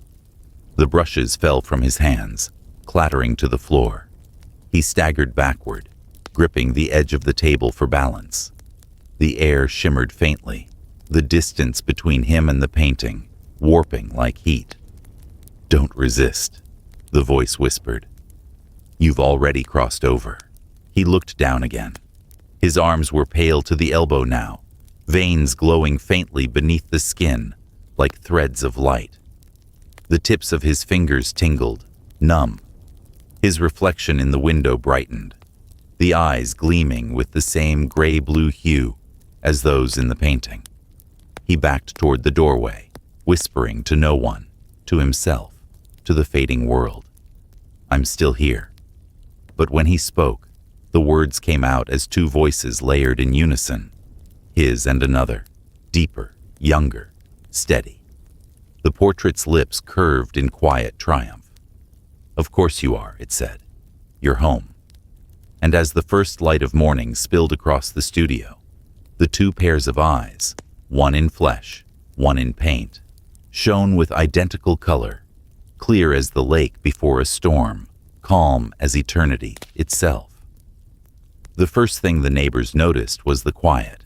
Humphrey's cottage, once alive with the slow rhythm of an old man's habits, the clink of a teacup, the squeak of a window, the scrape of a chair, fell into perfect stillness. The smoke that usually curled from the chimney no longer rose, and the path that led down to the lake began to collect leaves, untouched.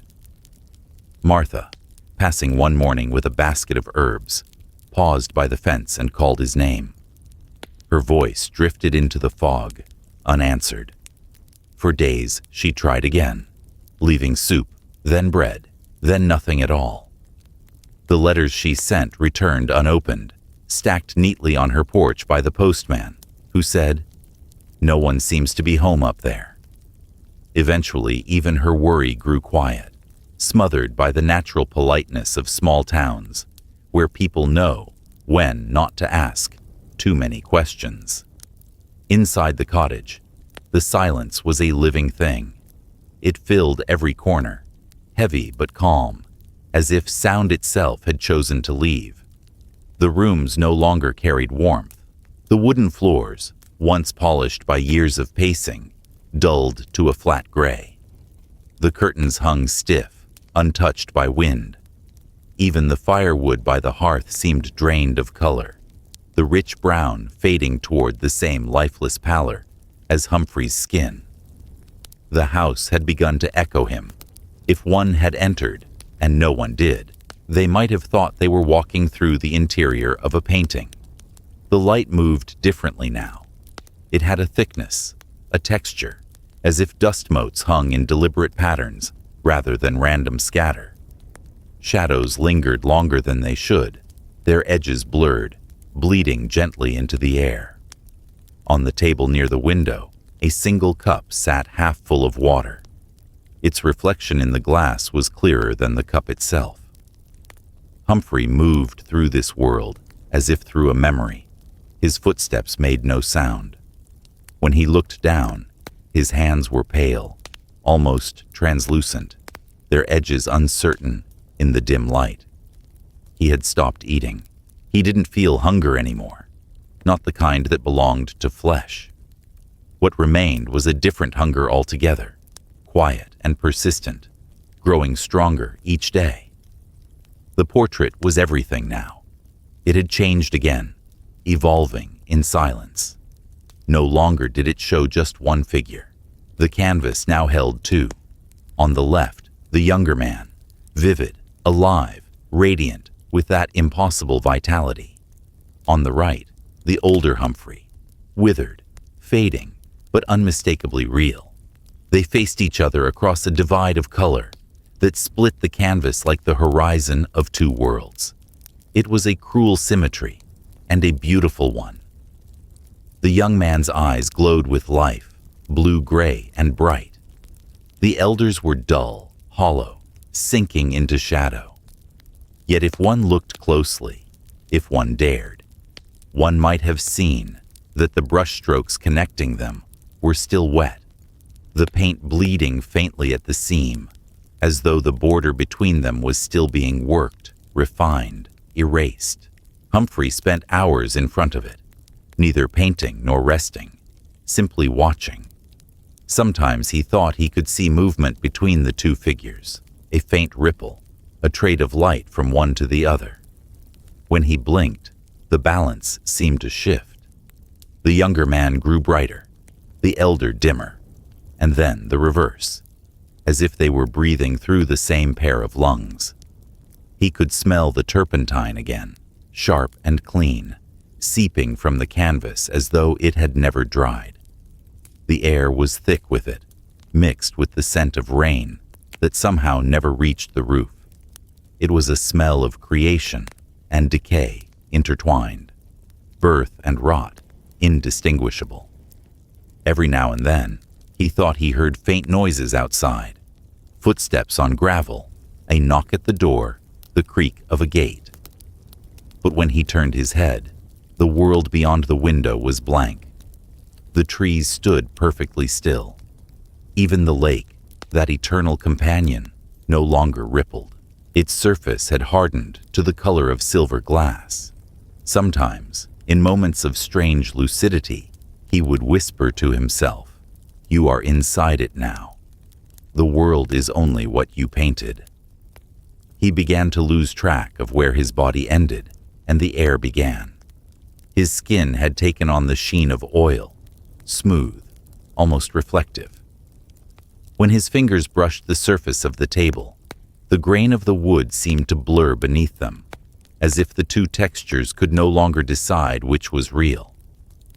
In the evenings, when what little light remained stretched long and thin across the floorboards, the house pulsed softly. The sound was subtle, a low, rhythmic creak, like breath traveling through wood. The walls expanded and contracted, their shadows deepening and fading in time with his own shallow breathing. The furniture sighed. The air thickened with the scent of pigment and varnish. He would sometimes reach for the brush again, though he didn't remember lifting it. When he painted now, it wasn't deliberate. His hand moved on its own, adding strokes that appeared where none had been, deepening the folds of shadow between the two figures on the canvas. "Almost done," the voice whispered. It no longer frightened him. It was as familiar as his own thoughts, as natural as the sound of rain. He didn't answer anymore. There was nothing left to argue. He had long since accepted that the portrait had outgrown him, that perhaps it always had. Days passed, or what he thought were days. The windows no longer changed their light. Time had stopped flowing in its usual rhythm. It now seeped like color into a wash of stillness. The last letter slipped under the door, remained unopened. Rain bled through its envelope, softening the ink into unreadable shapes.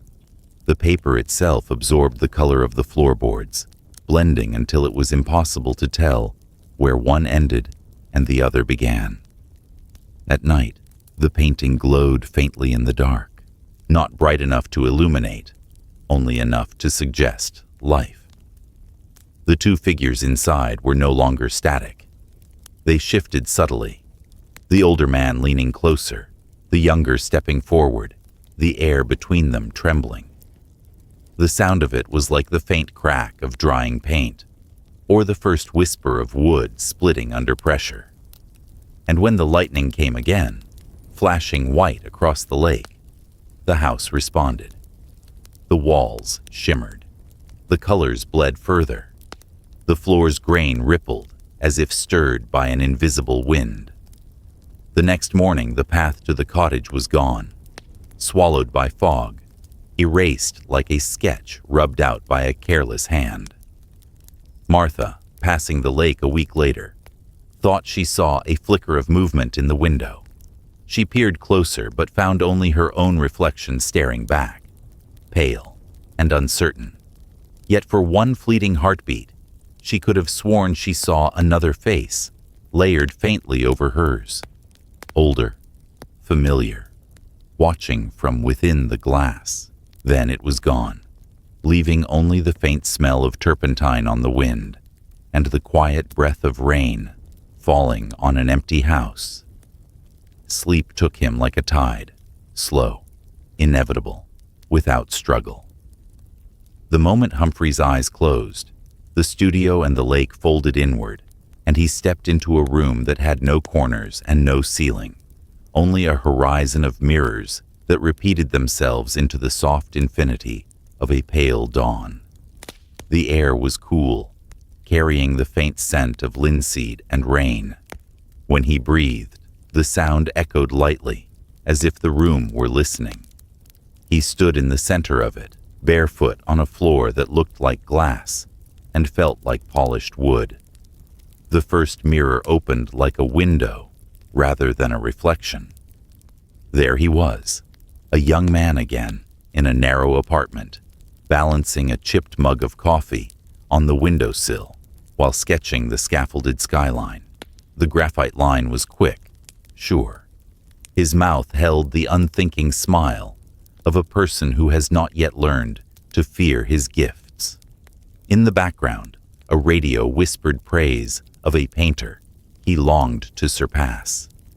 The scene brightened at the memory of it, and then dimmed, slipping like a page turned. Another mirror offered a studio filled with morning. Canvases leaned like patient animals. Sun pooled on the floorboards, and his wife stood at the door, hair gathered in a careless knot, laughter stacked in her throat and waiting. "The eyes," she teased, tapping the portrait he'd been avoiding. "Get the eyes right, and I'll make you soup."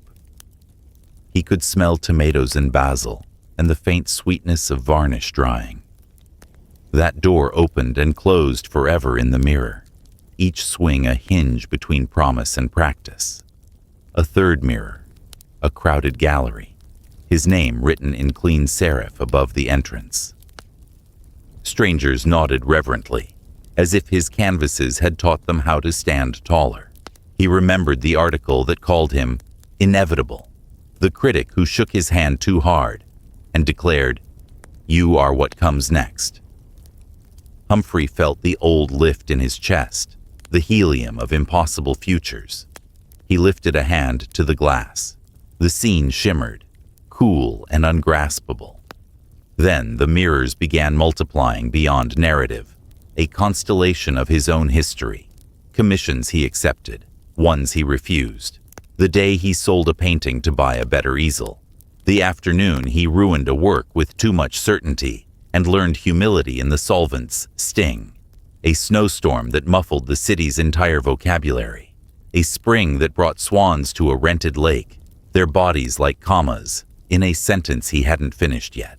In one small shard, his wife pushing a lock of hair behind her ear, rolling her eyes when he apologized for working late, forgiving him with the kind of grace that makes you want to deserve it. He moved among them as if walking a museum curated by time and mercy. Some frames warmed his bones, others chilled them. A portrait turned to the wall after a collector sneered, a letter of admission he never mailed, a doctor's waiting room where he learned how to outlisten a clock. In each mirror, the light remembered him with accuracy crueler than kindness, and kinder than cruelty. At last, he reached the largest mirror, a calm, silvery plane, as tall as a church door. The surface brightened and revealed the studio as it had been the week before the fire. His wife seated by the window, eyes patient, the lamp breathing its small gold. He walked toward it until his breath fogged the glass, and for the span of a heartbeat, he believed he could step through and correct everything. Stand the candle upright, move the cloth, choose the safer pose, protect what needed protecting. But the mirror didn't let him pass. It only trembled, like a memory refusing to lie.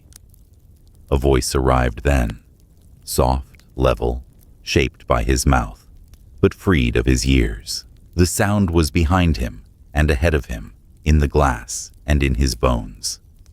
"You can rest," the younger self whispered. "I'll live for both of us." Humphrey closed his eyes. The offer came like warm water, poured over cold hands. Relief so complete it ached. The infinite mirrors steadied, holding their breath. He considered what it would mean, to set down pain and pick up permanence, to dissolve into the very work that had taught him how to see. He imagined his name restored on museum walls, his colors repairing the years, his hands never tiring again, because they would not be hands anymore, only the idea of hands perfected into strokes.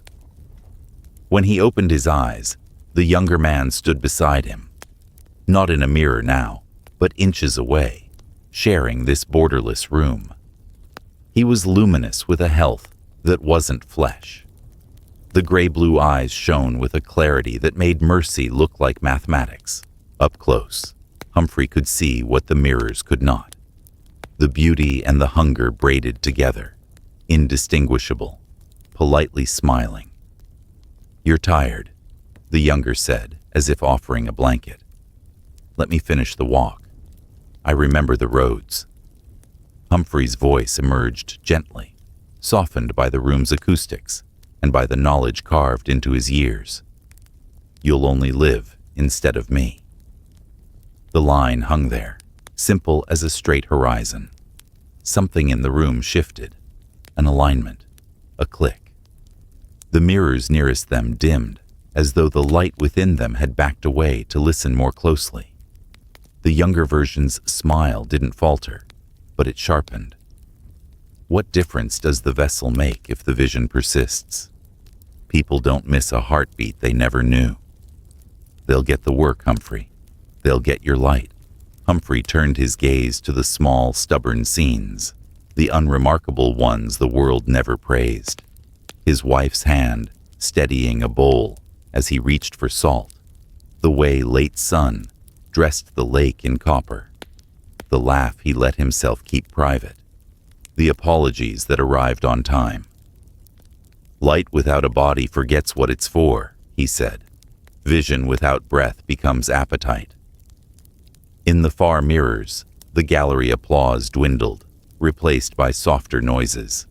The kettle's shy whistle, her spoon tapping twice against a cup. A different kind of eternity. The younger's tone cooled a degree, though it remained kind. "You confuse humility with waste. You were meant for more. More than loving her in a room with bad curtains and excellent light?" Humphrey asked, smiling in spite of everything.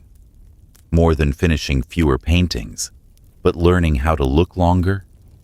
If I must be remembered at the cost of being, let memory away with me." A long pause. The mirrors held still as prayer. The younger stepped closer, until the clean heat of his nearness blurred Humphrey's edges. "Rest isn't surrender," he murmured. "It's the handover of duty. Go where the ache ends. Let me stand in rooms you can't. Let me be looked at while you are safe." "And if looking is all you know," Humphrey asked, "who rests then?" A small fracture appeared in the smoothness of the younger man's expression, hairline almost tender. In one mirror, the studio fire brightened and then extinguished. In another, rain pulsed against the lake until it obeyed. Humphrey felt a quiet resolve bloom in his chest, not heroic, not loud, simply the willingness to remain himself a little longer. He turned to the highest mirror and lifted his palm. The glass met it with a temperature like morning. Every regret rose there, some in focus, some softened by time. He felt them, not as knives, but as weights that had taught his posture. He spoke to them the way one speaks to photographs when alone. "You happened," he said. "You mattered. And still, I'm here." The younger voice arrived one last time, a murmur wrapped in promise. "You can rest." "I will," Humphrey answered, and the answer surprised him with its ease. "But not by giving you my place." The mirrors exhaled. The room's horizon receded, widening until the edges of the world found their courage again. The younger man's brightness thinned, concentrated back toward the vanishing point where ambition is born and where it learns, if it is lucky, how to kneel. Humphrey looked once more at the everyday scenes, the soup steam, the crooked lamp, the way she touched the back of his neck when she passed behind his chair, and felt something in him rethread to the world. Not triumph, not refusal. A gentler stitch, belonging. "Live," he told the younger quietly, "but not instead." Then the floor became lake water, glass became breath, and the mirrors folded like wings. He woke with his cheek on the studio table, and the portrait breathing softly across from him, its eyes bright with the knowledge of what he had not surrendered. Outside, dawn tested the window with a pale hand. Inside, he remained, thinner perhaps, lighter perhaps, but his. And for the first time in many nights, the house's slow breathing matched his own. Morning came soft and pale, a thin light that touched everything with the same fragile kindness. The table, the brush jars, the unfinished mug of tea that no longer steamed. The house was utterly still, as though listening for the first word of the day. Humphrey woke not with a jolt, but with the quiet certainty that something inside him had settled. No dreams this time, no voices, only a calm that ran deep, like a lake untroubled by wind. He rose slowly, feeling the faint tremor of the floorboards under his feet. The air was colder than it should have been, but clear. Every breath filled his lungs with a sharp sweetness that reminded him of snow before it melts. Clean, unarguable. For the first time in weeks, he did not look toward the mirror. He already knew what it would show. The studio door stood open. The faint smell of turpentine and rain drifted through the air. He stepped inside. The portrait was waiting. It glowed faintly in the half-light, the colors richer than ever. The two figures remained within the frame, the younger self, bright and defiant, and the older, weary one, whose eyes had learned too much softness. But something in the painting had shifted overnight. The border that once divided them was fading.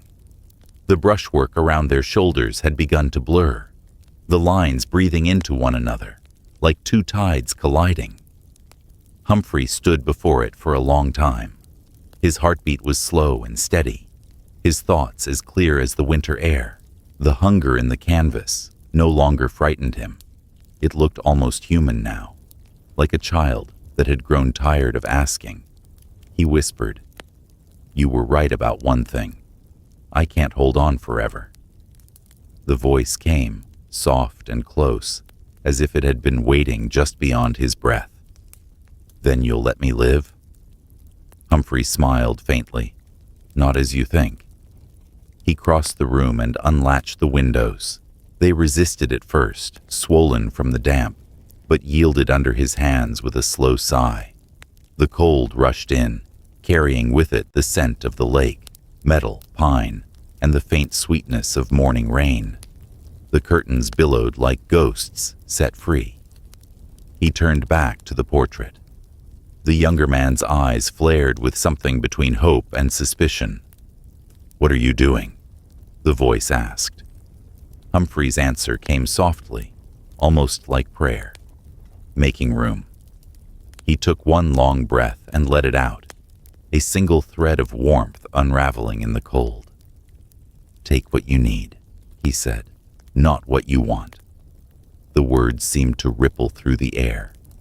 The light shifted, trembling, and for the first time since the portrait had begun to breathe, the balance changed. The glow in the painting flickered, uncertain. The younger self's face, once so vivid, began to falter at its edges. The color around the cheeks dulled, the skin sagging slightly as though under invisible weight. Humphrey felt the tremor of it in his own chest, not pain, not loss, but the quiet sensation of release, like loosening a knot that had been tied for decades. The warmth that had drained from his body now returned in small waves, spreading through his hands, his shoulders, his heart. The painted figure stepped closer inside the frame, straining forward as if against an unseen wind. Its expression shifted from confidence to disbelief, then fear. "You can't," it whispered. "You're giving it back." Humphrey nodded gently. "Balance is all it ever was. I borrowed light. I just forgot to return it." The paint on the younger version's face began to crack. Fine lines spread across the forehead, down the cheeks, into the corners of the mouth. The brilliance of youth faded into the same pale stillness that had once lived in Humphrey's own skin. The veins beneath the painted throat darkened to gray, the vitality draining stroke by stroke. He watched without joy and without sorrow. "I see you now," he said quietly. "You were never my enemy, only the part of me that refused to rest." The voice inside the room grew thin, stretched, trembling. "You need me. Without me, you'll vanish." "Then let vanishing be peace," Humphrey answered. "You mistook eternity for love." The wind outside rose suddenly, rushing through the open windows, curling through the studio with a sound like pages turning. The curtains danced, and for a moment the portrait flickered, colors swirling as if the entire canvas exhaled. When the light steadied again, the transformation was nearly complete. The younger figure's skin had withered to gray, the eyes dimming to dull silver. The older self within the frame, once ghostly and transparent, now held the faint warmth of real flesh. A blush returned to his cheeks, a softness around the mouth, the calm of someone who no longer needed to prove existence. The house seemed to sigh with him. The floor creaked softly, the timbers settling as though relieved. Even the air lost its metallic tang, turning clean again, light again. Humphrey stood quietly by the open window, his robe fluttering in the cold wind. The lake beyond shimmered under a thin veil of mist, the sky faintly gold at its edges. He closed his eyes and felt the cold touch his skin, and in that touch, there was nothing cruel. Only the reminder that he was still here, still human, still warm enough to feel the air move through him. Behind him, the painting gave one last sound, a faint, dry crack, like old varnish breaking under time. When he turned, the colors had stilled completely. The two figures were gone. In their place remained a single image, the empty chair by the window, a teacup on the sill, and a shaft of light falling across the floor. Humphrey smiled, soft and slow. "Yes," he murmured, "that's better." He sat in the chair itself, the real one, and looked out at the water. His hands were steady now, warm. The ache that had haunted his bones for years was gone. Outside, the lake rippled faintly in the wind, alive once more. The portrait no longer hummed. The air smelled faintly of oil and snow, but beneath it, something purer, rain-soaked earth, new beginnings. When the last of the morning light spilled across the room, Humphrey whispered to no one, to everyone, "We're finished." And in that soft declaration, the world seemed to pause, not to mourn, but to listen. The young man in the painting, the hungry echo of ambition, had aged at last, and the old man in the chair, who had carried him all this way, simply closed his eyes, breathing evenly, peacefully, as the wind folded around the house. Outside, the lake shimmered like brushed silver. Inside, time learned how to be still. The storm had passed. It left behind a morning washed clean, pale and trembling with dew. The clouds were gone, leaving the sky a soft silver blue that mirrored itself in the lake below. For the first time in weeks, the water did not ripple. It rested perfectly still, as if waiting for someone to wake. Martha climbed the path to Humphrey's cottage just after dawn. The air was brisk enough to bite, but she carried her basket anyway. Fresh bread, a flask of tea, and a handful of lavender sprigs she had cut from her garden.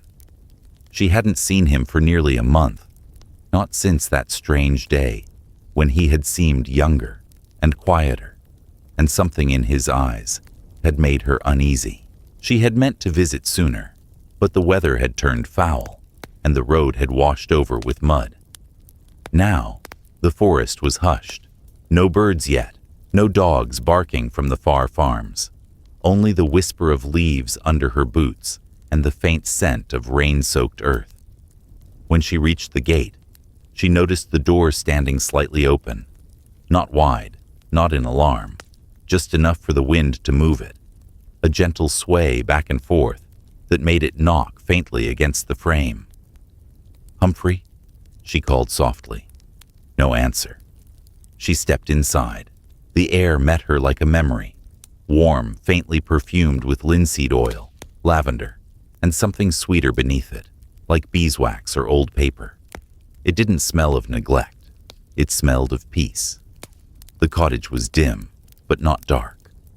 Morning light sifted through the thin curtains in slow stripes, touching the floorboards, catching the dust motes that rose and fell like tiny stars. Everything looked in order. The kettle by the stove, the clock on the mantel, the cup by the window. Only the silence was unusual, not the heavy silence of emptiness, but the kind that lingers in the pause after a long symphony ends. She moved through the house softly, afraid to disturb it. "Humphrey?" she tried again.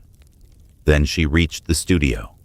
The door was half open, and a current of cold air slid past her ankles as she entered. The smell was stronger here.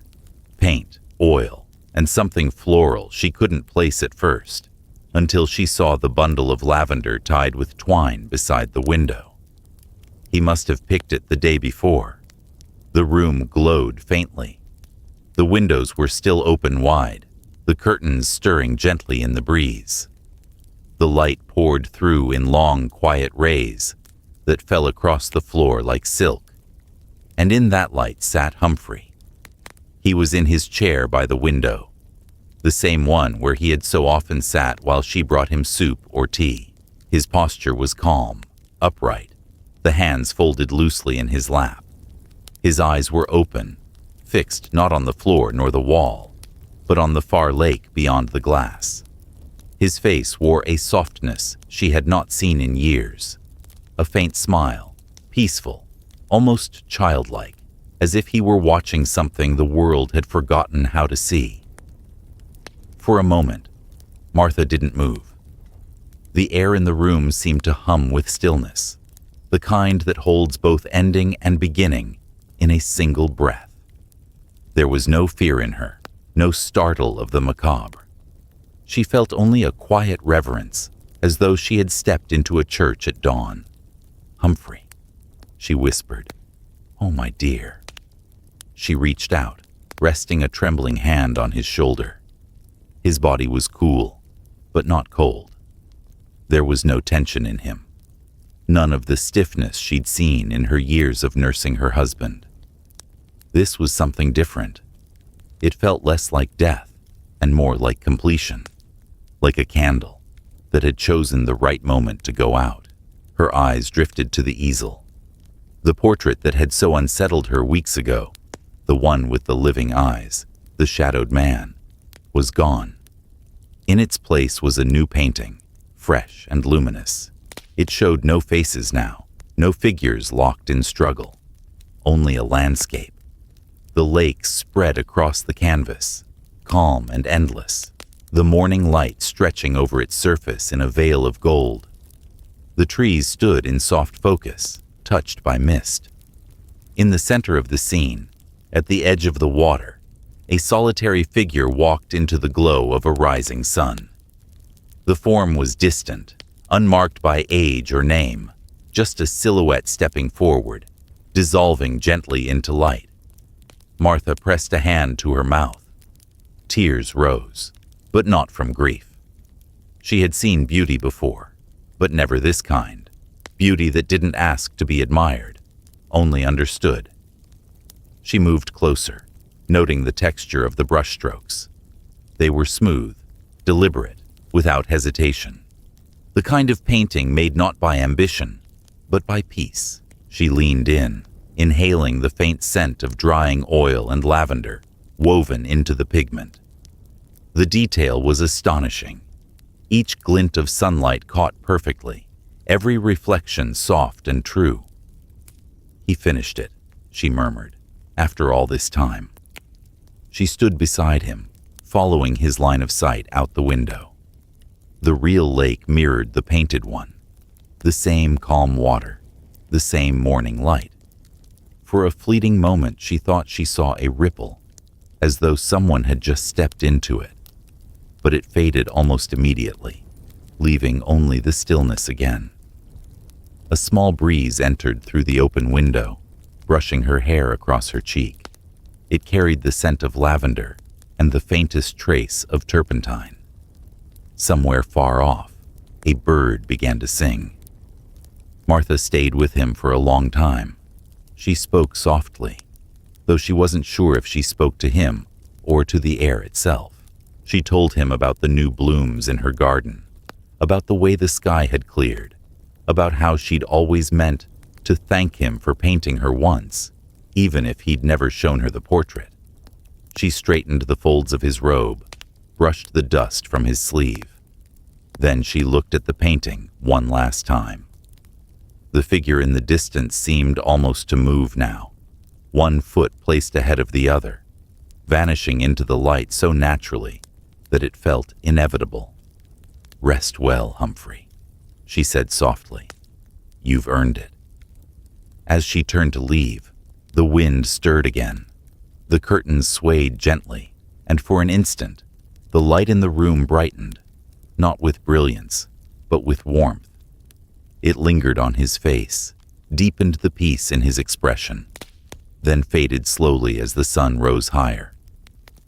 When Martha stepped outside, the world was full of that fragile morning stillness that comes after long rain. The door behind her creaked shut, quiet and final.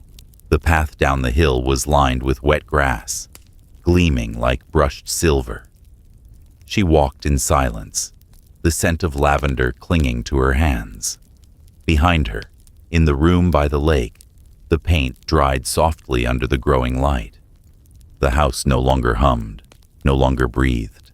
It simply rested, its silence not an absence, but a blessing.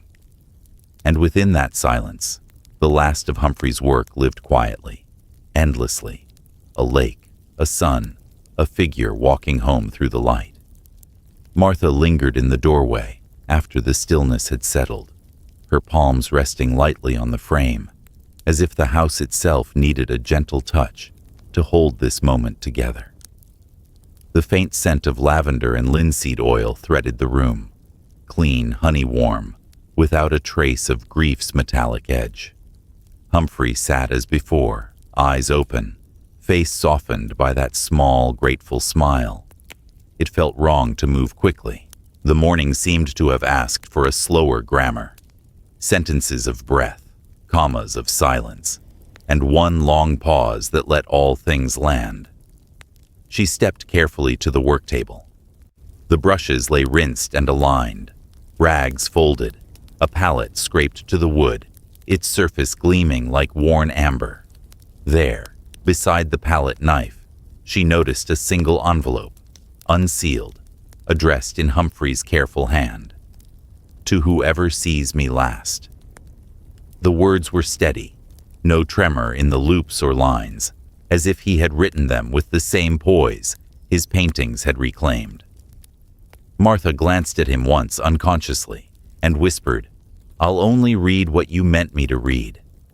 Then she slipped the page from the envelope and unfolded it. The paper carried the faintest oval of oil at one edge, like a halo left by a painter's thumb. The first paragraph was short, plain words, clean as winter air. "I spent my life painting what I feared to lose. I only forgot to look at what never left. The silence, the warmth, the breath." She read the sentence twice, not because she hadn't understood, but because it seemed to reveal a second room behind itself when given time. Silence, warmth, breath.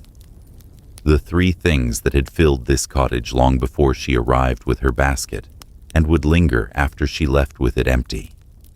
The letter continued, the script slightly larger, a little looser, as if he had taken a deeper breath and allowed the hand to follow. If you are reading this, then the house knows how to hold you. It was built by light and by small sounds. Rain on the lintel, the kettle's shy whistle, a brush rinsing clean. I feared my gifts and worshipped my shadows. I mistook ambition for devotion and hunger for truth. But the truth, as it turns out, was in the simple ways the day forgave me. The mug warming my hands, the lake remembering the sky, the floor accepting my tired steps without question. She could see him writing it, could almost hear the pen lift and land, a rhythm as even as the lapping shore. The windows breathed a little, the curtains lifting and lowering like calm lungs. I once believed art could rescue me from time. I now believe time was my teacher, and art the notebook I kept, clumsy at first, then careful, then, finally, honest. I do not want to be remembered for what I overcame. I would rather be remembered for what I loved, long enough for it to become gentle. Martha paused. She had never heard him speak this way about himself. Direct, unguarded, almost playful, with tenderness. On the easel behind her, the new painting shone with a modest radiance, the figure in the distance walking into light that did not devour, only welcomed. There was a portrait that wanted more than a name. There was a version of me that mistook eternity for love. If you know such a hunger, please feed it gratitude and rest. Do not starve it with scorn, and do not fatten it with applause. Give it a chair by a window and teach it to sit quietly with the morning. She smiled, despite the prickle in her eyes. A chair by a window. The remedy as old as kindness. To the neighbors who waved from their fences, to the cat that chose my porch, to the friend who kept bringing soup even when my appetite was only for memory. Thank you. Presence is the simplest art. It took me too long to learn it. If my door was sometimes closed, know that it was not your fault. I was talking to a room full of ghosts until they learned how to listen back. The breeze tilted the paper slightly against her fingers. She steadied it with a thumb and read on. If there is a painting here when you arrive, let it be what it is. Do not search it for a secret. The secret, I discovered, is the ordinary. The way light lands on an empty chair, as if it senses who used to sit there. If you carry anything from this house, carry the habit of looking twice. Once with your eyes, and once with your breath. Martha reached for the table's edge and set the letter down just long enough to look out the open window. The lake held the sky the way a good listener holds a confession, without interruption, without the need to change the ending. She lifted the page again. I loved a woman who taught me that attention is another word for prayer. When I painted her, I wanted to make the world keep her. When the world refused, I learned that keeping is a smaller miracle than noticing. I do not know where she is, but I have grown certain of how she is. Nearby, in anything that stays kind after being looked at.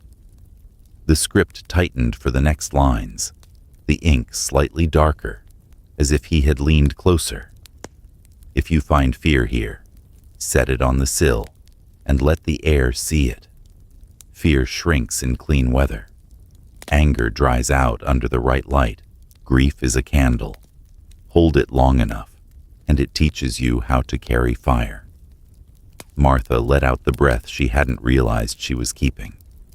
The room seemed to brighten by a fraction, as if approved by the words it contained. I have tried to return what I borrowed. The quiet of mornings, the patience of wood, the way color waits until you notice it. If any part of me remains, let it remain as hospitality. Let the door here always open a little easier than expected. She could picture him setting the letter down, reaching for the envelope, then thinking of one more thing he wanted to add.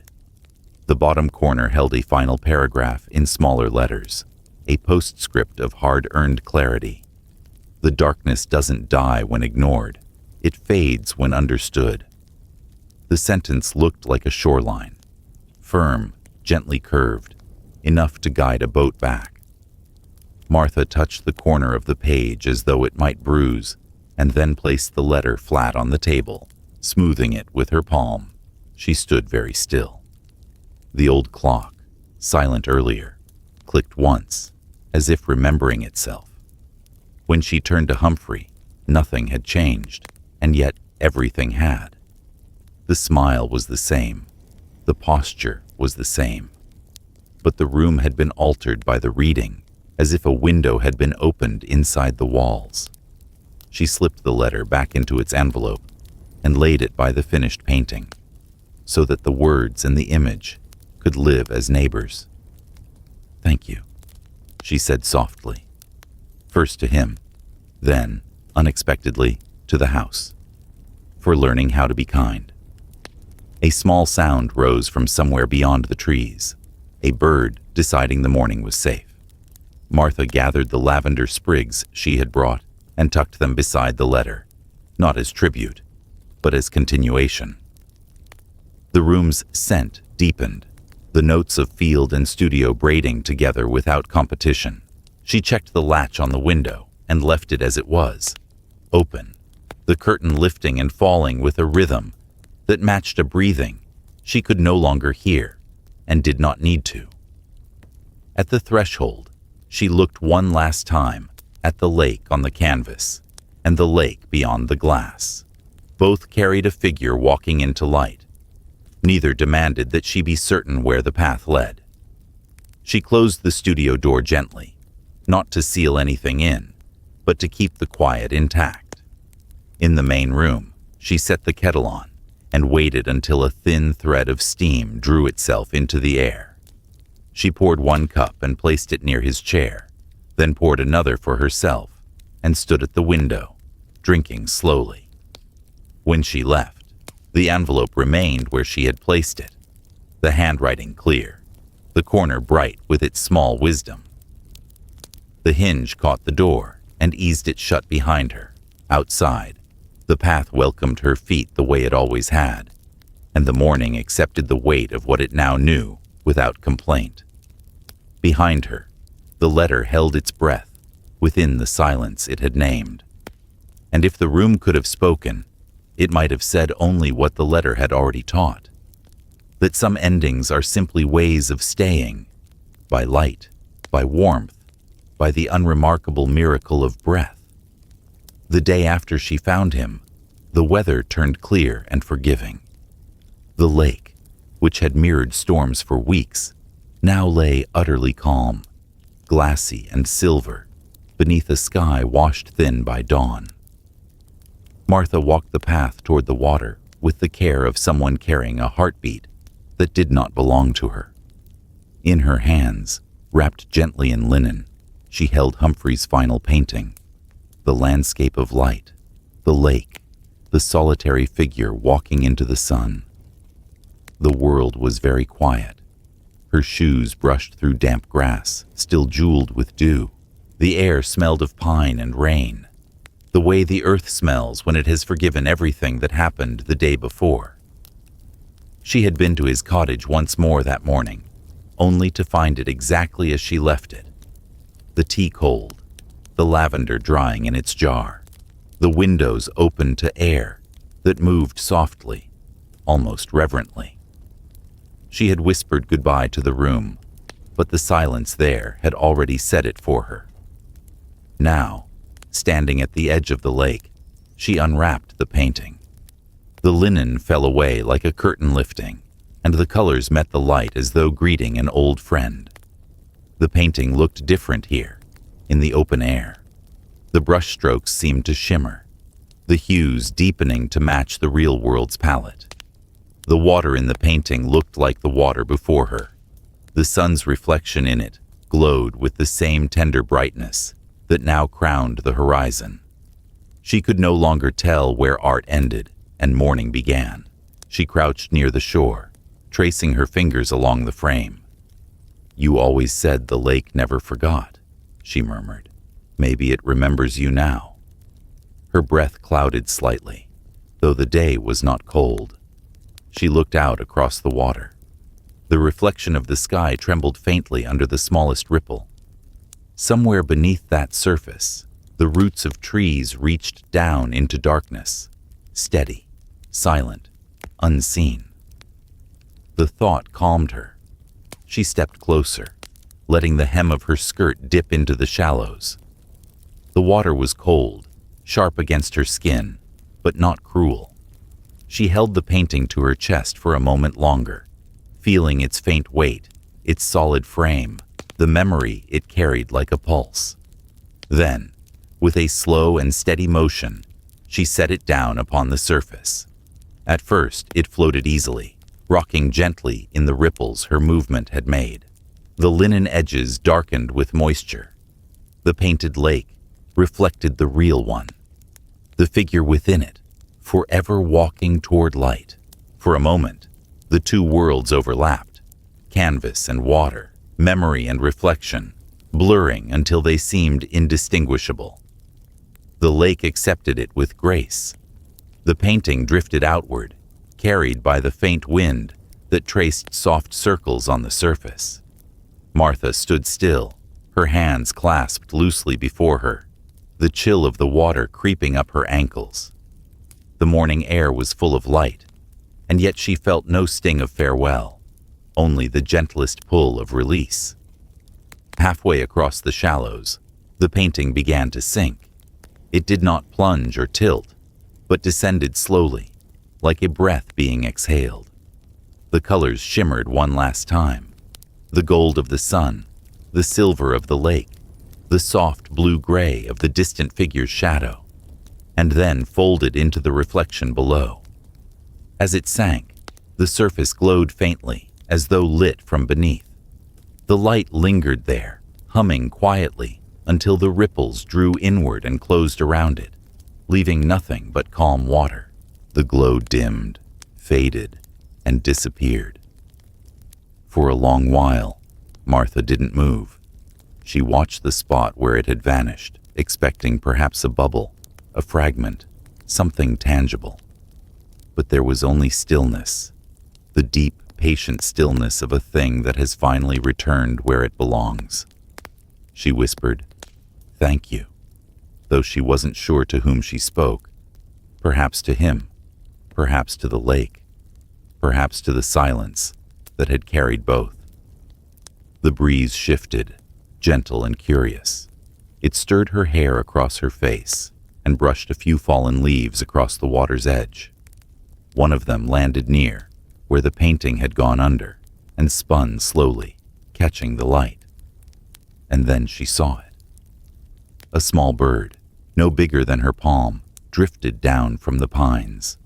Its wings caught the sunlight, flashing silver blue as it glided low over the water.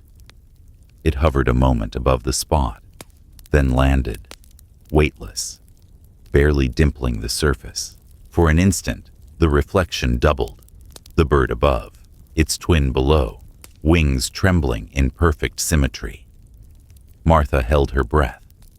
The bird's feathers shimmered in that same gray-blue hue she had seen in the portrait's eyes. They glowed faintly, almost translucent at the tips. It tilted its head once, as if looking directly at her, then dipped its beak lightly against the water, sending out a single, delicate ripple. The sound was so small that it felt like part of the wind. For a moment, she thought she heard something within that ripple, a faint, echoing note. Not quite a voice, not quite a memory, but something like both. A sound of peace, of completion. Then the bird lifted. Its wings brushed against the lake, scattering droplets that flashed like fragments of glass. It rose easily into the air, circled once above the surface, and flew toward the far side of the water, where the sunlight deepened into gold. Martha watched until it disappeared into the trees. The lake stilled again, its mirror unbroken, Yet the air around her felt lighter, charged with a quiet warmth that clung to her skin. She looked down and saw her reflection gazing back. Familiar, simple, alive. The color in her eyes, for just a second, carried a trace of that same blue-gray light before softening back to brown. She smiled. The wind moved through the reeds with the low sigh of pages turning. Somewhere, a heron called, its cry echoing across the water like a line drawn in the air. The scent of lavender drifted faintly from the bundle she still carried in her basket. She took a long, deep breath, letting the cold morning fill her lungs. The world felt open again, unpainted, real. When she finally turned to leave, she did not look back. The path curved gently uphill, lined with silver dew, leading her toward the quiet road home.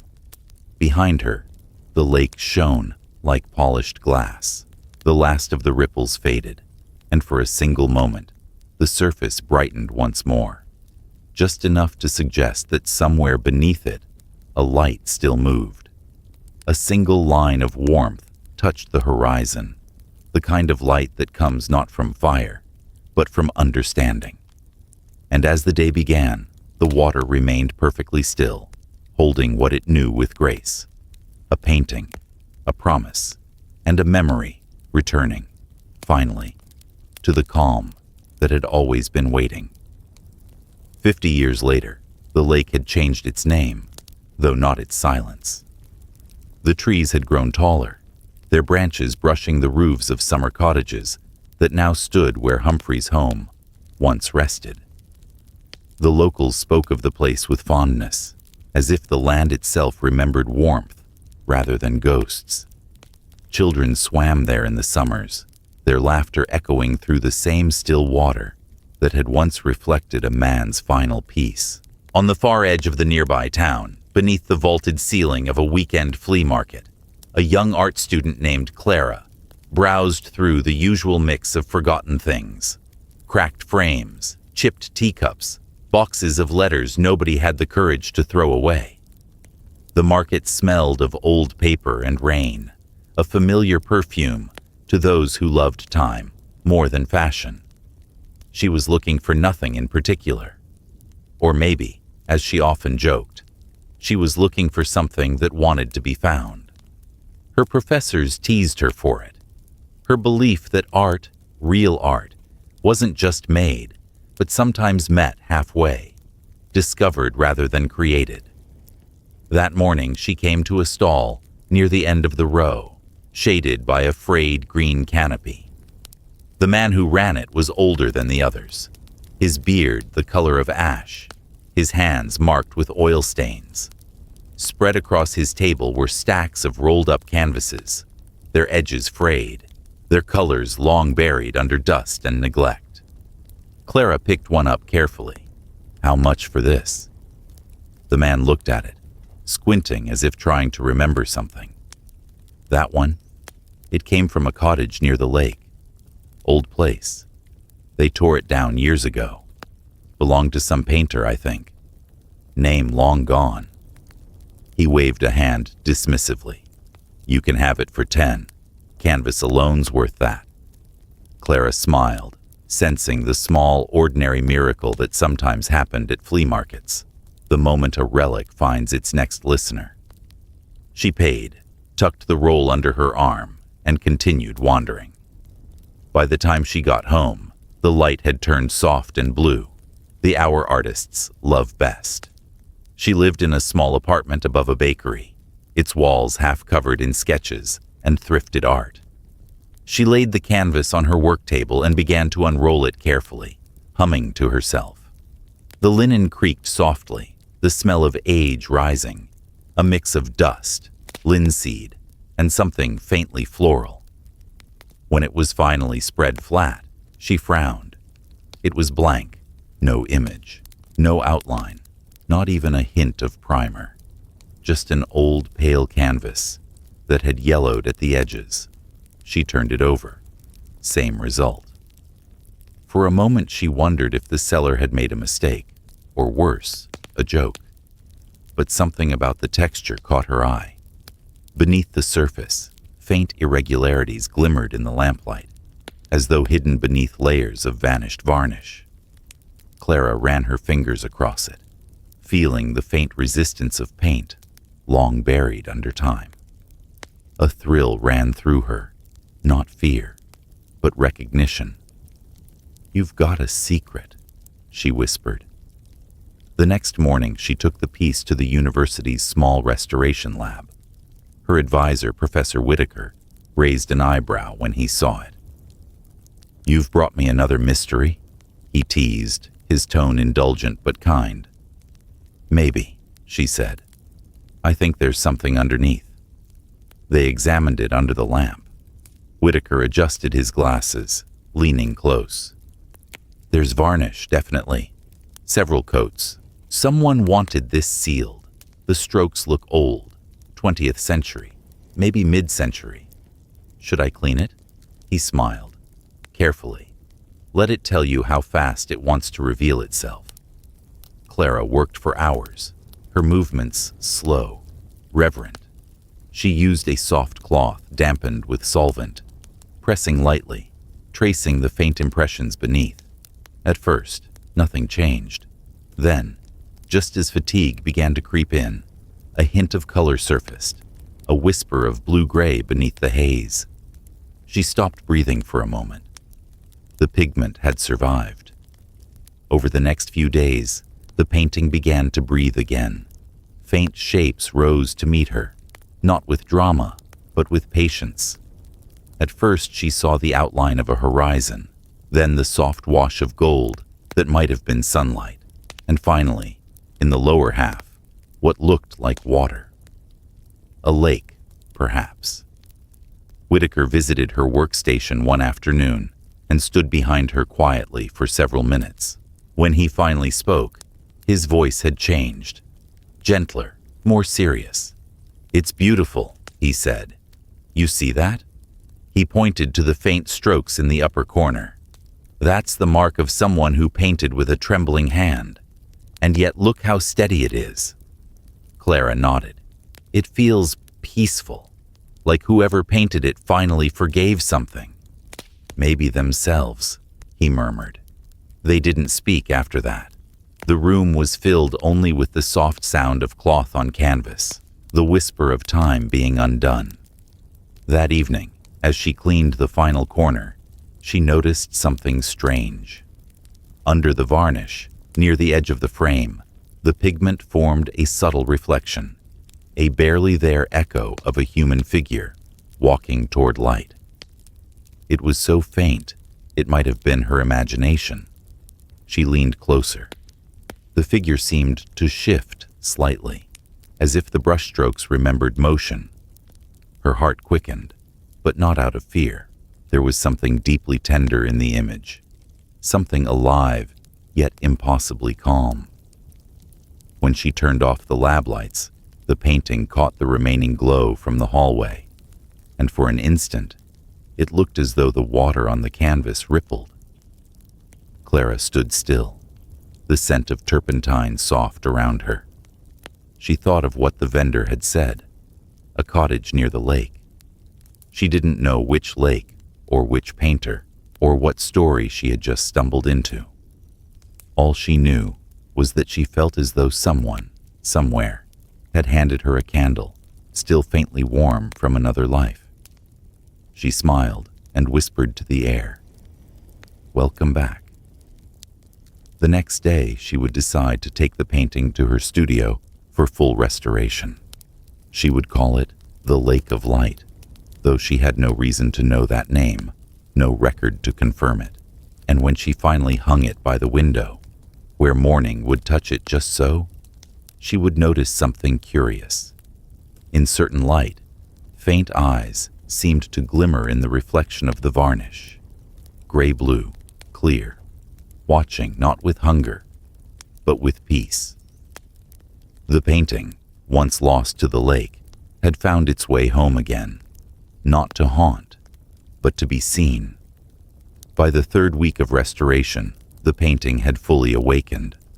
What had begun as a faint shimmer beneath varnish now stretched across the canvas in quiet, confident clarity, a landscape so serene it almost seemed to hum. The lake lay in the center, smooth as breath, its silver-blue surface framed by a low ridge of trees that leaned toward the water like listeners. A pale sky hovered above, washed with a tender gradient of dawn gold and cloud gray, the colors so softly blended they seemed to breathe rather than simply exist. Clara stood back from her work table and smiled. "Vermont," she whispered. It was uncanny. The terrain matched the hills outside her town. The curve of shoreline, the tree line, even the faint suggestion of distant barns folded into mist. Yet the materials dated decades earlier than such modern scenes were ever captured this way. The brushwork was old world, patient, untouched by the speed or irony of newer art. Whoever had painted it, and no signature could be found, had seen this place long before she had been born. When her professor visited again, he lingered for a long while, head tilted, hands behind his back. "Strange," he murmured.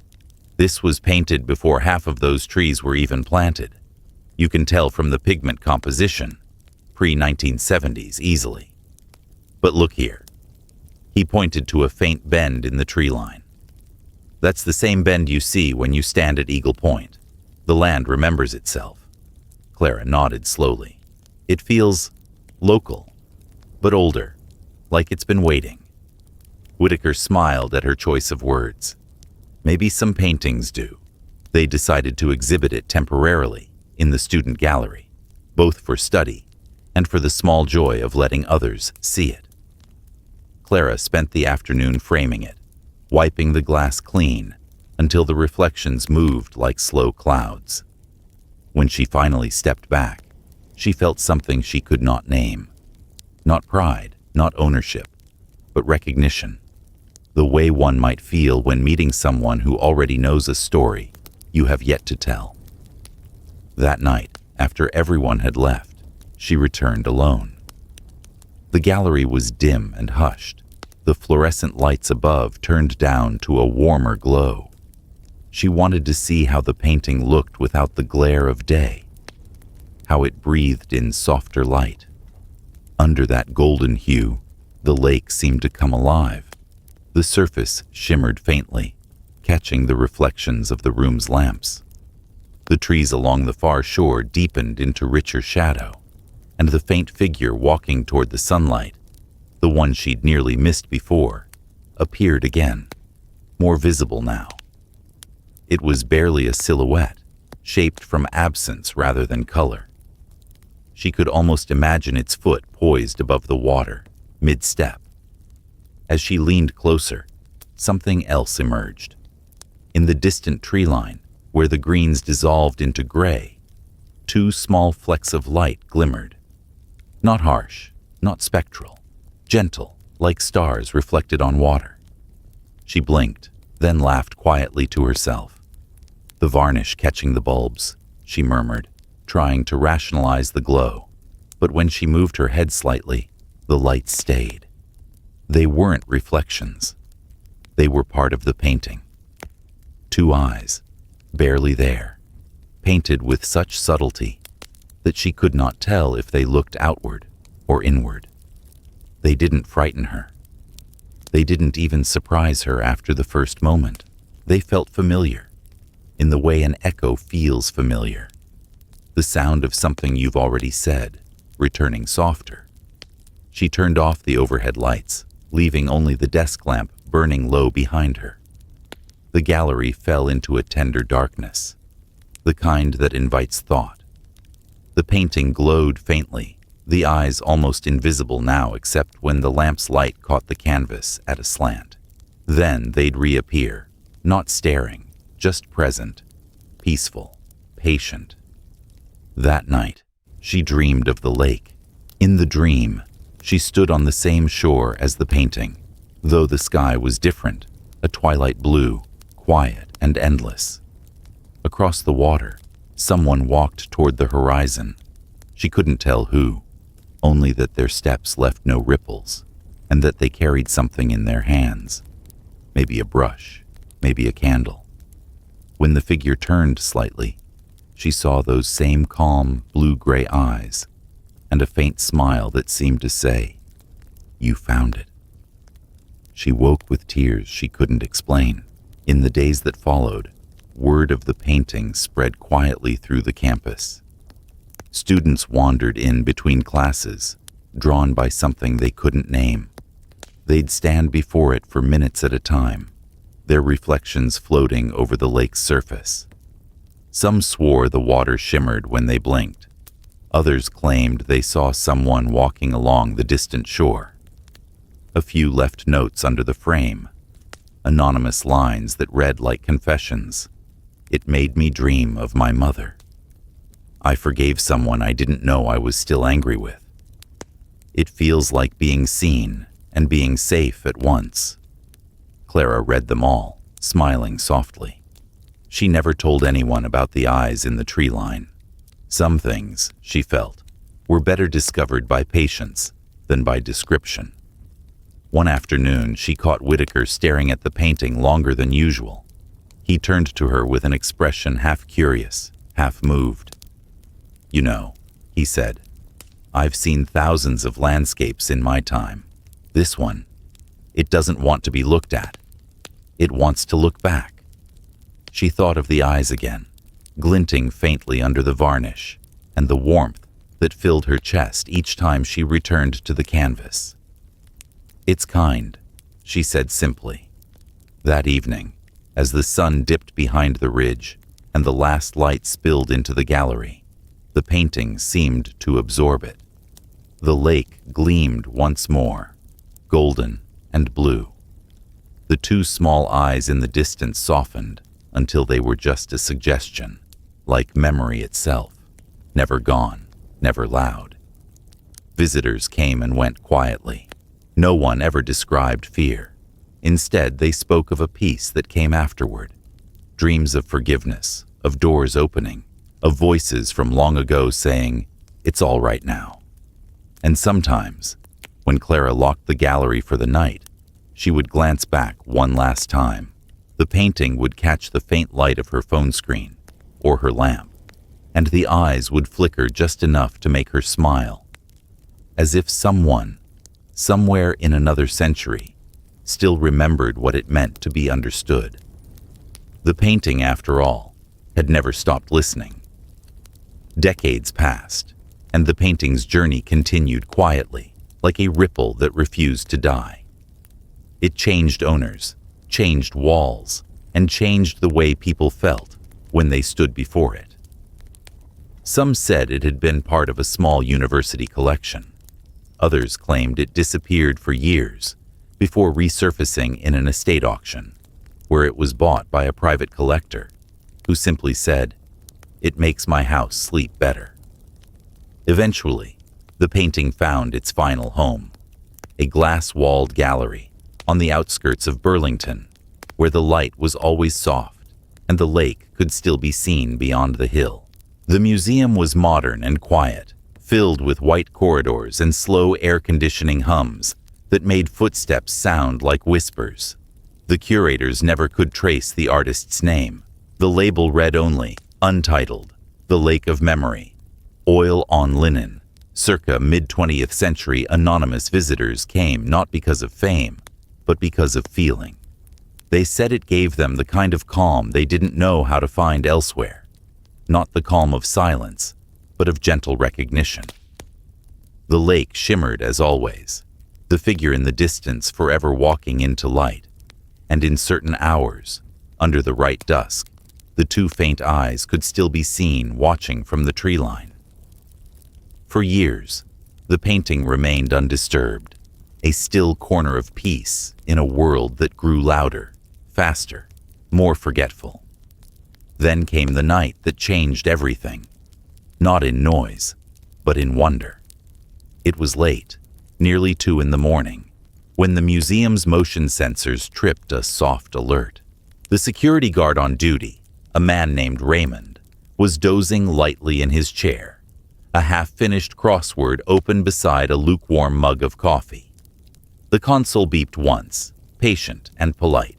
He rubbed his eyes, leaned forward, and watched the screen. The gallery camera showed nothing unusual at first, only the long hallway, dimly lit by the exit sign's red glow, and the still outline of the painting at the far end. Then, the faintest movement appeared. A ripple of light, subtle enough that he might have thought it was dust on the lens. But it wasn't. It grew clearer, taking the shape of a figure walking slowly past the wall. Raymond frowned, rewound the footage, and replayed it. The figure appeared again, tall, thin, unhurried. It paused near the painting, almost facing it.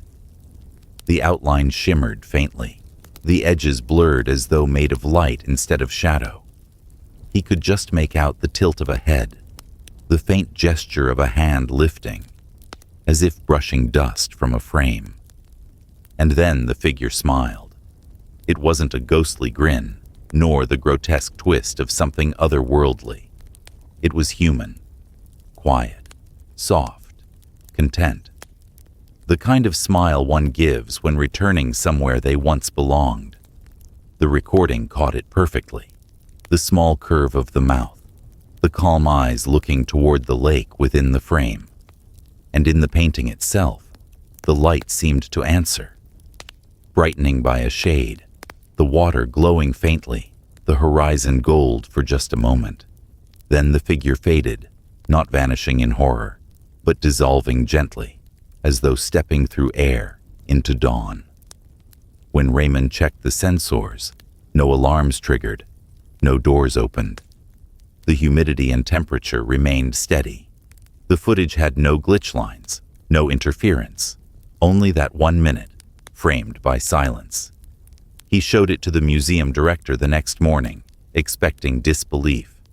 But she watched it 3 times, expression still. At last, she whispered, "Let it be. If it wants to stay, it's earned the space." After that, no one spoke of removing the painting. The museum installed softer lights near it, a small bench across from the frame, and a plaque with a new line added beneath the old one. Some ghosts are kind. Visitors noticed something different afterward. The air around the painting felt warmer, the scent faintly floral, like lavender on old linen.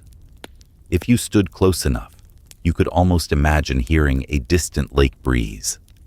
People lingered longer there than before, sometimes for hours. A few fell asleep on the bench, waking refreshed, as if from a dream they couldn't quite recall. The janitor once claimed that every morning, before the doors opened, the painting looked a little different. The reflection of light on the water had shifted, or the clouds had rearranged themselves. He swore he saw footprints once, faint, near the lower edge of the frame, leading toward the horizon. The museum staff learned to stop questioning it. Some even left small offerings: a white flower, a folded note, a brushstroke sketch in tribute. They called it The Gentle Haunting. Years later, an art critic wrote a short essay about it, one of those quiet, poetic pieces that never goes viral, but lingers in hearts. She ended her article with a line that seemed to belong to the painting itself. "Some ghosts do not linger to frighten. They stay to remind us that creation was never about immortality. It was about learning to let go." The world moved on, as it always does. New paintings came, old ones left. But the lake of memory remained, a constant calm in a restless age. And once in a while, near closing time, when the sun dipped behind the museum's glass facade, a faint reflection would appear on the floor. The outline of an old man walking past the frame, slow, serene, dissolving into the golden light that spilled from the lake on the canvas. He never turned toward the camera, never waved. He simply smiled, as though satisfied that the world had kept its promise to remember gently. Then, as the last light touched his face, he faded into brightness. Outside, the lake beyond the city glimmered faintly under dawn. The same water, the same quiet wind, the same eternal rhythm of reflection. The narration of time itself seemed to whisper through it all. Words not spoken, but understood, flowing softly like water, meeting light. Peace doesn't mean forgetting. It means remembering without fear. And with that, the story that began with a brushstroke ended with stillness. Not as an echo, but as a breath finally allowed to rest. The following story will give you a fresh perspective, titled Vivian and David.